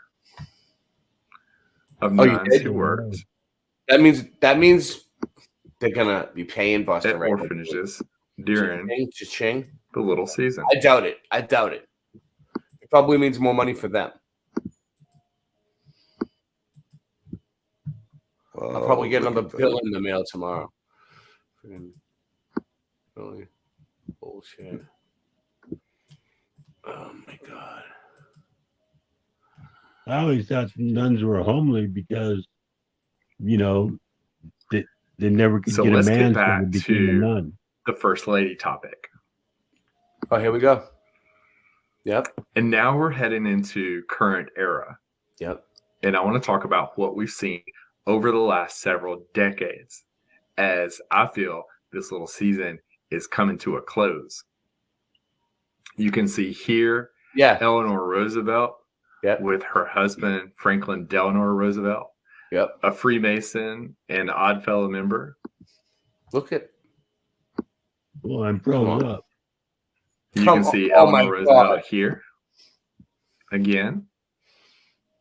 Unbelievable. Definitely. Going to just a few decades ago with Barbara Alistair Bush and her Crowley. husband George. Oh my God. So how really she's related? The first ladies that we've seen, especially beginning with Martha Washington and then transitioning into the 19th century and the early part and middle even I don't know. of the I don't 20th know. century. No, I can tell. How Barbara Bush can first ladies I can tell. who once looked like this and this? Well, you didn't know this, Forever Love? They're getting better at Suddenly it. begin to look like this. Yes. And this leads me to I can't say too much. the evolution of pharmacy. I got to be careful. Really? And since the Oh, 1940s, hey, I got to stop it there. I don't know. They probably let him get away with it, but not me. Not me. Okay. This is for entertainment. Right, purposes what is that? only. Is it kind of like hate? No. The anytime it gets into anything with medicine, I can't. I get it. I can't touch it. I can't touch it. I'm not a doctor. I don't know. Our journey begins in the unlikeliest of places. I'm not 19th even gonna century play St. that game Petersburg.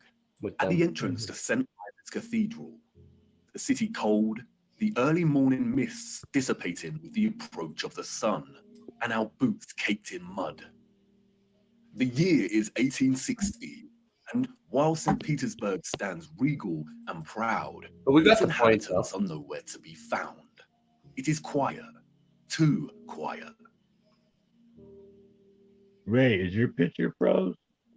The population No. of St. Petersburg in the 1860s going. was, Mine is. we are told, roughly Go back out and come back 500,000 in. people, and yet there Okay. is not a soul in That's sight. what, that, I don't know. Where is everybody? That's what I tried to do, but it's not moving. Sometimes if you turn your camera off and on, is it your camera, or the actual video? The long shadow of Alexander Column gives us a clue as to the time of the sun's journey above this region. Long shadows only occur during morning or evening.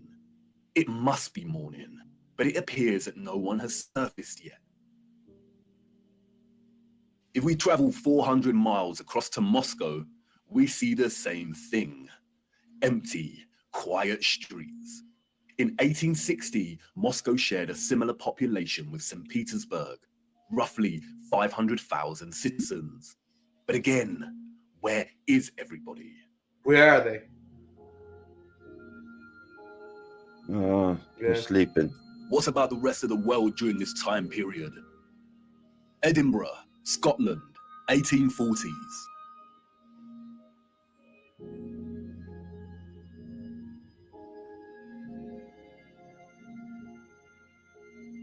Yeah. Copenhagen, Denmark, 1840s.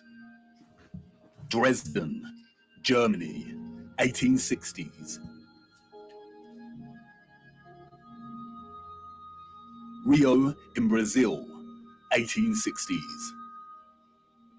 And there's nobody. Toronto, Canada, 1860s. Wow. Mm-hmm. You see? Athens in Greece, 1860s.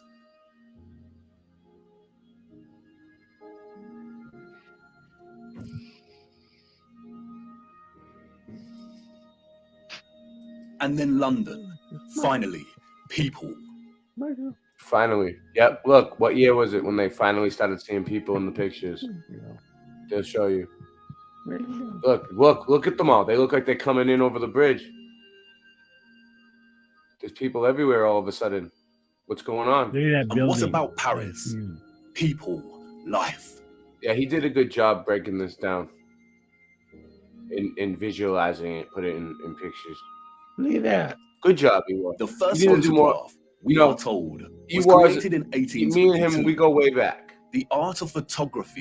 Me and Ewar go way back. He knows that he used to be in my high school class. That's an He was a icon. little chubby, fat, stout kid that talked with a lisp and walked with a peg leg. And you know, he was a cool dude though. But yeah, so relies on methods of juxtaposition, of comparison. he needs to make and more stuff like this. to deliver its message and sentiment. In these old photographs, we do not find the same deliberate Whoa. techniques of juxtaposition that contemporary photographers craft into their art, but rather we find natural contrasts Sunshine. that are so important Good and central one, to Rock. navigating through our deceptive history. Contrast is a phenomenon, natural or artificial, in which meaning is generated and conveyed through the comparison of two opposing elements. Ray, you want to see my dog? When looking at 1860s Russia, Let me pause there it. is an immediate contrast between the I'm sure everybody will want to see your dog. Let me put you up. Full screen. What do you got? What do you got for us? We're finding out the DNA on Luna, the tan one. What's up? Yeah. Can you see? Lexi. Yeah.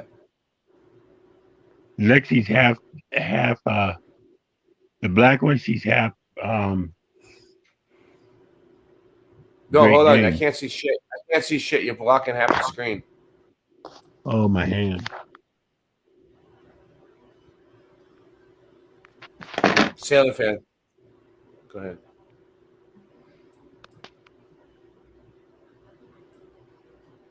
Oh well, another day.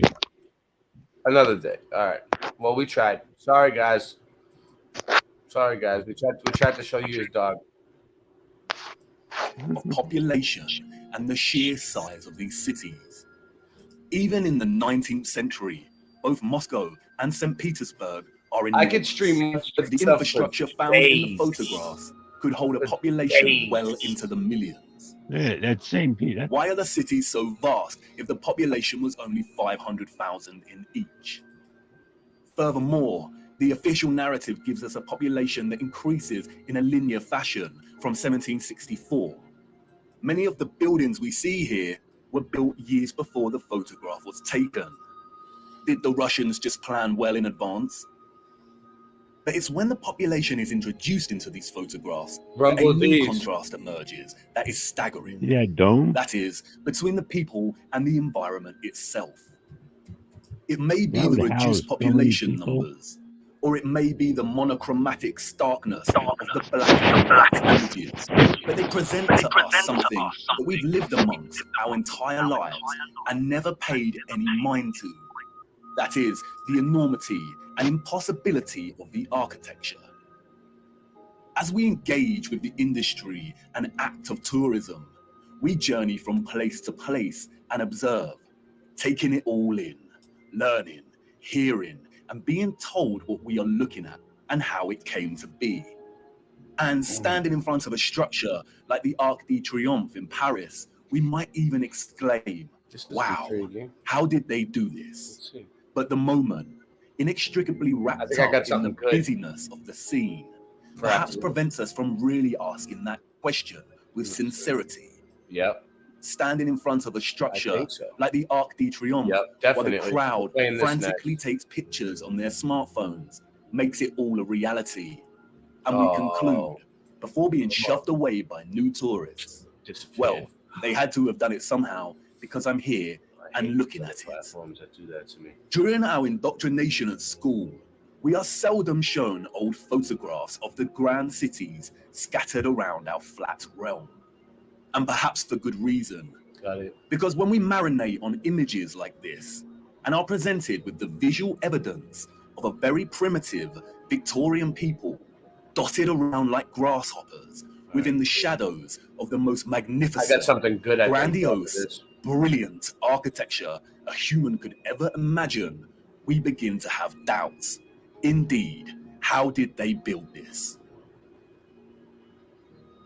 Yeah, the how Arc did de they? Triomphe is made from 36,695 cube meters of limestone and weighs 95,407 tons, or just over 95 million kilograms. Wow, that's a lot. They tell us it took 12 years to build a giant arch in 2 different periods, between 1806 to 1814 and between 1832 to 1836. How did they transport this amount of limestone with the same horse and carts that we see in the photographs? Look closer at the 4 sculptures that adorn each of its sides. Look at the intricacy of the sculptures and the patterning of the ornamentation Keep that it going. frames the arch. Each section is perfectly repeated without any deviation or inconsistency. The first true power tool was not invented until 60 years after this arch was completed. I could build that. They tell us this was crafted by hand. Is that even possible? And then there is the ceiling of the arch. Immaculate, 3D sculpted roses, perfect in their geometric symmetry. The nuance of the detail and finesse of each petal and cross-section borders is overwhelming. Look at the rest of Paris during this time. Again, a plethora of unbelievable, gigantic, and magnificent structures. The city's infrastructure glorious, and the people and their means of transport primitive, unsophisticated, and Kill is back. seeming not at all developed Rock. to the point of producing a city like this. Okay, I'm gonna, you The know, what? roads are I'm gonna improperly get back to paved this one and because I really am uneven. excited about this video that I found. Okay, Rock. Since I have you here too, before something happens and you take off, because you're pretty much my one of my Bible go-to guys, right? Okay, so at this point, you know, because I know you know your stuff. So we have this video I just found, Tartary, the remnants of Janus. Who was Janus? Because it's not anything that supposed to be a twin. Janus was a two-faced goddess or something. Yeah. something Okay. like that. So it's like a Greek goddess, like a lowercase g. Yeah. All right, this looks intriguing. Let's check it out. I don't know if it's any good, but let's check it out.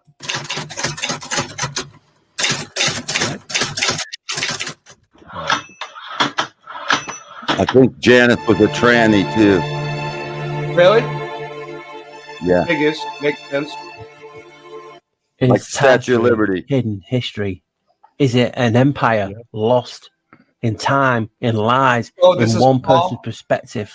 Is it lost in his story? When we look into Tartary, we see This is, images Paul. of the Watch it. world's You show for free power, collecting energy from the ether. Or have we got it misunderstood? So in a video, I wanted to do this for so long because I believe it all tied to Janos, the entity behind Janos. And I'm going to show you all the evidence Okay. to back my theory up, because that's what it is. like It's Paul. just a theory. This is not an insult. This is not a tar. This is not a pull down. This Paul is that not used to be on saying the show with everyone's got it Brian. wrong. No, This is dude. just This is my him. opinion. I'm entitled to my opinion. People forget, He used to be on, you know, in this Reality. community. With So we Brian saw all this beautiful architecture. You roughly see the same architecture all around the world. There must be 5, 6 types of him now. architecture. Then it jumps through mud flood. It jumps to giants. It I don't jumps know, is to that his name, Paul giant Knight? dolls, giant guns, giant bugs.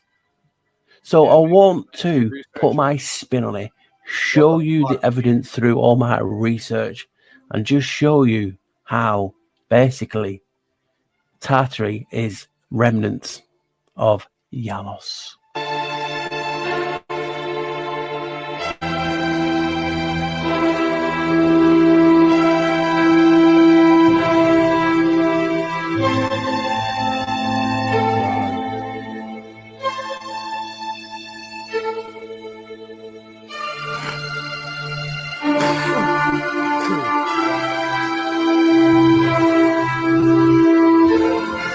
Yeah, he's all right. Inside crystal. I've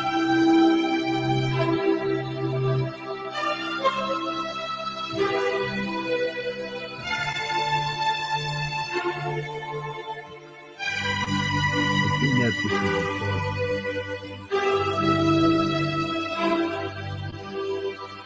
Look at the huge, definitely big.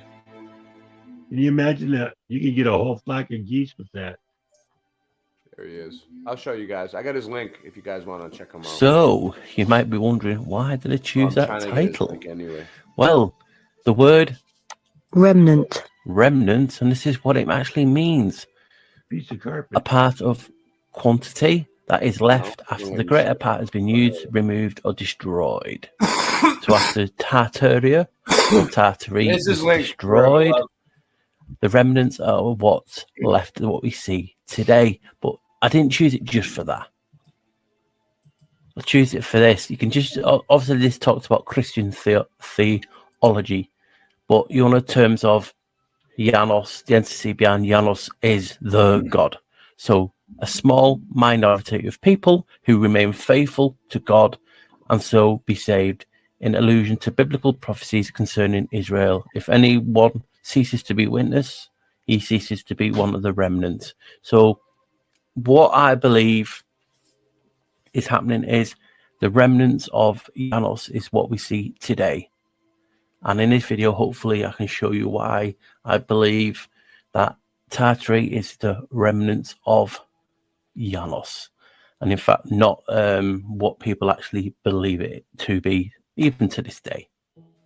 This is the generic definition for Tartary, or Tartary, as it says, a historical region with indefinite boundaries in East Europe and Asia, inhabited by Bulgars until overrun by Tatars or Tartars in the mid-13th century, extended far as east of the Pacific under Genghis Khan.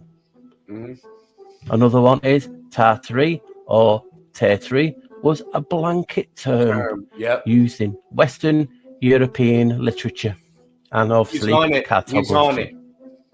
He's on it. And that was for a vast part of Asia. So they just use that term. That's what they say. So let's have a look at some maps with Tartary or Tartaria, which is the Latin name for Tartary.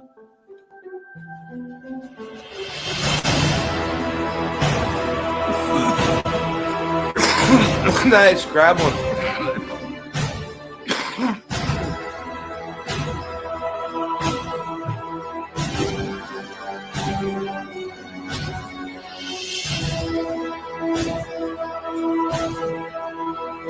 You order it from them, it takes like a week and a half. And they're nice when they show up.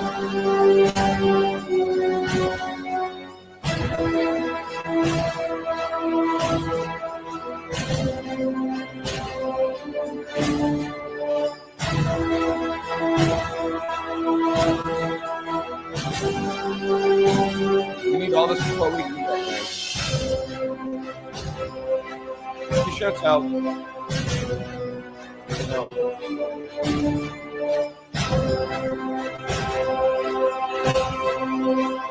Map. It is, it's on old map.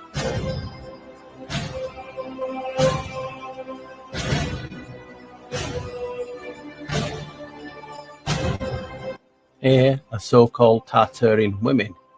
Look, they're living in tents. But there's many images you could use. This one is a Tartar and a Tartar gentleman. Here are some Tartars, gypsies, Tartary gypsies. These are family of wealthy Kyrgyzs.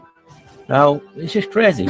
Ask yourself, these people did not build these structures.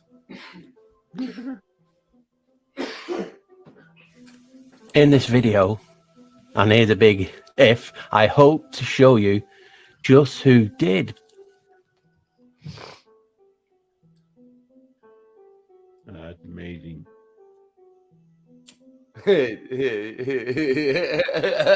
Super. He wants someone to buy him one. He doesn't want to buy one. He's broke. He's a broke old guy with one So eye. what's coming up is a CIA, Central Intelligence Agency, top secret document about Tartaria. It was declassified about 20 years ago. Yeah, and it's here we go. supposedly showing you that the Russian Good government job. basically rewriting history and hiding the Tartaria Empire. But that's where people have got it misunderstood. It's not. This is about Where the did everybody Tartars. go? And people are using this as evidence that People dropping off. Tartaria, You gotta- this this is hidden good. empire, This is gonna get this, good. you know, the people who built the buildings, basically what I want to show you in this video, that people have got it misunderstood, and it's basically the remnants of Janos. But this is actually Look, so this is a CIA document that was declassified. Well, let us take the matter of history, which, along with religion, language, and literature, constitute the core of a people's cultural heritage. Here again, the communists have interfered in a shameless manner. For example, on 9th August 1944, the Central Committee of the Communist Party, sitting in Moscow, issued a directive ordering the party's Tartar Provincial Committee to proceed to a scientific revision of the history of Tartaria.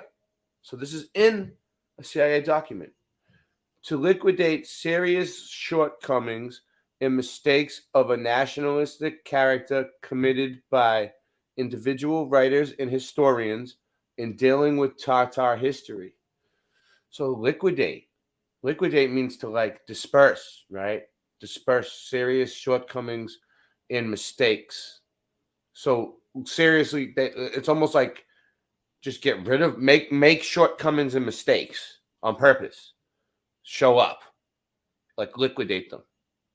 Of a natural nationalistic character committed by individual writers.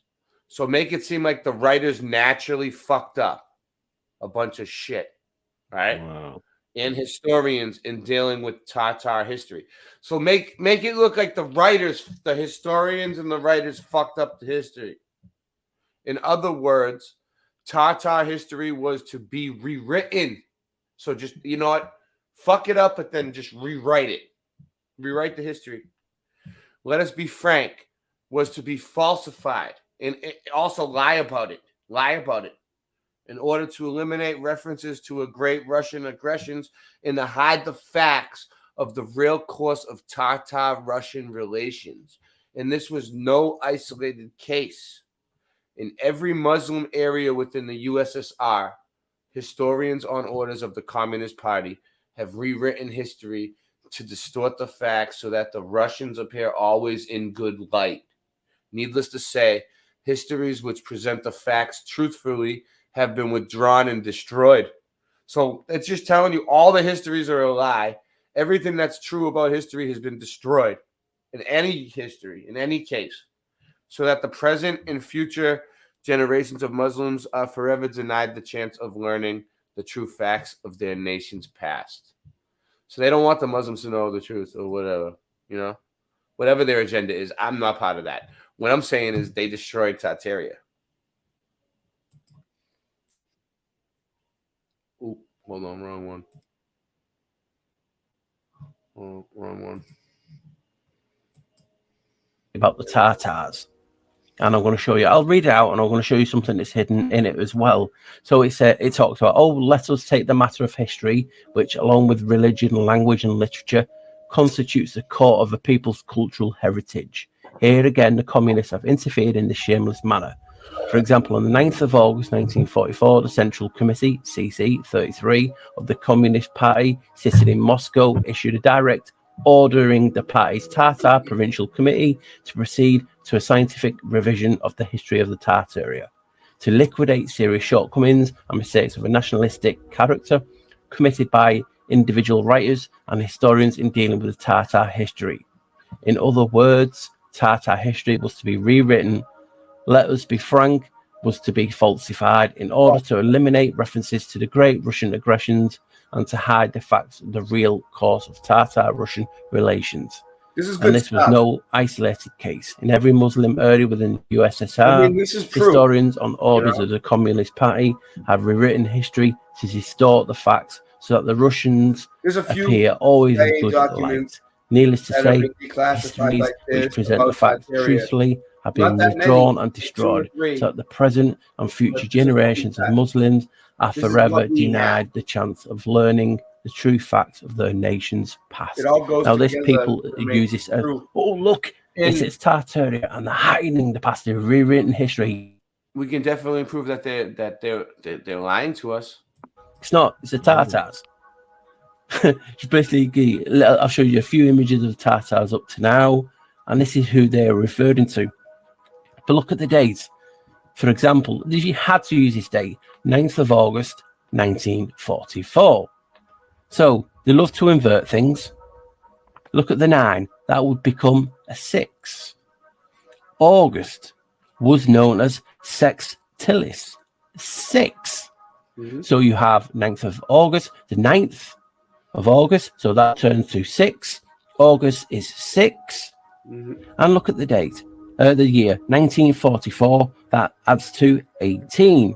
1 add 8 equals 9. Reverse that 9, you get 6, 6, 6. The so-called mark of the beast.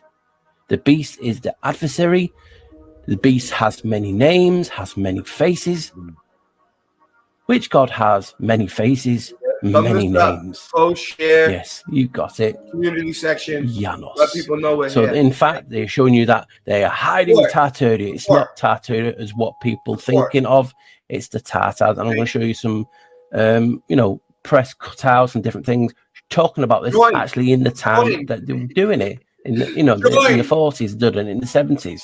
But they're actually moving into the Ukraine area now as well. Join the So this is stream. not what people Join the think. stream. But I had to show it, and just tell You me have a how lot of much choices. coincidence that the You date have that a you're lot of choosing choices. on this has the 666 hidden in it. Tell me that's not wow. I think it's so. So that CIA document is not talking about the hidden empire of Tartaria. It's talking about the Crimean Tatars and how they were being persecuted and basically told to leave in 30 minutes. And I'm going to show you more on that. So you can just see these headlines. And these are on the anniversary because it happened in May 1944. And obviously that is August. So it's talking about the Russian Empire trying to cover up what they did. Not a secret, hidden empire of huge buildings and giants. No, it's about a mass genocide. So, and it's funny enough, they're there at the minute again, aren't they? So behind the headlines, who are the Crimean Tatars or the Tatars? For Crimean Tatars, history is not something it books. It is a guide and an often painful undercurrent of everyday life. The elders of them will remember the 1944 deportation of the entire population under Soviet leader Joseph Stalin. They were given just 30 minutes notice, and most would never see their homes again. Nearly half of the 200,000 exiled men, women, and children loaded into cattle cars died. Well, forever love, yeah. Maybe it's all bullshit. Yeah. It's like maybe it's all an agenda to rewrite our history. You ever think of that? I was thinking we were talking about that last night. Like, what if they want to make us think that we were less of a people? But all this new history is showing up, dude. I'm just pulling all this out of my ass. En route or shortly after the arrival in the Urals, Siberia, Central Asia. Exile from their homes was punishment for their alleged massive collaboration with the Nazis who had occupied the peninsula. They and their children and grandchildren who have been able to return over the past 20 years are loath to fall again under Moscow's control. So this document is not talking about a hidden empire being covered up by the Russians. It's a mass genocide and ordering of movement of over 200,000 Tatars. 200,000. That's all it is. There's no hidden empire, and you can see some images of the events of being loaded. 200,000. They're loading children, right? Yeah. So people think that the first orphans were, because that's why I brought this up. The first orphans were the children of the Tartarians that were killed. Onto cattle cars, and basically they got given half an hour to move, or they would be shot or whatever. It doesn't actually go into detail what happened, but they got blamed for collaborating with the Nazis. Like I said, I don't know if that's true or not. because obviously I The wasn't Nazis there. knocked down a But lot of the buildings. a of CIA, purpose CIA during the war. document is That's what it talking was about how the Russians tried to cover this up, not cover a There's hidden videos empire of called it. Tartaria. Just It's knocking about them the down with Crimean Tatars who got basically told, move or you die. You see if I So can that find is just the start of it. And this is just something I just wanted to look at Tough one to find, but you and never know. show you that, yeah, you know what? People have just got it wrong. And even I got it wrong. Those people did not build these structures. It's just common sense. Who did? That is the question. Yeah, this is good. Yeah, you Thought know provoking. Today, an architect would get paid $10 million to design that. Is this it? Hold on, this Yeah, might be it. that's This might be the Chicago. one I seen. Oh. They're trying to stop me. They're trying to stop me. I'm getting too much information out tonight. All right, do you see that? They cut it, dude. Oh, I'm on. Do you see that? I actually am showing the proof tonight. Where is it? Oh wow, it's gone, dude. What happened? Gone. Hold on. I have to press back. Dude, Odyssey completely shit the bed, dude. I was playing Night off Odyssey. Oh no, BitChute. Off BitChute. Oh man. All right, we'll have to go back to it. I'll find it. You see what they did? They cut us. They cut us. Here it is. We were right here. That bitch was friendly. But where were we? That's the In a problem. disaster, They're gonna put this us right back in survival the same food kit spot. I doubt it. surpasses gold in value. Yeah, how The far? elder- Let me see. Let me see. Oh, it was getting good. Fucking assholes. And the advanced tech didn't need money. I Will we would pass assume this? common Will we sense pass tells this? us that all these beautiful buildings here, tech all need money. We weren't here yet. So look no further than Genoa, because I don't remember that Back building. it up. Go ahead a little bit. Will we pass that? and some believe it's the Jews. I'll just read this out. We'll just It leave is the belief that Marco Polo, remember this for later, was to echo when he claimed that in Georgiania there is a king called David Melech, which, as much to say in Hebrew, David King, he is subject to the Tartars. Giles Fletcher, the elder, argued that the Tartars were Jews, although no longer divided into tribes. As evidence, he pointed to similarities between Tartar and Hebrew names, the common practice of circumcision, and the fact that the Tartars had a fort named Mount Tabor, or Tabor. So you can see they believe that English travellers to the east helped strengthen Fletcher's argument. An anonymous travel narrative of 1611 claims that though Tartars, who are far situated from the residue and inhabit the remote Scythian promontory, wandering VP and down the country, had retained the name of their tribes, the title of Hebrews, and circumcision. In all other rites, they follow the fashion of the Tartarians. George Sandys agreed with the lost 10 tribes were planted, as some say, beyond the Caspian Mountains, from whence they never returned. And basically they talk about how in another bit their name Tatari, or rather Totari, is itself Syriac or Hebrew for a residue or remaining. They possess Jewish customs. So you can see some believe the Tartarians were Jewish.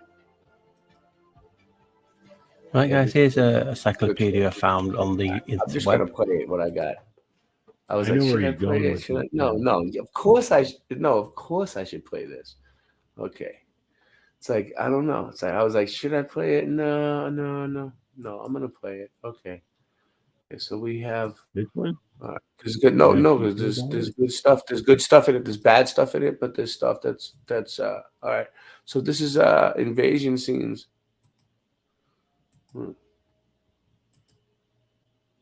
I don't hear no sound on it. Look, it shows them like literally invading towns and like blowing up all the buildings, dude. And like in all kinds of shit too, but like for the main part, it shows it. It shows. 1944. Look at that little tent. Yeah, this is during World War II.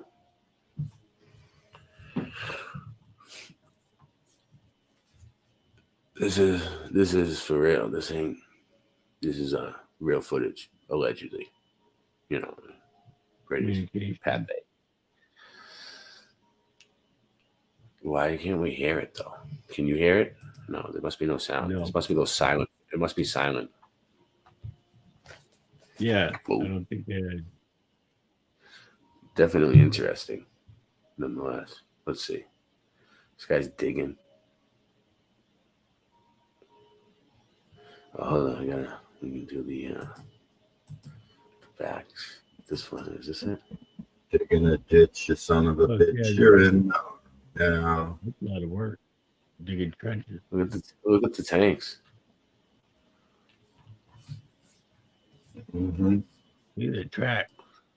Those are pretty beefy. So they're Is that a invading. weed whacker?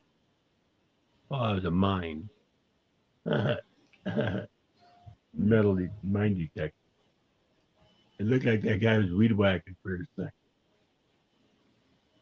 You never know where these live streams are going to take us, dude. That's what I love about this research. It's What's not. that? It doesn't box you into Oh, Haas yeah. avocados all the time. You know what I mean? It's like, dude, you never know where you're gonna end up. It's way more for me more interesting. Forever love. Those are very some. You know what? Yeah. Forever love. Yeah. Killing it. Killing it tonight. Thumbs up. Thumbs up. Look at this guy. He's like, oh, sucks. Probably got shot. Took a cap. Popped a cap in his ass. You know, a lot of people that got shot in the hand, they were shooting out. Yeah, of you never know. And I didn't plan this. This is where the stream took me. Red Cross. Switzerland. Stockholm. I mean, this is like real footage from like the war, dude. Who knows if you'd ever get a chance to look at it or if they'll make it disappear one day or whatnot. Now we got it. What's up, Nuba? You got the bazooka. Russians won the war. Let's see what they're doing. Oh, they got some kind of grenade missile launcher. Mortar.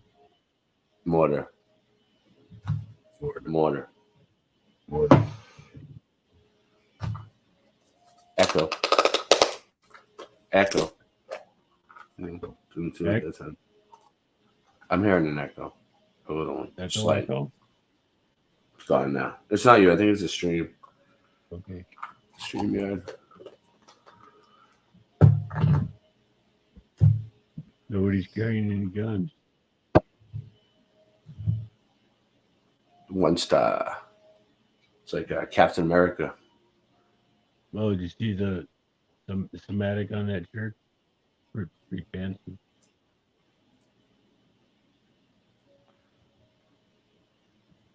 $19 people. Thumb it up. Post, share, put it in the community section. Support. Support. I'm telling you, you guys don't know how important it is. Oh, here They we are go. supporting by watching. Thumbs up. I know. At Yo. fucking 2 in the morning. You guys are fucking 2:30 in the fucking morning, dude. That's probably like 3:30 for some of you. For some of you, it's 12:30, but still. Yeah. Then what New do- Yorkers yeah. in Michigan is 3:30.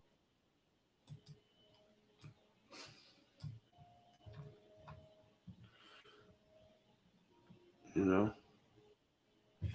NASA wiring. We're gonna keep going. We're gonna keep going with this. What time is it? 2:30 in the morning here. We're gonna keep going. John's here. John's in it for the long run tonight. I can tell. John's gonna go for like Wait a minute. at least 2 more hours. John's gonna go. Well, we was up late John's last night.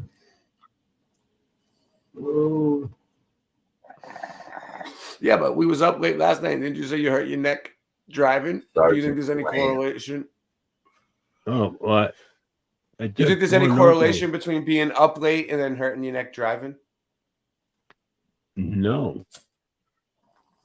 No, you think I'd be all messed up right now. But, I just touched my neck and it hurt. Ouch.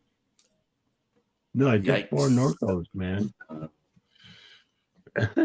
Yeah. I took 2, and then 2 hours later, I took 2 more. And and a couple cups of coffee, and I'm good to go. Look, here we go. Here we go. Bulldozer. All right. Is this where? Oh, yeah, here we go. This is where they're going into, starting to go into towns up here. So.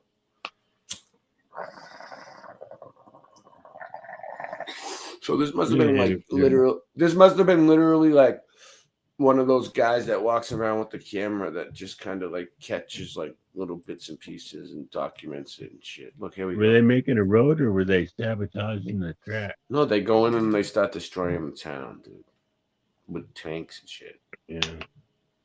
The little kid's like, ah! With bricks for days. Oh, no. What's that little girl doing there? Get away from those guys. They're soldiers. Avis public couvre-feu. Il est interdit de circuler.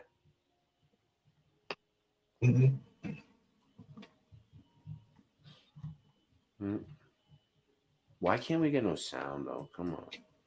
All right, maybe the next one will have sound. Where's the one that? Oh, here's one. Here we go. This is the one I think I was watching when they were going into the town. This was the same one, I don't think. 1945. Was this the same one? No. No, here we go. Yeah, here we go. They're blowing the whole place up. Here's the tanks. Look, they're moving in with the tanks. Oh, dude, they cut the stream? Wow. Wow. I guess we can't show that. Bummer. Oh, there's an option. Dude. You can tell by their goose step. Fair use. Not very tall, very high though. Fair. You must be tired. Who, me? Fair. I can't believe this. For a while. I cannot believe this. People are leaving now. We had a whole bunch of people here. Fair use. All right, let's do this. Shit. Fucking assholes. All right. Oh, those fuck are you. pressing, aren't they? I don't know what if they only cut one channel or if they cut all 3. We have 3 channels up, so chances are they didn't cut them all, but you never know. Here we go. Ladies and gentlemen, you know I'm friends with all those women out there. Woo! All the ladies in the house, throw your hands in the air. Woo! Yo, this smack I'm flipping could send me back to prison, but my cash is tapped and I owe that back rent again. So I'm selling crack, even though it isn't legitimate. Lord forgive me, even though I know I'm a sin again. My rap's so cold, my flow is frozen again. When I get to spitting, it snows in Michigan. Overdosing off that Flint water. When I swim, my tongue explodes from those carcinogens, and then my lungs implode from no oxygen in them. Looking like I got toxic shock syndrome. Mockingjay when she plays the gunshot victim. I got sick when the liquor store sold me food. Dropping soap, girl, you know I'm broken your boo. Dripping sweat, getting wet, we eloping and new. Better hope I don't rip open your fallopian tube. You better hope I don't rip open your fallopian tube. Yo, I don't trust these masons who've been placed in these high places. Why? Cause I know these masons want us to be placed inside these cages. Yo, you just a dick raping, baby, alien vaping, inhaling Homo sapien. You just a dick raping, baby, alien vaping, inhaling Homo sapien. You just a little Homo sapien. Yo, you just a dick raping, baby, alien vaping, inhaling. Shit it's going bad, just know that we would go back in a nanosecond. Hopefully you listen to this fast and be slow to speak. Only wish that I could grow some wings like Jenna and fly so far away. In my park car, my radio starts to play. In a bar, spitting bars, sipping Chardonnay till the wheels fall off. Yo, we just lost the brake. Stop for a DUI and got locked away. We're drunk from alcohol and you got the shake. I had to let, oh boy, he just lost the case. Technology got destroyed and they lost the case. But you still believe in moon rock they brought from space. Yeah, they brought from space. Yo, I don't trust these masons who've been placed in these high places. Why? Cause I know these masons wanna see me placed inside these cages. Lies. I don't trust no masons who've been placed in these high places. Why? Cause I know these masons wanna see me placed inside these cages. You just a dick raping, baby, alien vaping, inhaling, homo sapien. You just a dick raping, baby, alien vaping, inhaling, homo sapien, homo sapien, homo sapien, yo. You're just a homo sapien. It's so hard to win when it's so hard to lose. Yo, it's so easy to lose when it's hard to win. It's so hard to win when it's so easy to lose. It's so easy to lose when it's hard to win. Yo, I don't trust these masons who've been placed in these high places. Why? Cause I know these masons wanna see me placed inside these cages. You just a dick raping, baby, alien vaping, inhaling, homo sapien. You just a homo sapien, baby, just a lonely homo sapien. You just a dick raping, baby, alien vaping, inhaling, homo sapien. Dick raping, baby, alien vaping, inhaling, homo sapien. You just a date. Space is fake. Hey, what up? Sherry's here now in 1982. Yo, that's awesome. So none of you guys left. Yeah, we got That's great. Usually I lose a whole bunch of people when they fucked me just now, dude. Fuck you. I'm so pissed at them. Oh my god. I completely lost the spot that I was into, but I think I should get back to that. I really do. You know the one we were at. Do you remember where we were? If I show you, John, do you remember if we where we were? I'm gonna bring it up. Yeah, I can figure it out. They probably remember. All right, ready? I'm gonna fast forward. Tell me. The time and we already see this part to post it. Already and see this part. Appreciate the support that people show me. A little So further ahead. that is just.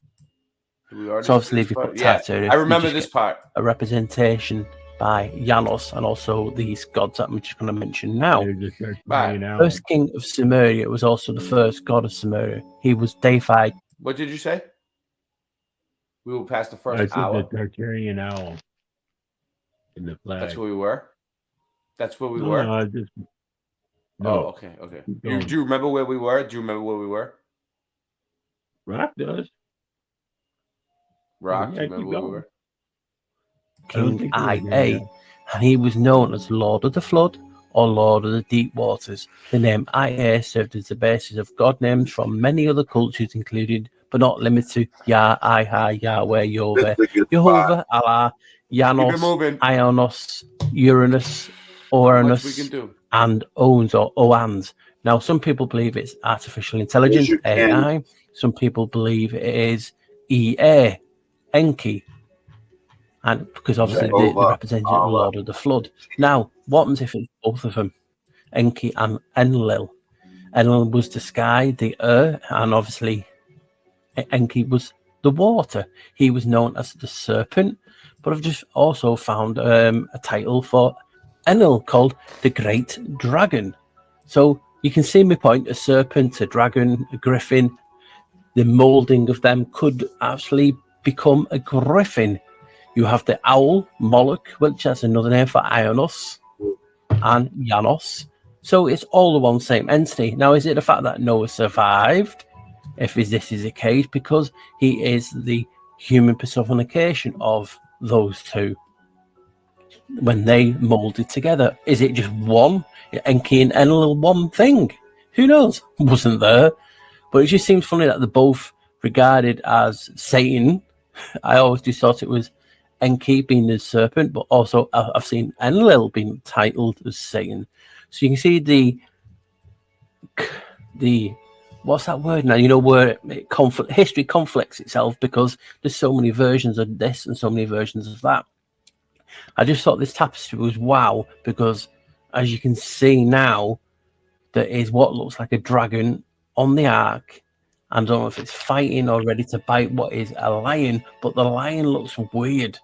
It looks like it's got two heads. It looks like it's a lion with owl's head. It's weird. And this is only zooming I can do to show you. So this is why I was mentioning this link as well of Noah, obviously, and Genoa, which I want to show you where they have griffins in the coat of arms, and obviously the tie-in with St. George, which is, yes, you got it, a dragon. So why is this all coming together? Why does it always these Ionos or Janos always linked to dragons and serpents and many things? So I just thought it was wow.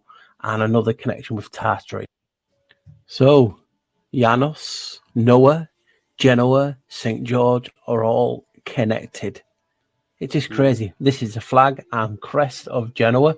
You notice a certain someone sitting proudly, or, well, sitting, you know what I mean, sitting proudly on top of the crown. This is what Paul left Dose of Reality. He left the Mandela Effect. He still covers it, but he covers this type of stuff now. It's good. I like it. He invented crowns, but we're not talking about that, eh? So it's known as insignia Cruciata Communis Janua, the cross ensign of the commune of Genoa. Genoa has the first Rothschild-type federal bank.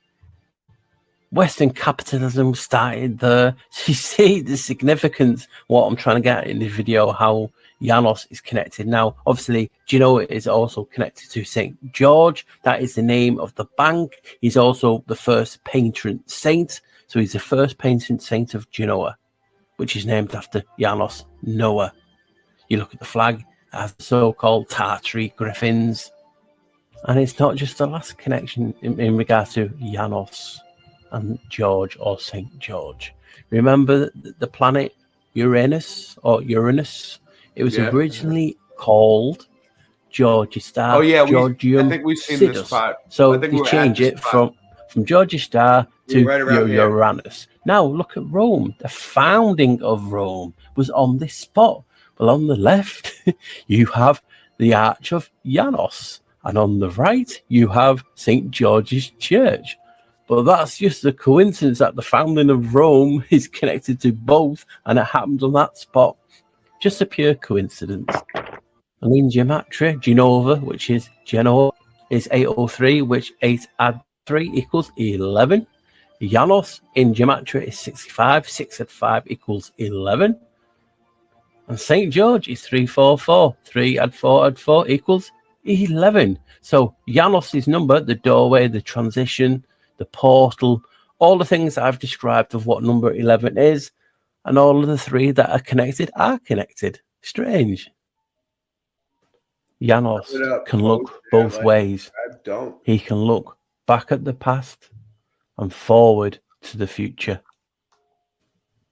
It's why he is known as the Alpha and the Omega, the beginning and the end. Plus, he has to be first. Now, check out what I found from the anagram of St. George, because they're both tied. Well, I just did an anagram of St. George, and as you can see, it pops up a load of things. But I thought, just to be fair, I'll just look at the first one, Ego Erst. And what's intriguing me is, before I go into anything, remember when they originally found the planet Uranus or Uranus, however people pronounce it, it was originally called St. George. And we know Uranus or Uranus as the first, you know what I mean? And obviously linked to Janus, who is loved to be known as the god of gods and has to be the first. So it just seems funny, that link, doesn't it? Anyway, looking at the word ego, there's not really much for it. And I'm honest as I'm saying it, so you can see ego Erst. But if you take the one G out, you get ego erst. Now, ego, obviously not the the person's ego. It translates to I, or we, or me, or us, or myself, or ourselves. So far, it could be I, or we, or us, or myself. So, interesting enough. And then, what did we find for erst? This is where it gets. Hold on. Switch over to this for a minute. In which the I'm black. architecture aligns with the inhabitants. Mix Buildings it of up. misshapen Mix it up. proportions, less developed and refined, charming in their People own are like- way, but coarse in their use of wood and plaster. This is I don't play exactly games when it comes the to this type of mud flood architecture stuff. we expect of a 2:45 in generation the of morning and we're horse and still cars. going hard. A generation We're going for ignorant days. to the discoveries in technology Days. that would follow in the years to It's come. Ray's Mud Flood Marathon. We're Furthermore, gonna at the keep time going. of- It started out with Ray's Mud There's Flood another Marathon. art. No, it's going. That's We're the one going in for France. years. With this, it's a magnet, dude. It's a fucking magnet. It's shaped like a magnet. It looks like Oh, a yeah. magnet. It's a magnet. It's a giant magnet. This photograph, the arch is roughly 40 Yeah, go years back. old since its completion. Yet can you see how worn some of the parts of Hey the Ray, I structure gotta let are? my dogs We out. see weathering on the stone that suggests the arch is much older. Yep. We're gonna As get we back to the approach other one late too. 19th century, What up? I'll be right back. we I see gotta that let the my people dogs of out. Moscow have finally decided to leave their homes and venture out into the streets. The infamous Red Square, now bustling with life. St. Basil's Cathedral and the Spasskaya Tower dominate the frame of the square. The construction of St. Basil's Cathedral began in 1555 and was completed in 1561, a mere 6 years. It suffered a huge fire in Sum this 1737 up. and underwent restoration over a 20-year period. But look at it. What a structure. Almost unreal and like no other. It is composed of thousands of red bricks and tin sheet metal that has been shaped into the distinctive onion domes we see. Look closer at the intricacy of the domes. How did they bend metal to achieve such precision and perfection in the 18th century? And again, if they had Good the question. skills and dedication to they had a build break. wonder such as this, then why are the conditions of the road so poor and covered in mud? We see these incredible structures and buildings everywhere in 19th century photography. We have the wondrous Crystal Palace of London. I know, a right, Jonathan? monstrous structure with the greatest area of I think they're glass beautiful, too. ever seen in a building, and all constructed before England buildings? had automatic glass manufacturing. We have Westminster Abbey and Parliament. We have the old Euston Arch, constructed out of pure sandstone in 1837, Wow. and streets unpaved and full of mud. Why did these people not prioritize the streets they walked upon? The Frauenkirche, the domed masterpiece of Dresden, Germany. Its intricate and opulent splendor in Wow. direct contrast with the beat-up I know, right? wagons and horse-pulled You know how carts hard of it the would be people to below. build that A dome? people dependent on the bare Unbelievable. necessities. A people completely dwarfed by its size and majesty. The Library of Parliament in Ottawa, Canada, built over a period of 17 Yeah, I'll be right years. back. The first major settlers arrived in Don't get lost. 1800, and at the time of construction, Who let the city's dogs population out? was over Roof. 1,000. John let Would a his dog grand, out. glorious Roof. library really be a priority for settlers? Why does the building look like it's been cropped out of Europe and pasted into Canada? Even at the turn of the century, 40 years before Bosch economized the power tool, we have the old Penn Station 19 in New people, York. thumb it up. Look at the size of this. Completely mind-blowing proportions. As we can see here in the photograph, each octagonal sculpted pattern on the arched dome We got 3 ceiling channels going is tonight. larger than one Unbelievable. individual human. Don't need the other 2. Still going Look anywhere. at the gigantic columns. We have 2 and channels detailed going for no Asanta reason. sleeves decorating the tops of Just as each a pillar. beacon. So you They can tell find us us this here station took 6 years on to the main build. channel. 6 Where we're on all whole 3. years. It's Yeah, great. right. Why are we so gullible? Even without access to modern power tools, printable construction pieces, and crane technology, Maybe we tomorrow could not night we'll do reproduce this Odyssey. today. And We'll more go live on importantly, Odyssey too. we don't reproduce this type of architecture today. Welcome back, The Late Night official Live liars channel. of our Welcome world back. have an umbrella term for this type of architecture that we see in North America. They call it historism. Historism is a term coined to describe a style of architecture that is revival in nature, or in other words, copies the style of another period in time. The grand arches and buildings with giant columns we see are built in the classical or Greco-Roman style. Wait, And who let the dogs out? Your mom? are Yeah, built you in see the what I'm saying, Renaissance Jonathan? Gothic Proves it's a simulation. It proves it's a simulation. styles of medieval Europe. Components of these particular styles of architecture feature large spires, arched windows, I'll put the link out again if towers, anybody wants to join us. turrets, domes, We're just chilling. arcaded arches, sculptures, Whatever. enormous doors, You don't have to. circular geometric That's a magnetron. windows, Magnetron. columns, clock faces, and bell towers. It's tech. Traces of this impossible architecture are literally found everywhere. Everywhere. In every city Everywhere. and across our world today.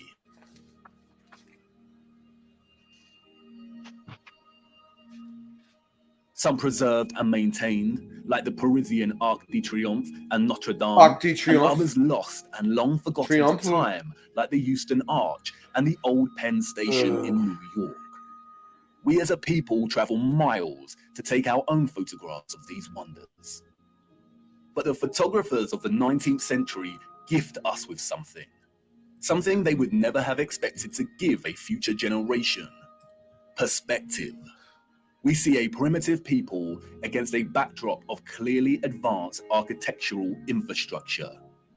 The official historians of the world tell us tales of Darwinian evolution and progression between time periods. The people that came after were always more advanced in their ways, refining and redefining the methods of the generation that came before. If the height of innovation and 1 second. Check this out. This is the new design that Singeman made. Well, he made 2 new designs. We have a Tartaria Mudfoot design.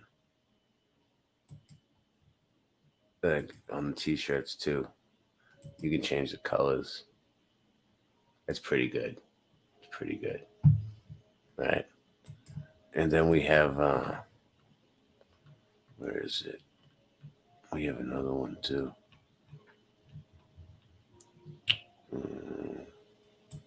Let's see. One more. Yeah, right here. Tartaria flag design. There it is. Nice. You can get it in different colors.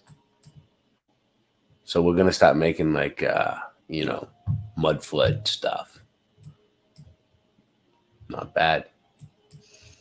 It's in this t-shirt shop if anybody's interested. All right, we're gonna move along. Let's see. Go back to what we were doing.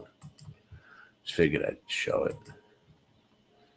It's pretty cool. I'm excited about it. I'm gonna grab some of that stuff actually. industry during the 19th century was still the horse and car as a means of travel. Then, as these photographs tell us, this style of architecture was just as impossible for those living in the centuries before it. Nice.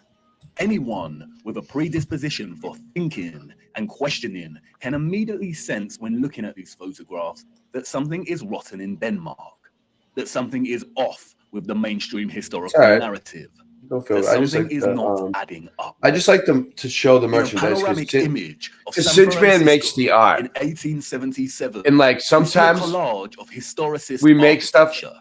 not even for people to buy it. We just like that'll be funny. Like we have the t-shirt that says "Don't be a booster rooster," and we put it up on the screen, and it's like "Don't be a booster rooster." You know, it's just like it's funny. Like so, some of the stuff we make, we don't even expect nobody to buy. We just want to make something funny and put it up on the screen. We see columns adorning the entrances to very regal buildings that stand out like sore thumbs from all some good. of the timber shacks surrounding it. We see Gothic spires and towers in the distance. We see domed cathedrals and buildings. We also see just how sprawling and huge the city has become. In 1846, there were under 500 Mormon settlers living on the area of land in which we now call San Francisco. It was frontier land and ready for the taking. Between 1848 and 1849, with the start of the California Gold Rush, the population the gold increased rush. from 1,000 So people was there really to gold or not? 25,000 people. 28 years later, this panorama was taken. Darrow The said there was. population at this time, we are told, was getting close to 200,000.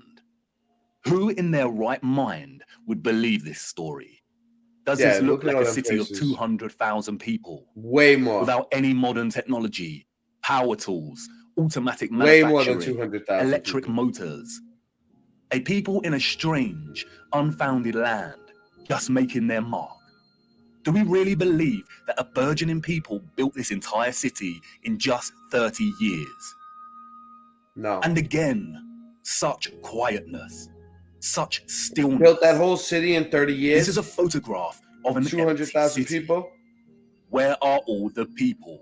I don't know. The shadow It's a of lot the of people, post though. here tells us that it is not the early hours of the morning. Short shadows only appear toward midday.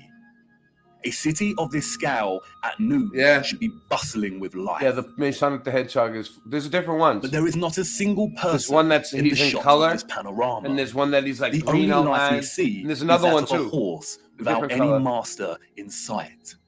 There's like 3 of them. It seems highly unlikely that all the people And they all were told say to stay different stuff on the indoors back because too. a cityscape So photo when you buy a shoot was T-shirt, taking look at the place. back because you might And have this one that silent says scene something becomes that all the there's all more different ones. eerie when we We consider made that so there much is stuff. intention behind the lens. You just gotta look through it. Someone was there, standing at a vantage point and taking this photograph.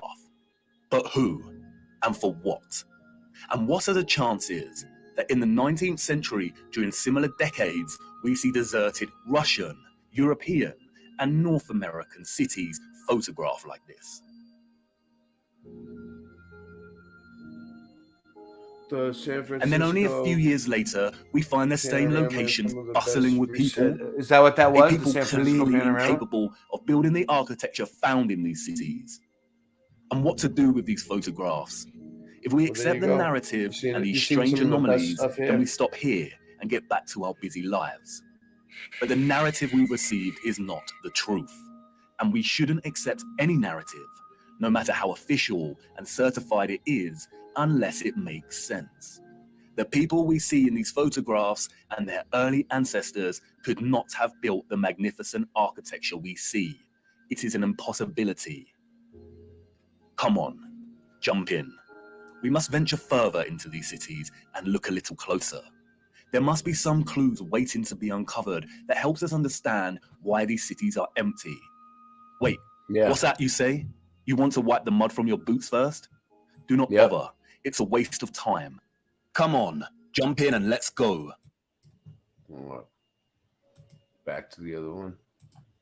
Boom. A little bit interesting because I wanted to get Earth that one out of the way. means the following.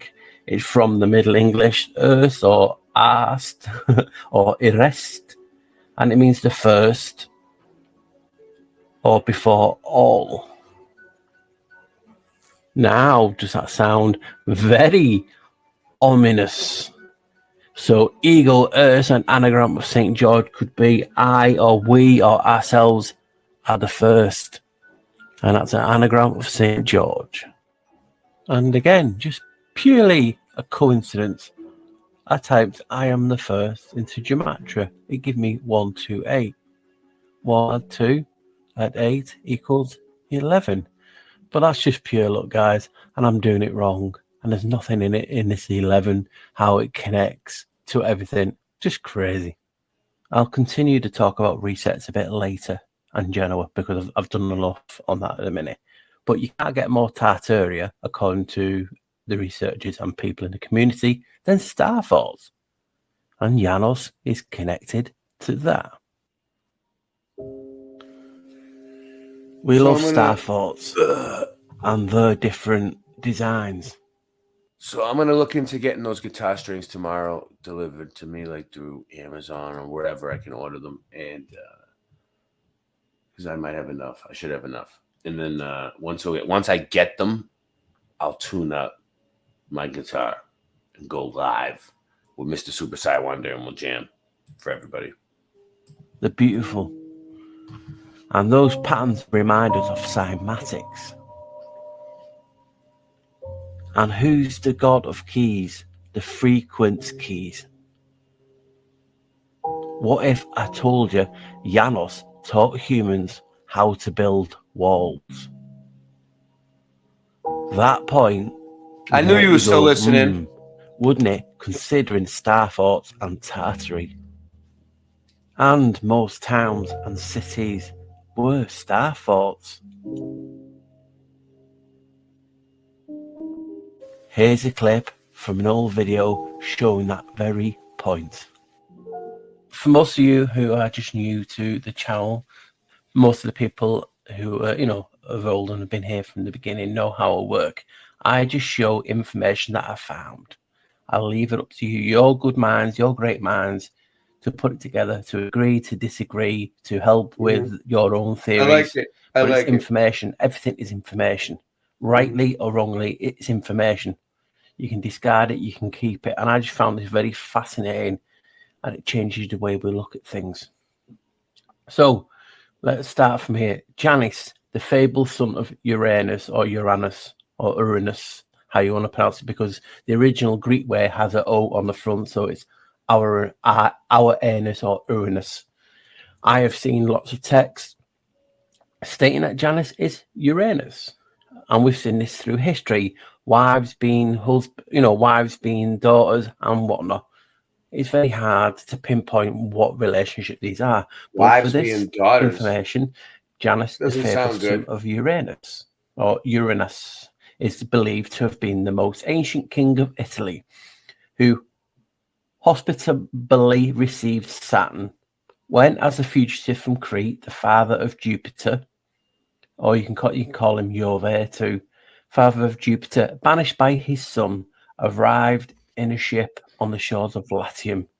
Now, that is a Greek name, Uranus or Uranus. I think it's Coelus, which is his Roman name for the father. But, this is just how these guys have wrote it. So I'm just letting you guys know. So he arrived in a ship on the shore of Latium, which the ship is actually still there. I've done a video on it called Island of the Gods.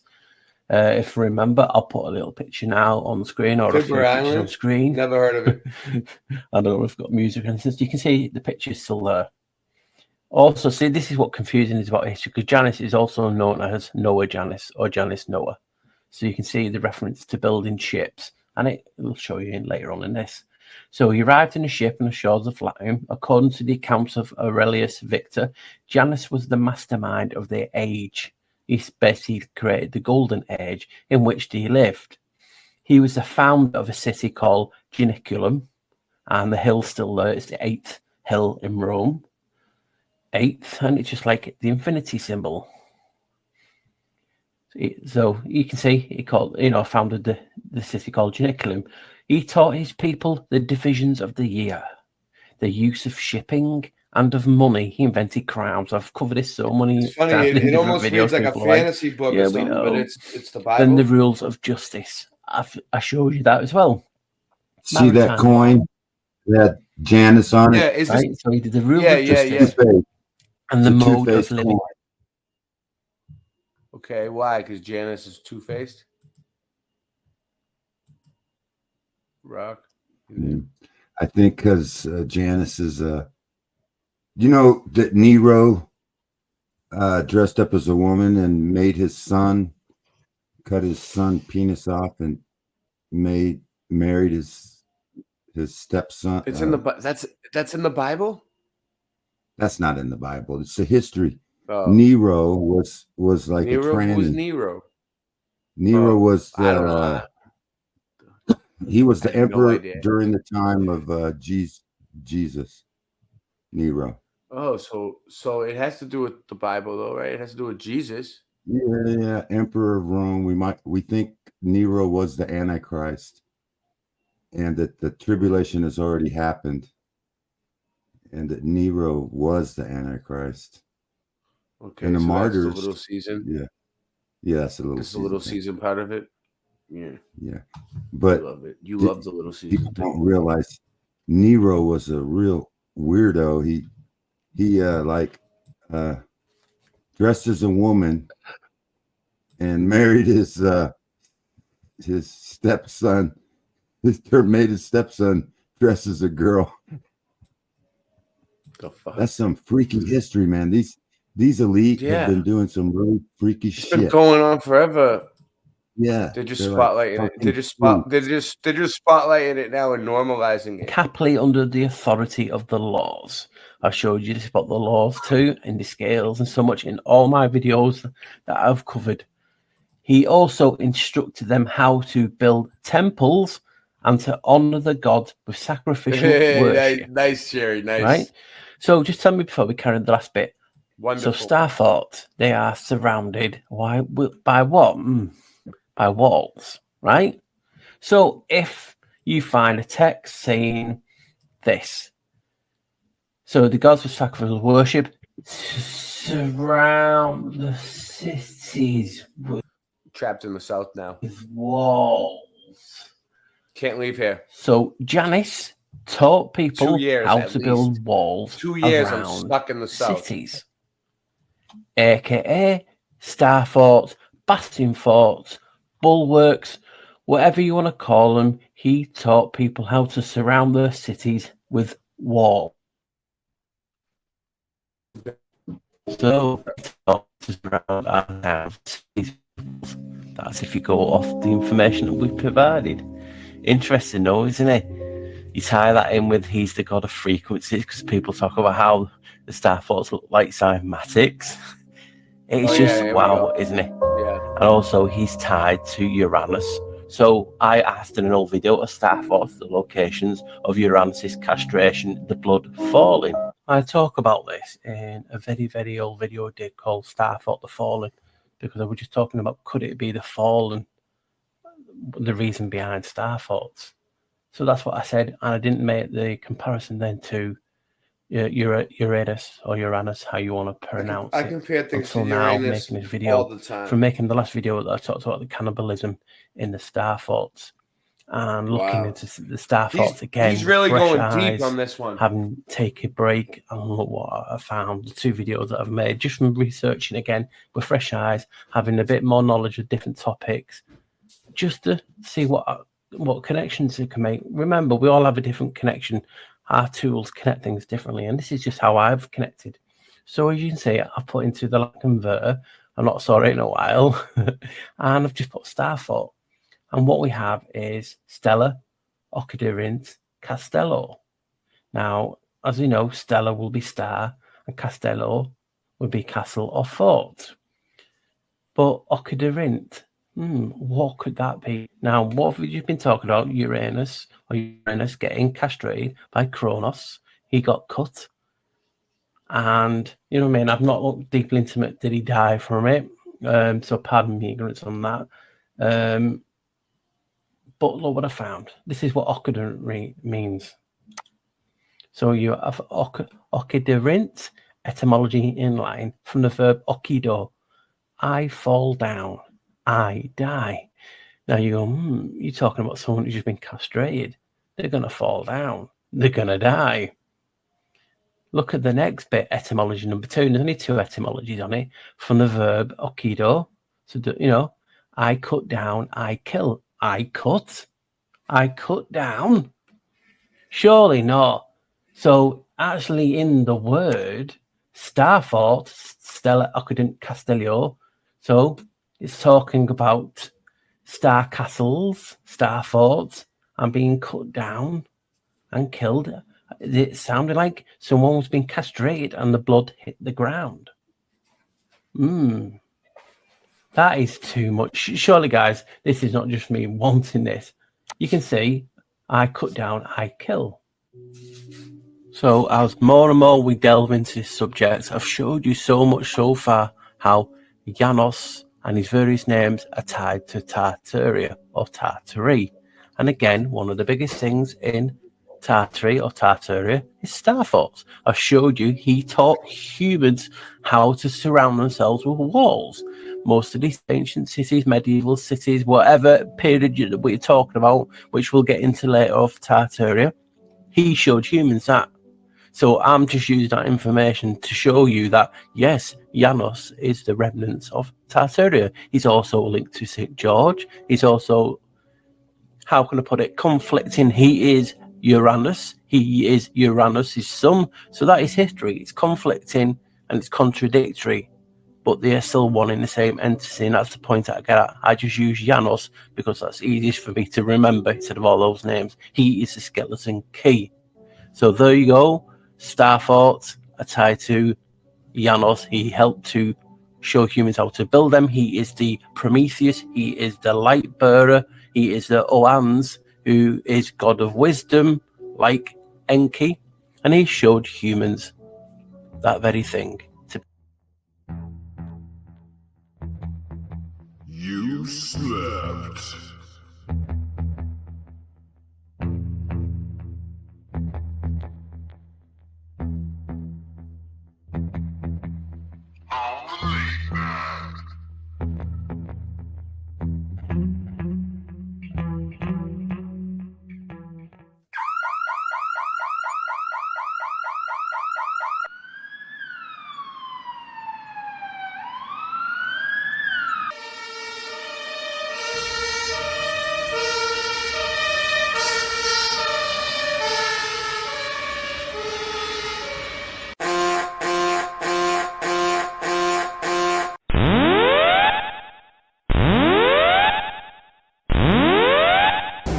Warning, the self-destruct system has been activated.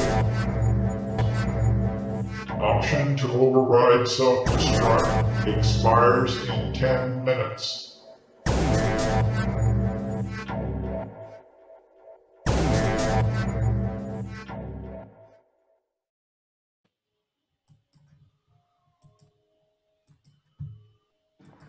This is the stream.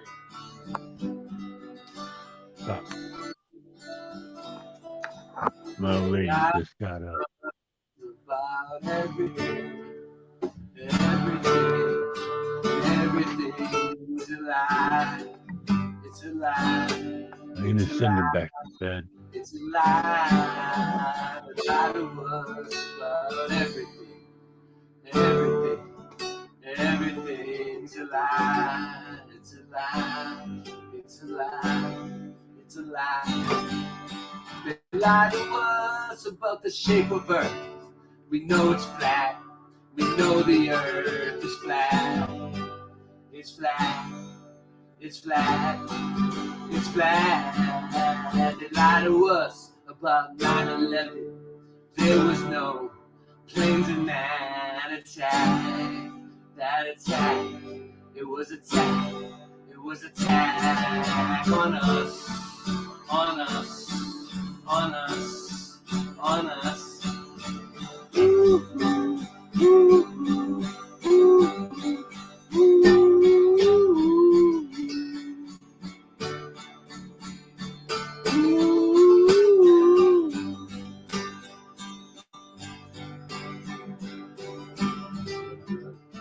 Lie to us on the news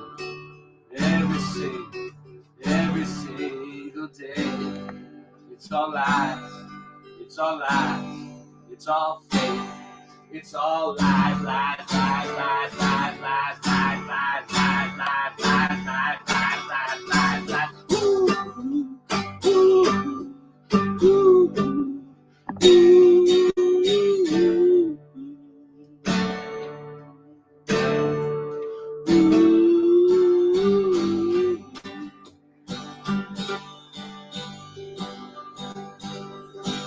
They're lying to you, they're lying to you, they're lying to you, they're lying to you, and they're hiding the truth, hiding the truth, hiding the truth, hiding the truth, and there's lies in the news, lies in the news, lies in the news, lies in the news, and they're lying to you, and they're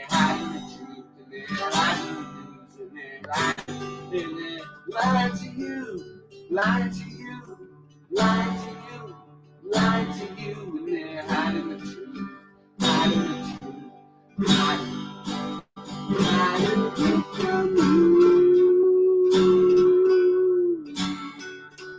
hiding all the truth, they're lying on the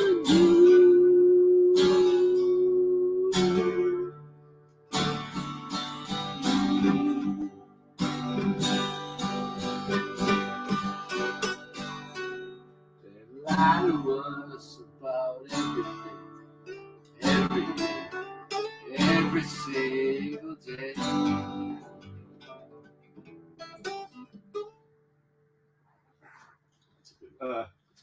Yeah, that's good. If you got the audio, that'd be awesome. Yeah. All right, can you do this one?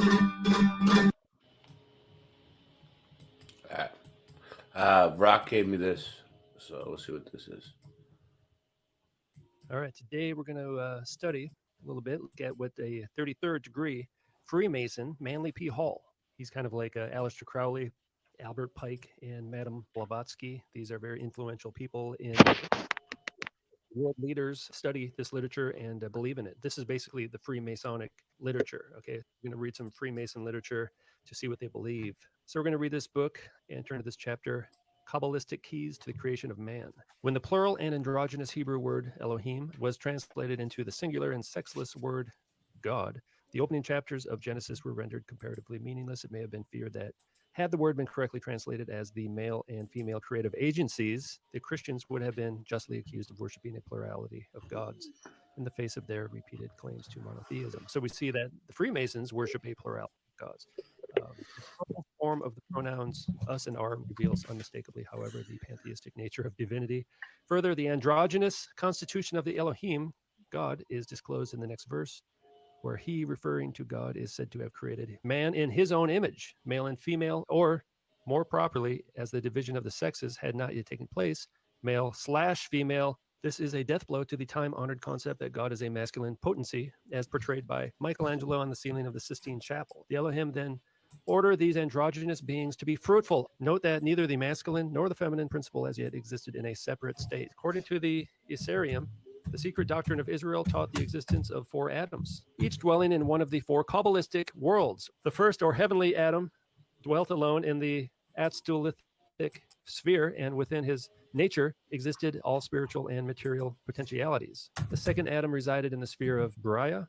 Like the first Adam, this being was androgynous, and the 10th division of its body, its heel, corresponded to the church of Israel that shall bruise the serpent's head. Well, it's complete nonsense, all right? The third Adam, likewise androgynous, amazing, was clothed in a body of light and abode in the sphere of Yetzirah. The fourth Adam was merely the third Adam after the fall into the sphere of Asiya, at which time the spiritual man took upon himself the animal shell or coat of skins. So they're the third Adam is androgynous, all right? Fourth Adam is the third Adam who's come to earth in a coat of skin, in a human body, and the demons inhabit the shell. And the shell is, of course, male or female, which they don't like. So they're trying to get back to these 3 Adams, these 3 tranny Adams. The fourth Adam was still considered as a single individual, though division had taken place within his nature. His androgynous nature, male and female combined, had split in two separate genders, and 2 shells or 2 physical bodies existed, in one of which was incarnated the masculine, in the other the feminine potency. This is what they believe. In his recent work, Judaism, George Foot Moore thus describes the proportions of the Adamic man. He was a huge mass that filled the whole world to all the points of the compass. The dust of which his body was formed was gathered from every part of the world or from the site of the future altar.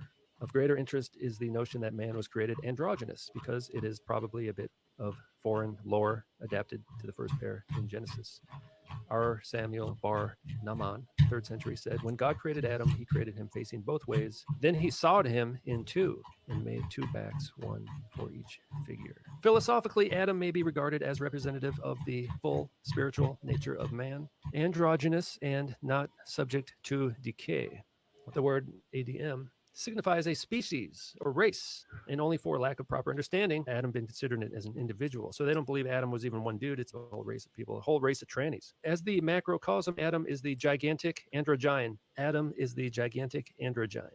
Exactly what is to be inferred by the division of the sexes, as symbolically described in Genesis, is a much debated question. That man was primarily androgynous is quite universally conceded, and it is a reasonable presumption that he will ultimately regain this bisexual state. As to the manner in which this should be accomplished, two opinions are advanced. One school of thought affirms that the human soul was actually divided into two parts, male and female, and that man remains an unperfected creature until these parts are reunited through the emotion, which man calls love. From this concept has grown the much abused doctrine of soulmates, who must quest through the ages until the complementary part of each soul is discovered. The modern concept of marriage is to a certain degree founded upon. Good night, Jonathan. According to the other school, the so-called division of the sexes resulted from suppression of one pole of the androgynous being in order that the vital energies manifesting through it might be diverted to development of the rational faculties. I like to see people falling asleep. That's what this show is for.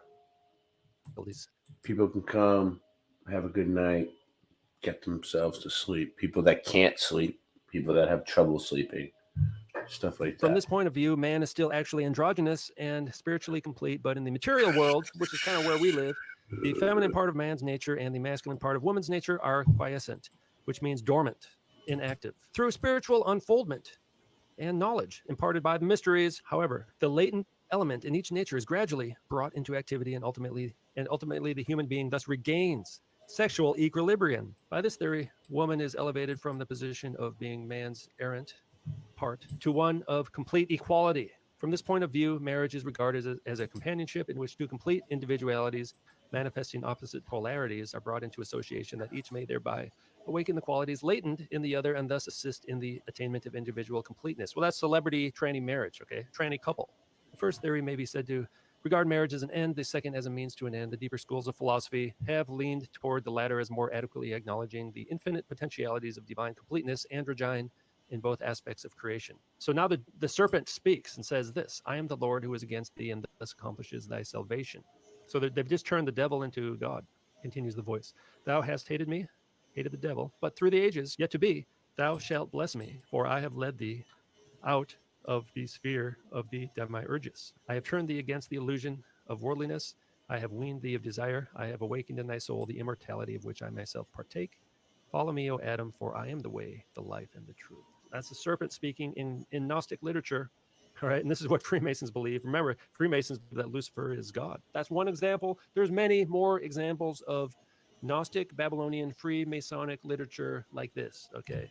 This is not just a one-off deal. There's lots of stuff about the Freemasons and the power elite of this world and their worship of androgynous gods and their desire to change human beings back into androgynous beings.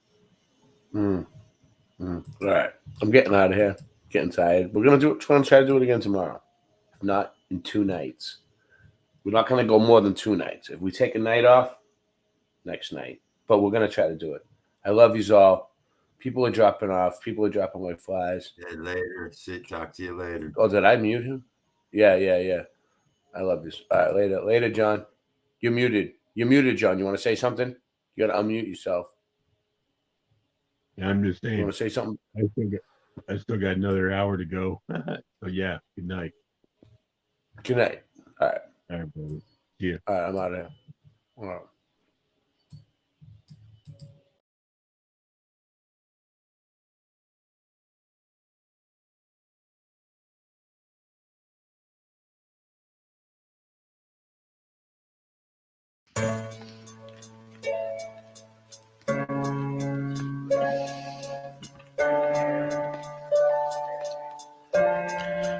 Yo, I don't even care if you lit or you high. Airplanes are literally littering in the sky. While you're twittering the little kids in the video live. We spending these ends with the pyramid. I'm fucking serious. This is no time to question me, period. Now I'm furious, about to redo this chick's interior. If I appear to her as inferior, then she's delirious and not a period. Just throw them hands in the air and wave them shits high. If you're on my team, if you're on my team, then scream. Just scream real loud, throw your hands up in the air. If you're on my team. I used to see anticipation driven from your friggin' face, written in 15 different languages. It was amazing, kid. Nowadays the shit looks like it's missing its radiance. It's all been erased and stripped from our relationship. Your face is sick, like I just made you lick. A contagion, growing impatient. Your days eclipsed by an alien. The way your skin smelled way back then. I'm inhaling, now I'm flailing like the assailant that you impaled in. Now I'm exhaling. Next, I guess I'll just check the tail end of the failed friendship we've had way back, like a whale fin. And now the elephants in the room, and they pale in comparison to the pain I'm sharing. And it's embarrassing, about to get the kerosene and burn up everything we shared, and then up in flames. This is not a fucking game. Yo, there it went, there it went. It's embarrassing, but yo, I don't even care if you lit or you high. Airplanes are literally littering in the sky, while you're twittering the little kids in the video live. We spending these ends with the pyramid. I'm fucking serious. This is no time to question me, period. Now I'm furious, about to redo this chick's interior. If I appear to her as inferior, then she's delirious and not a period. Just throw them hands in the air and wave them if you're on my team. If you're on my team, then scream. Just scream real loud if you're on my team, then scream. Just scream real loud.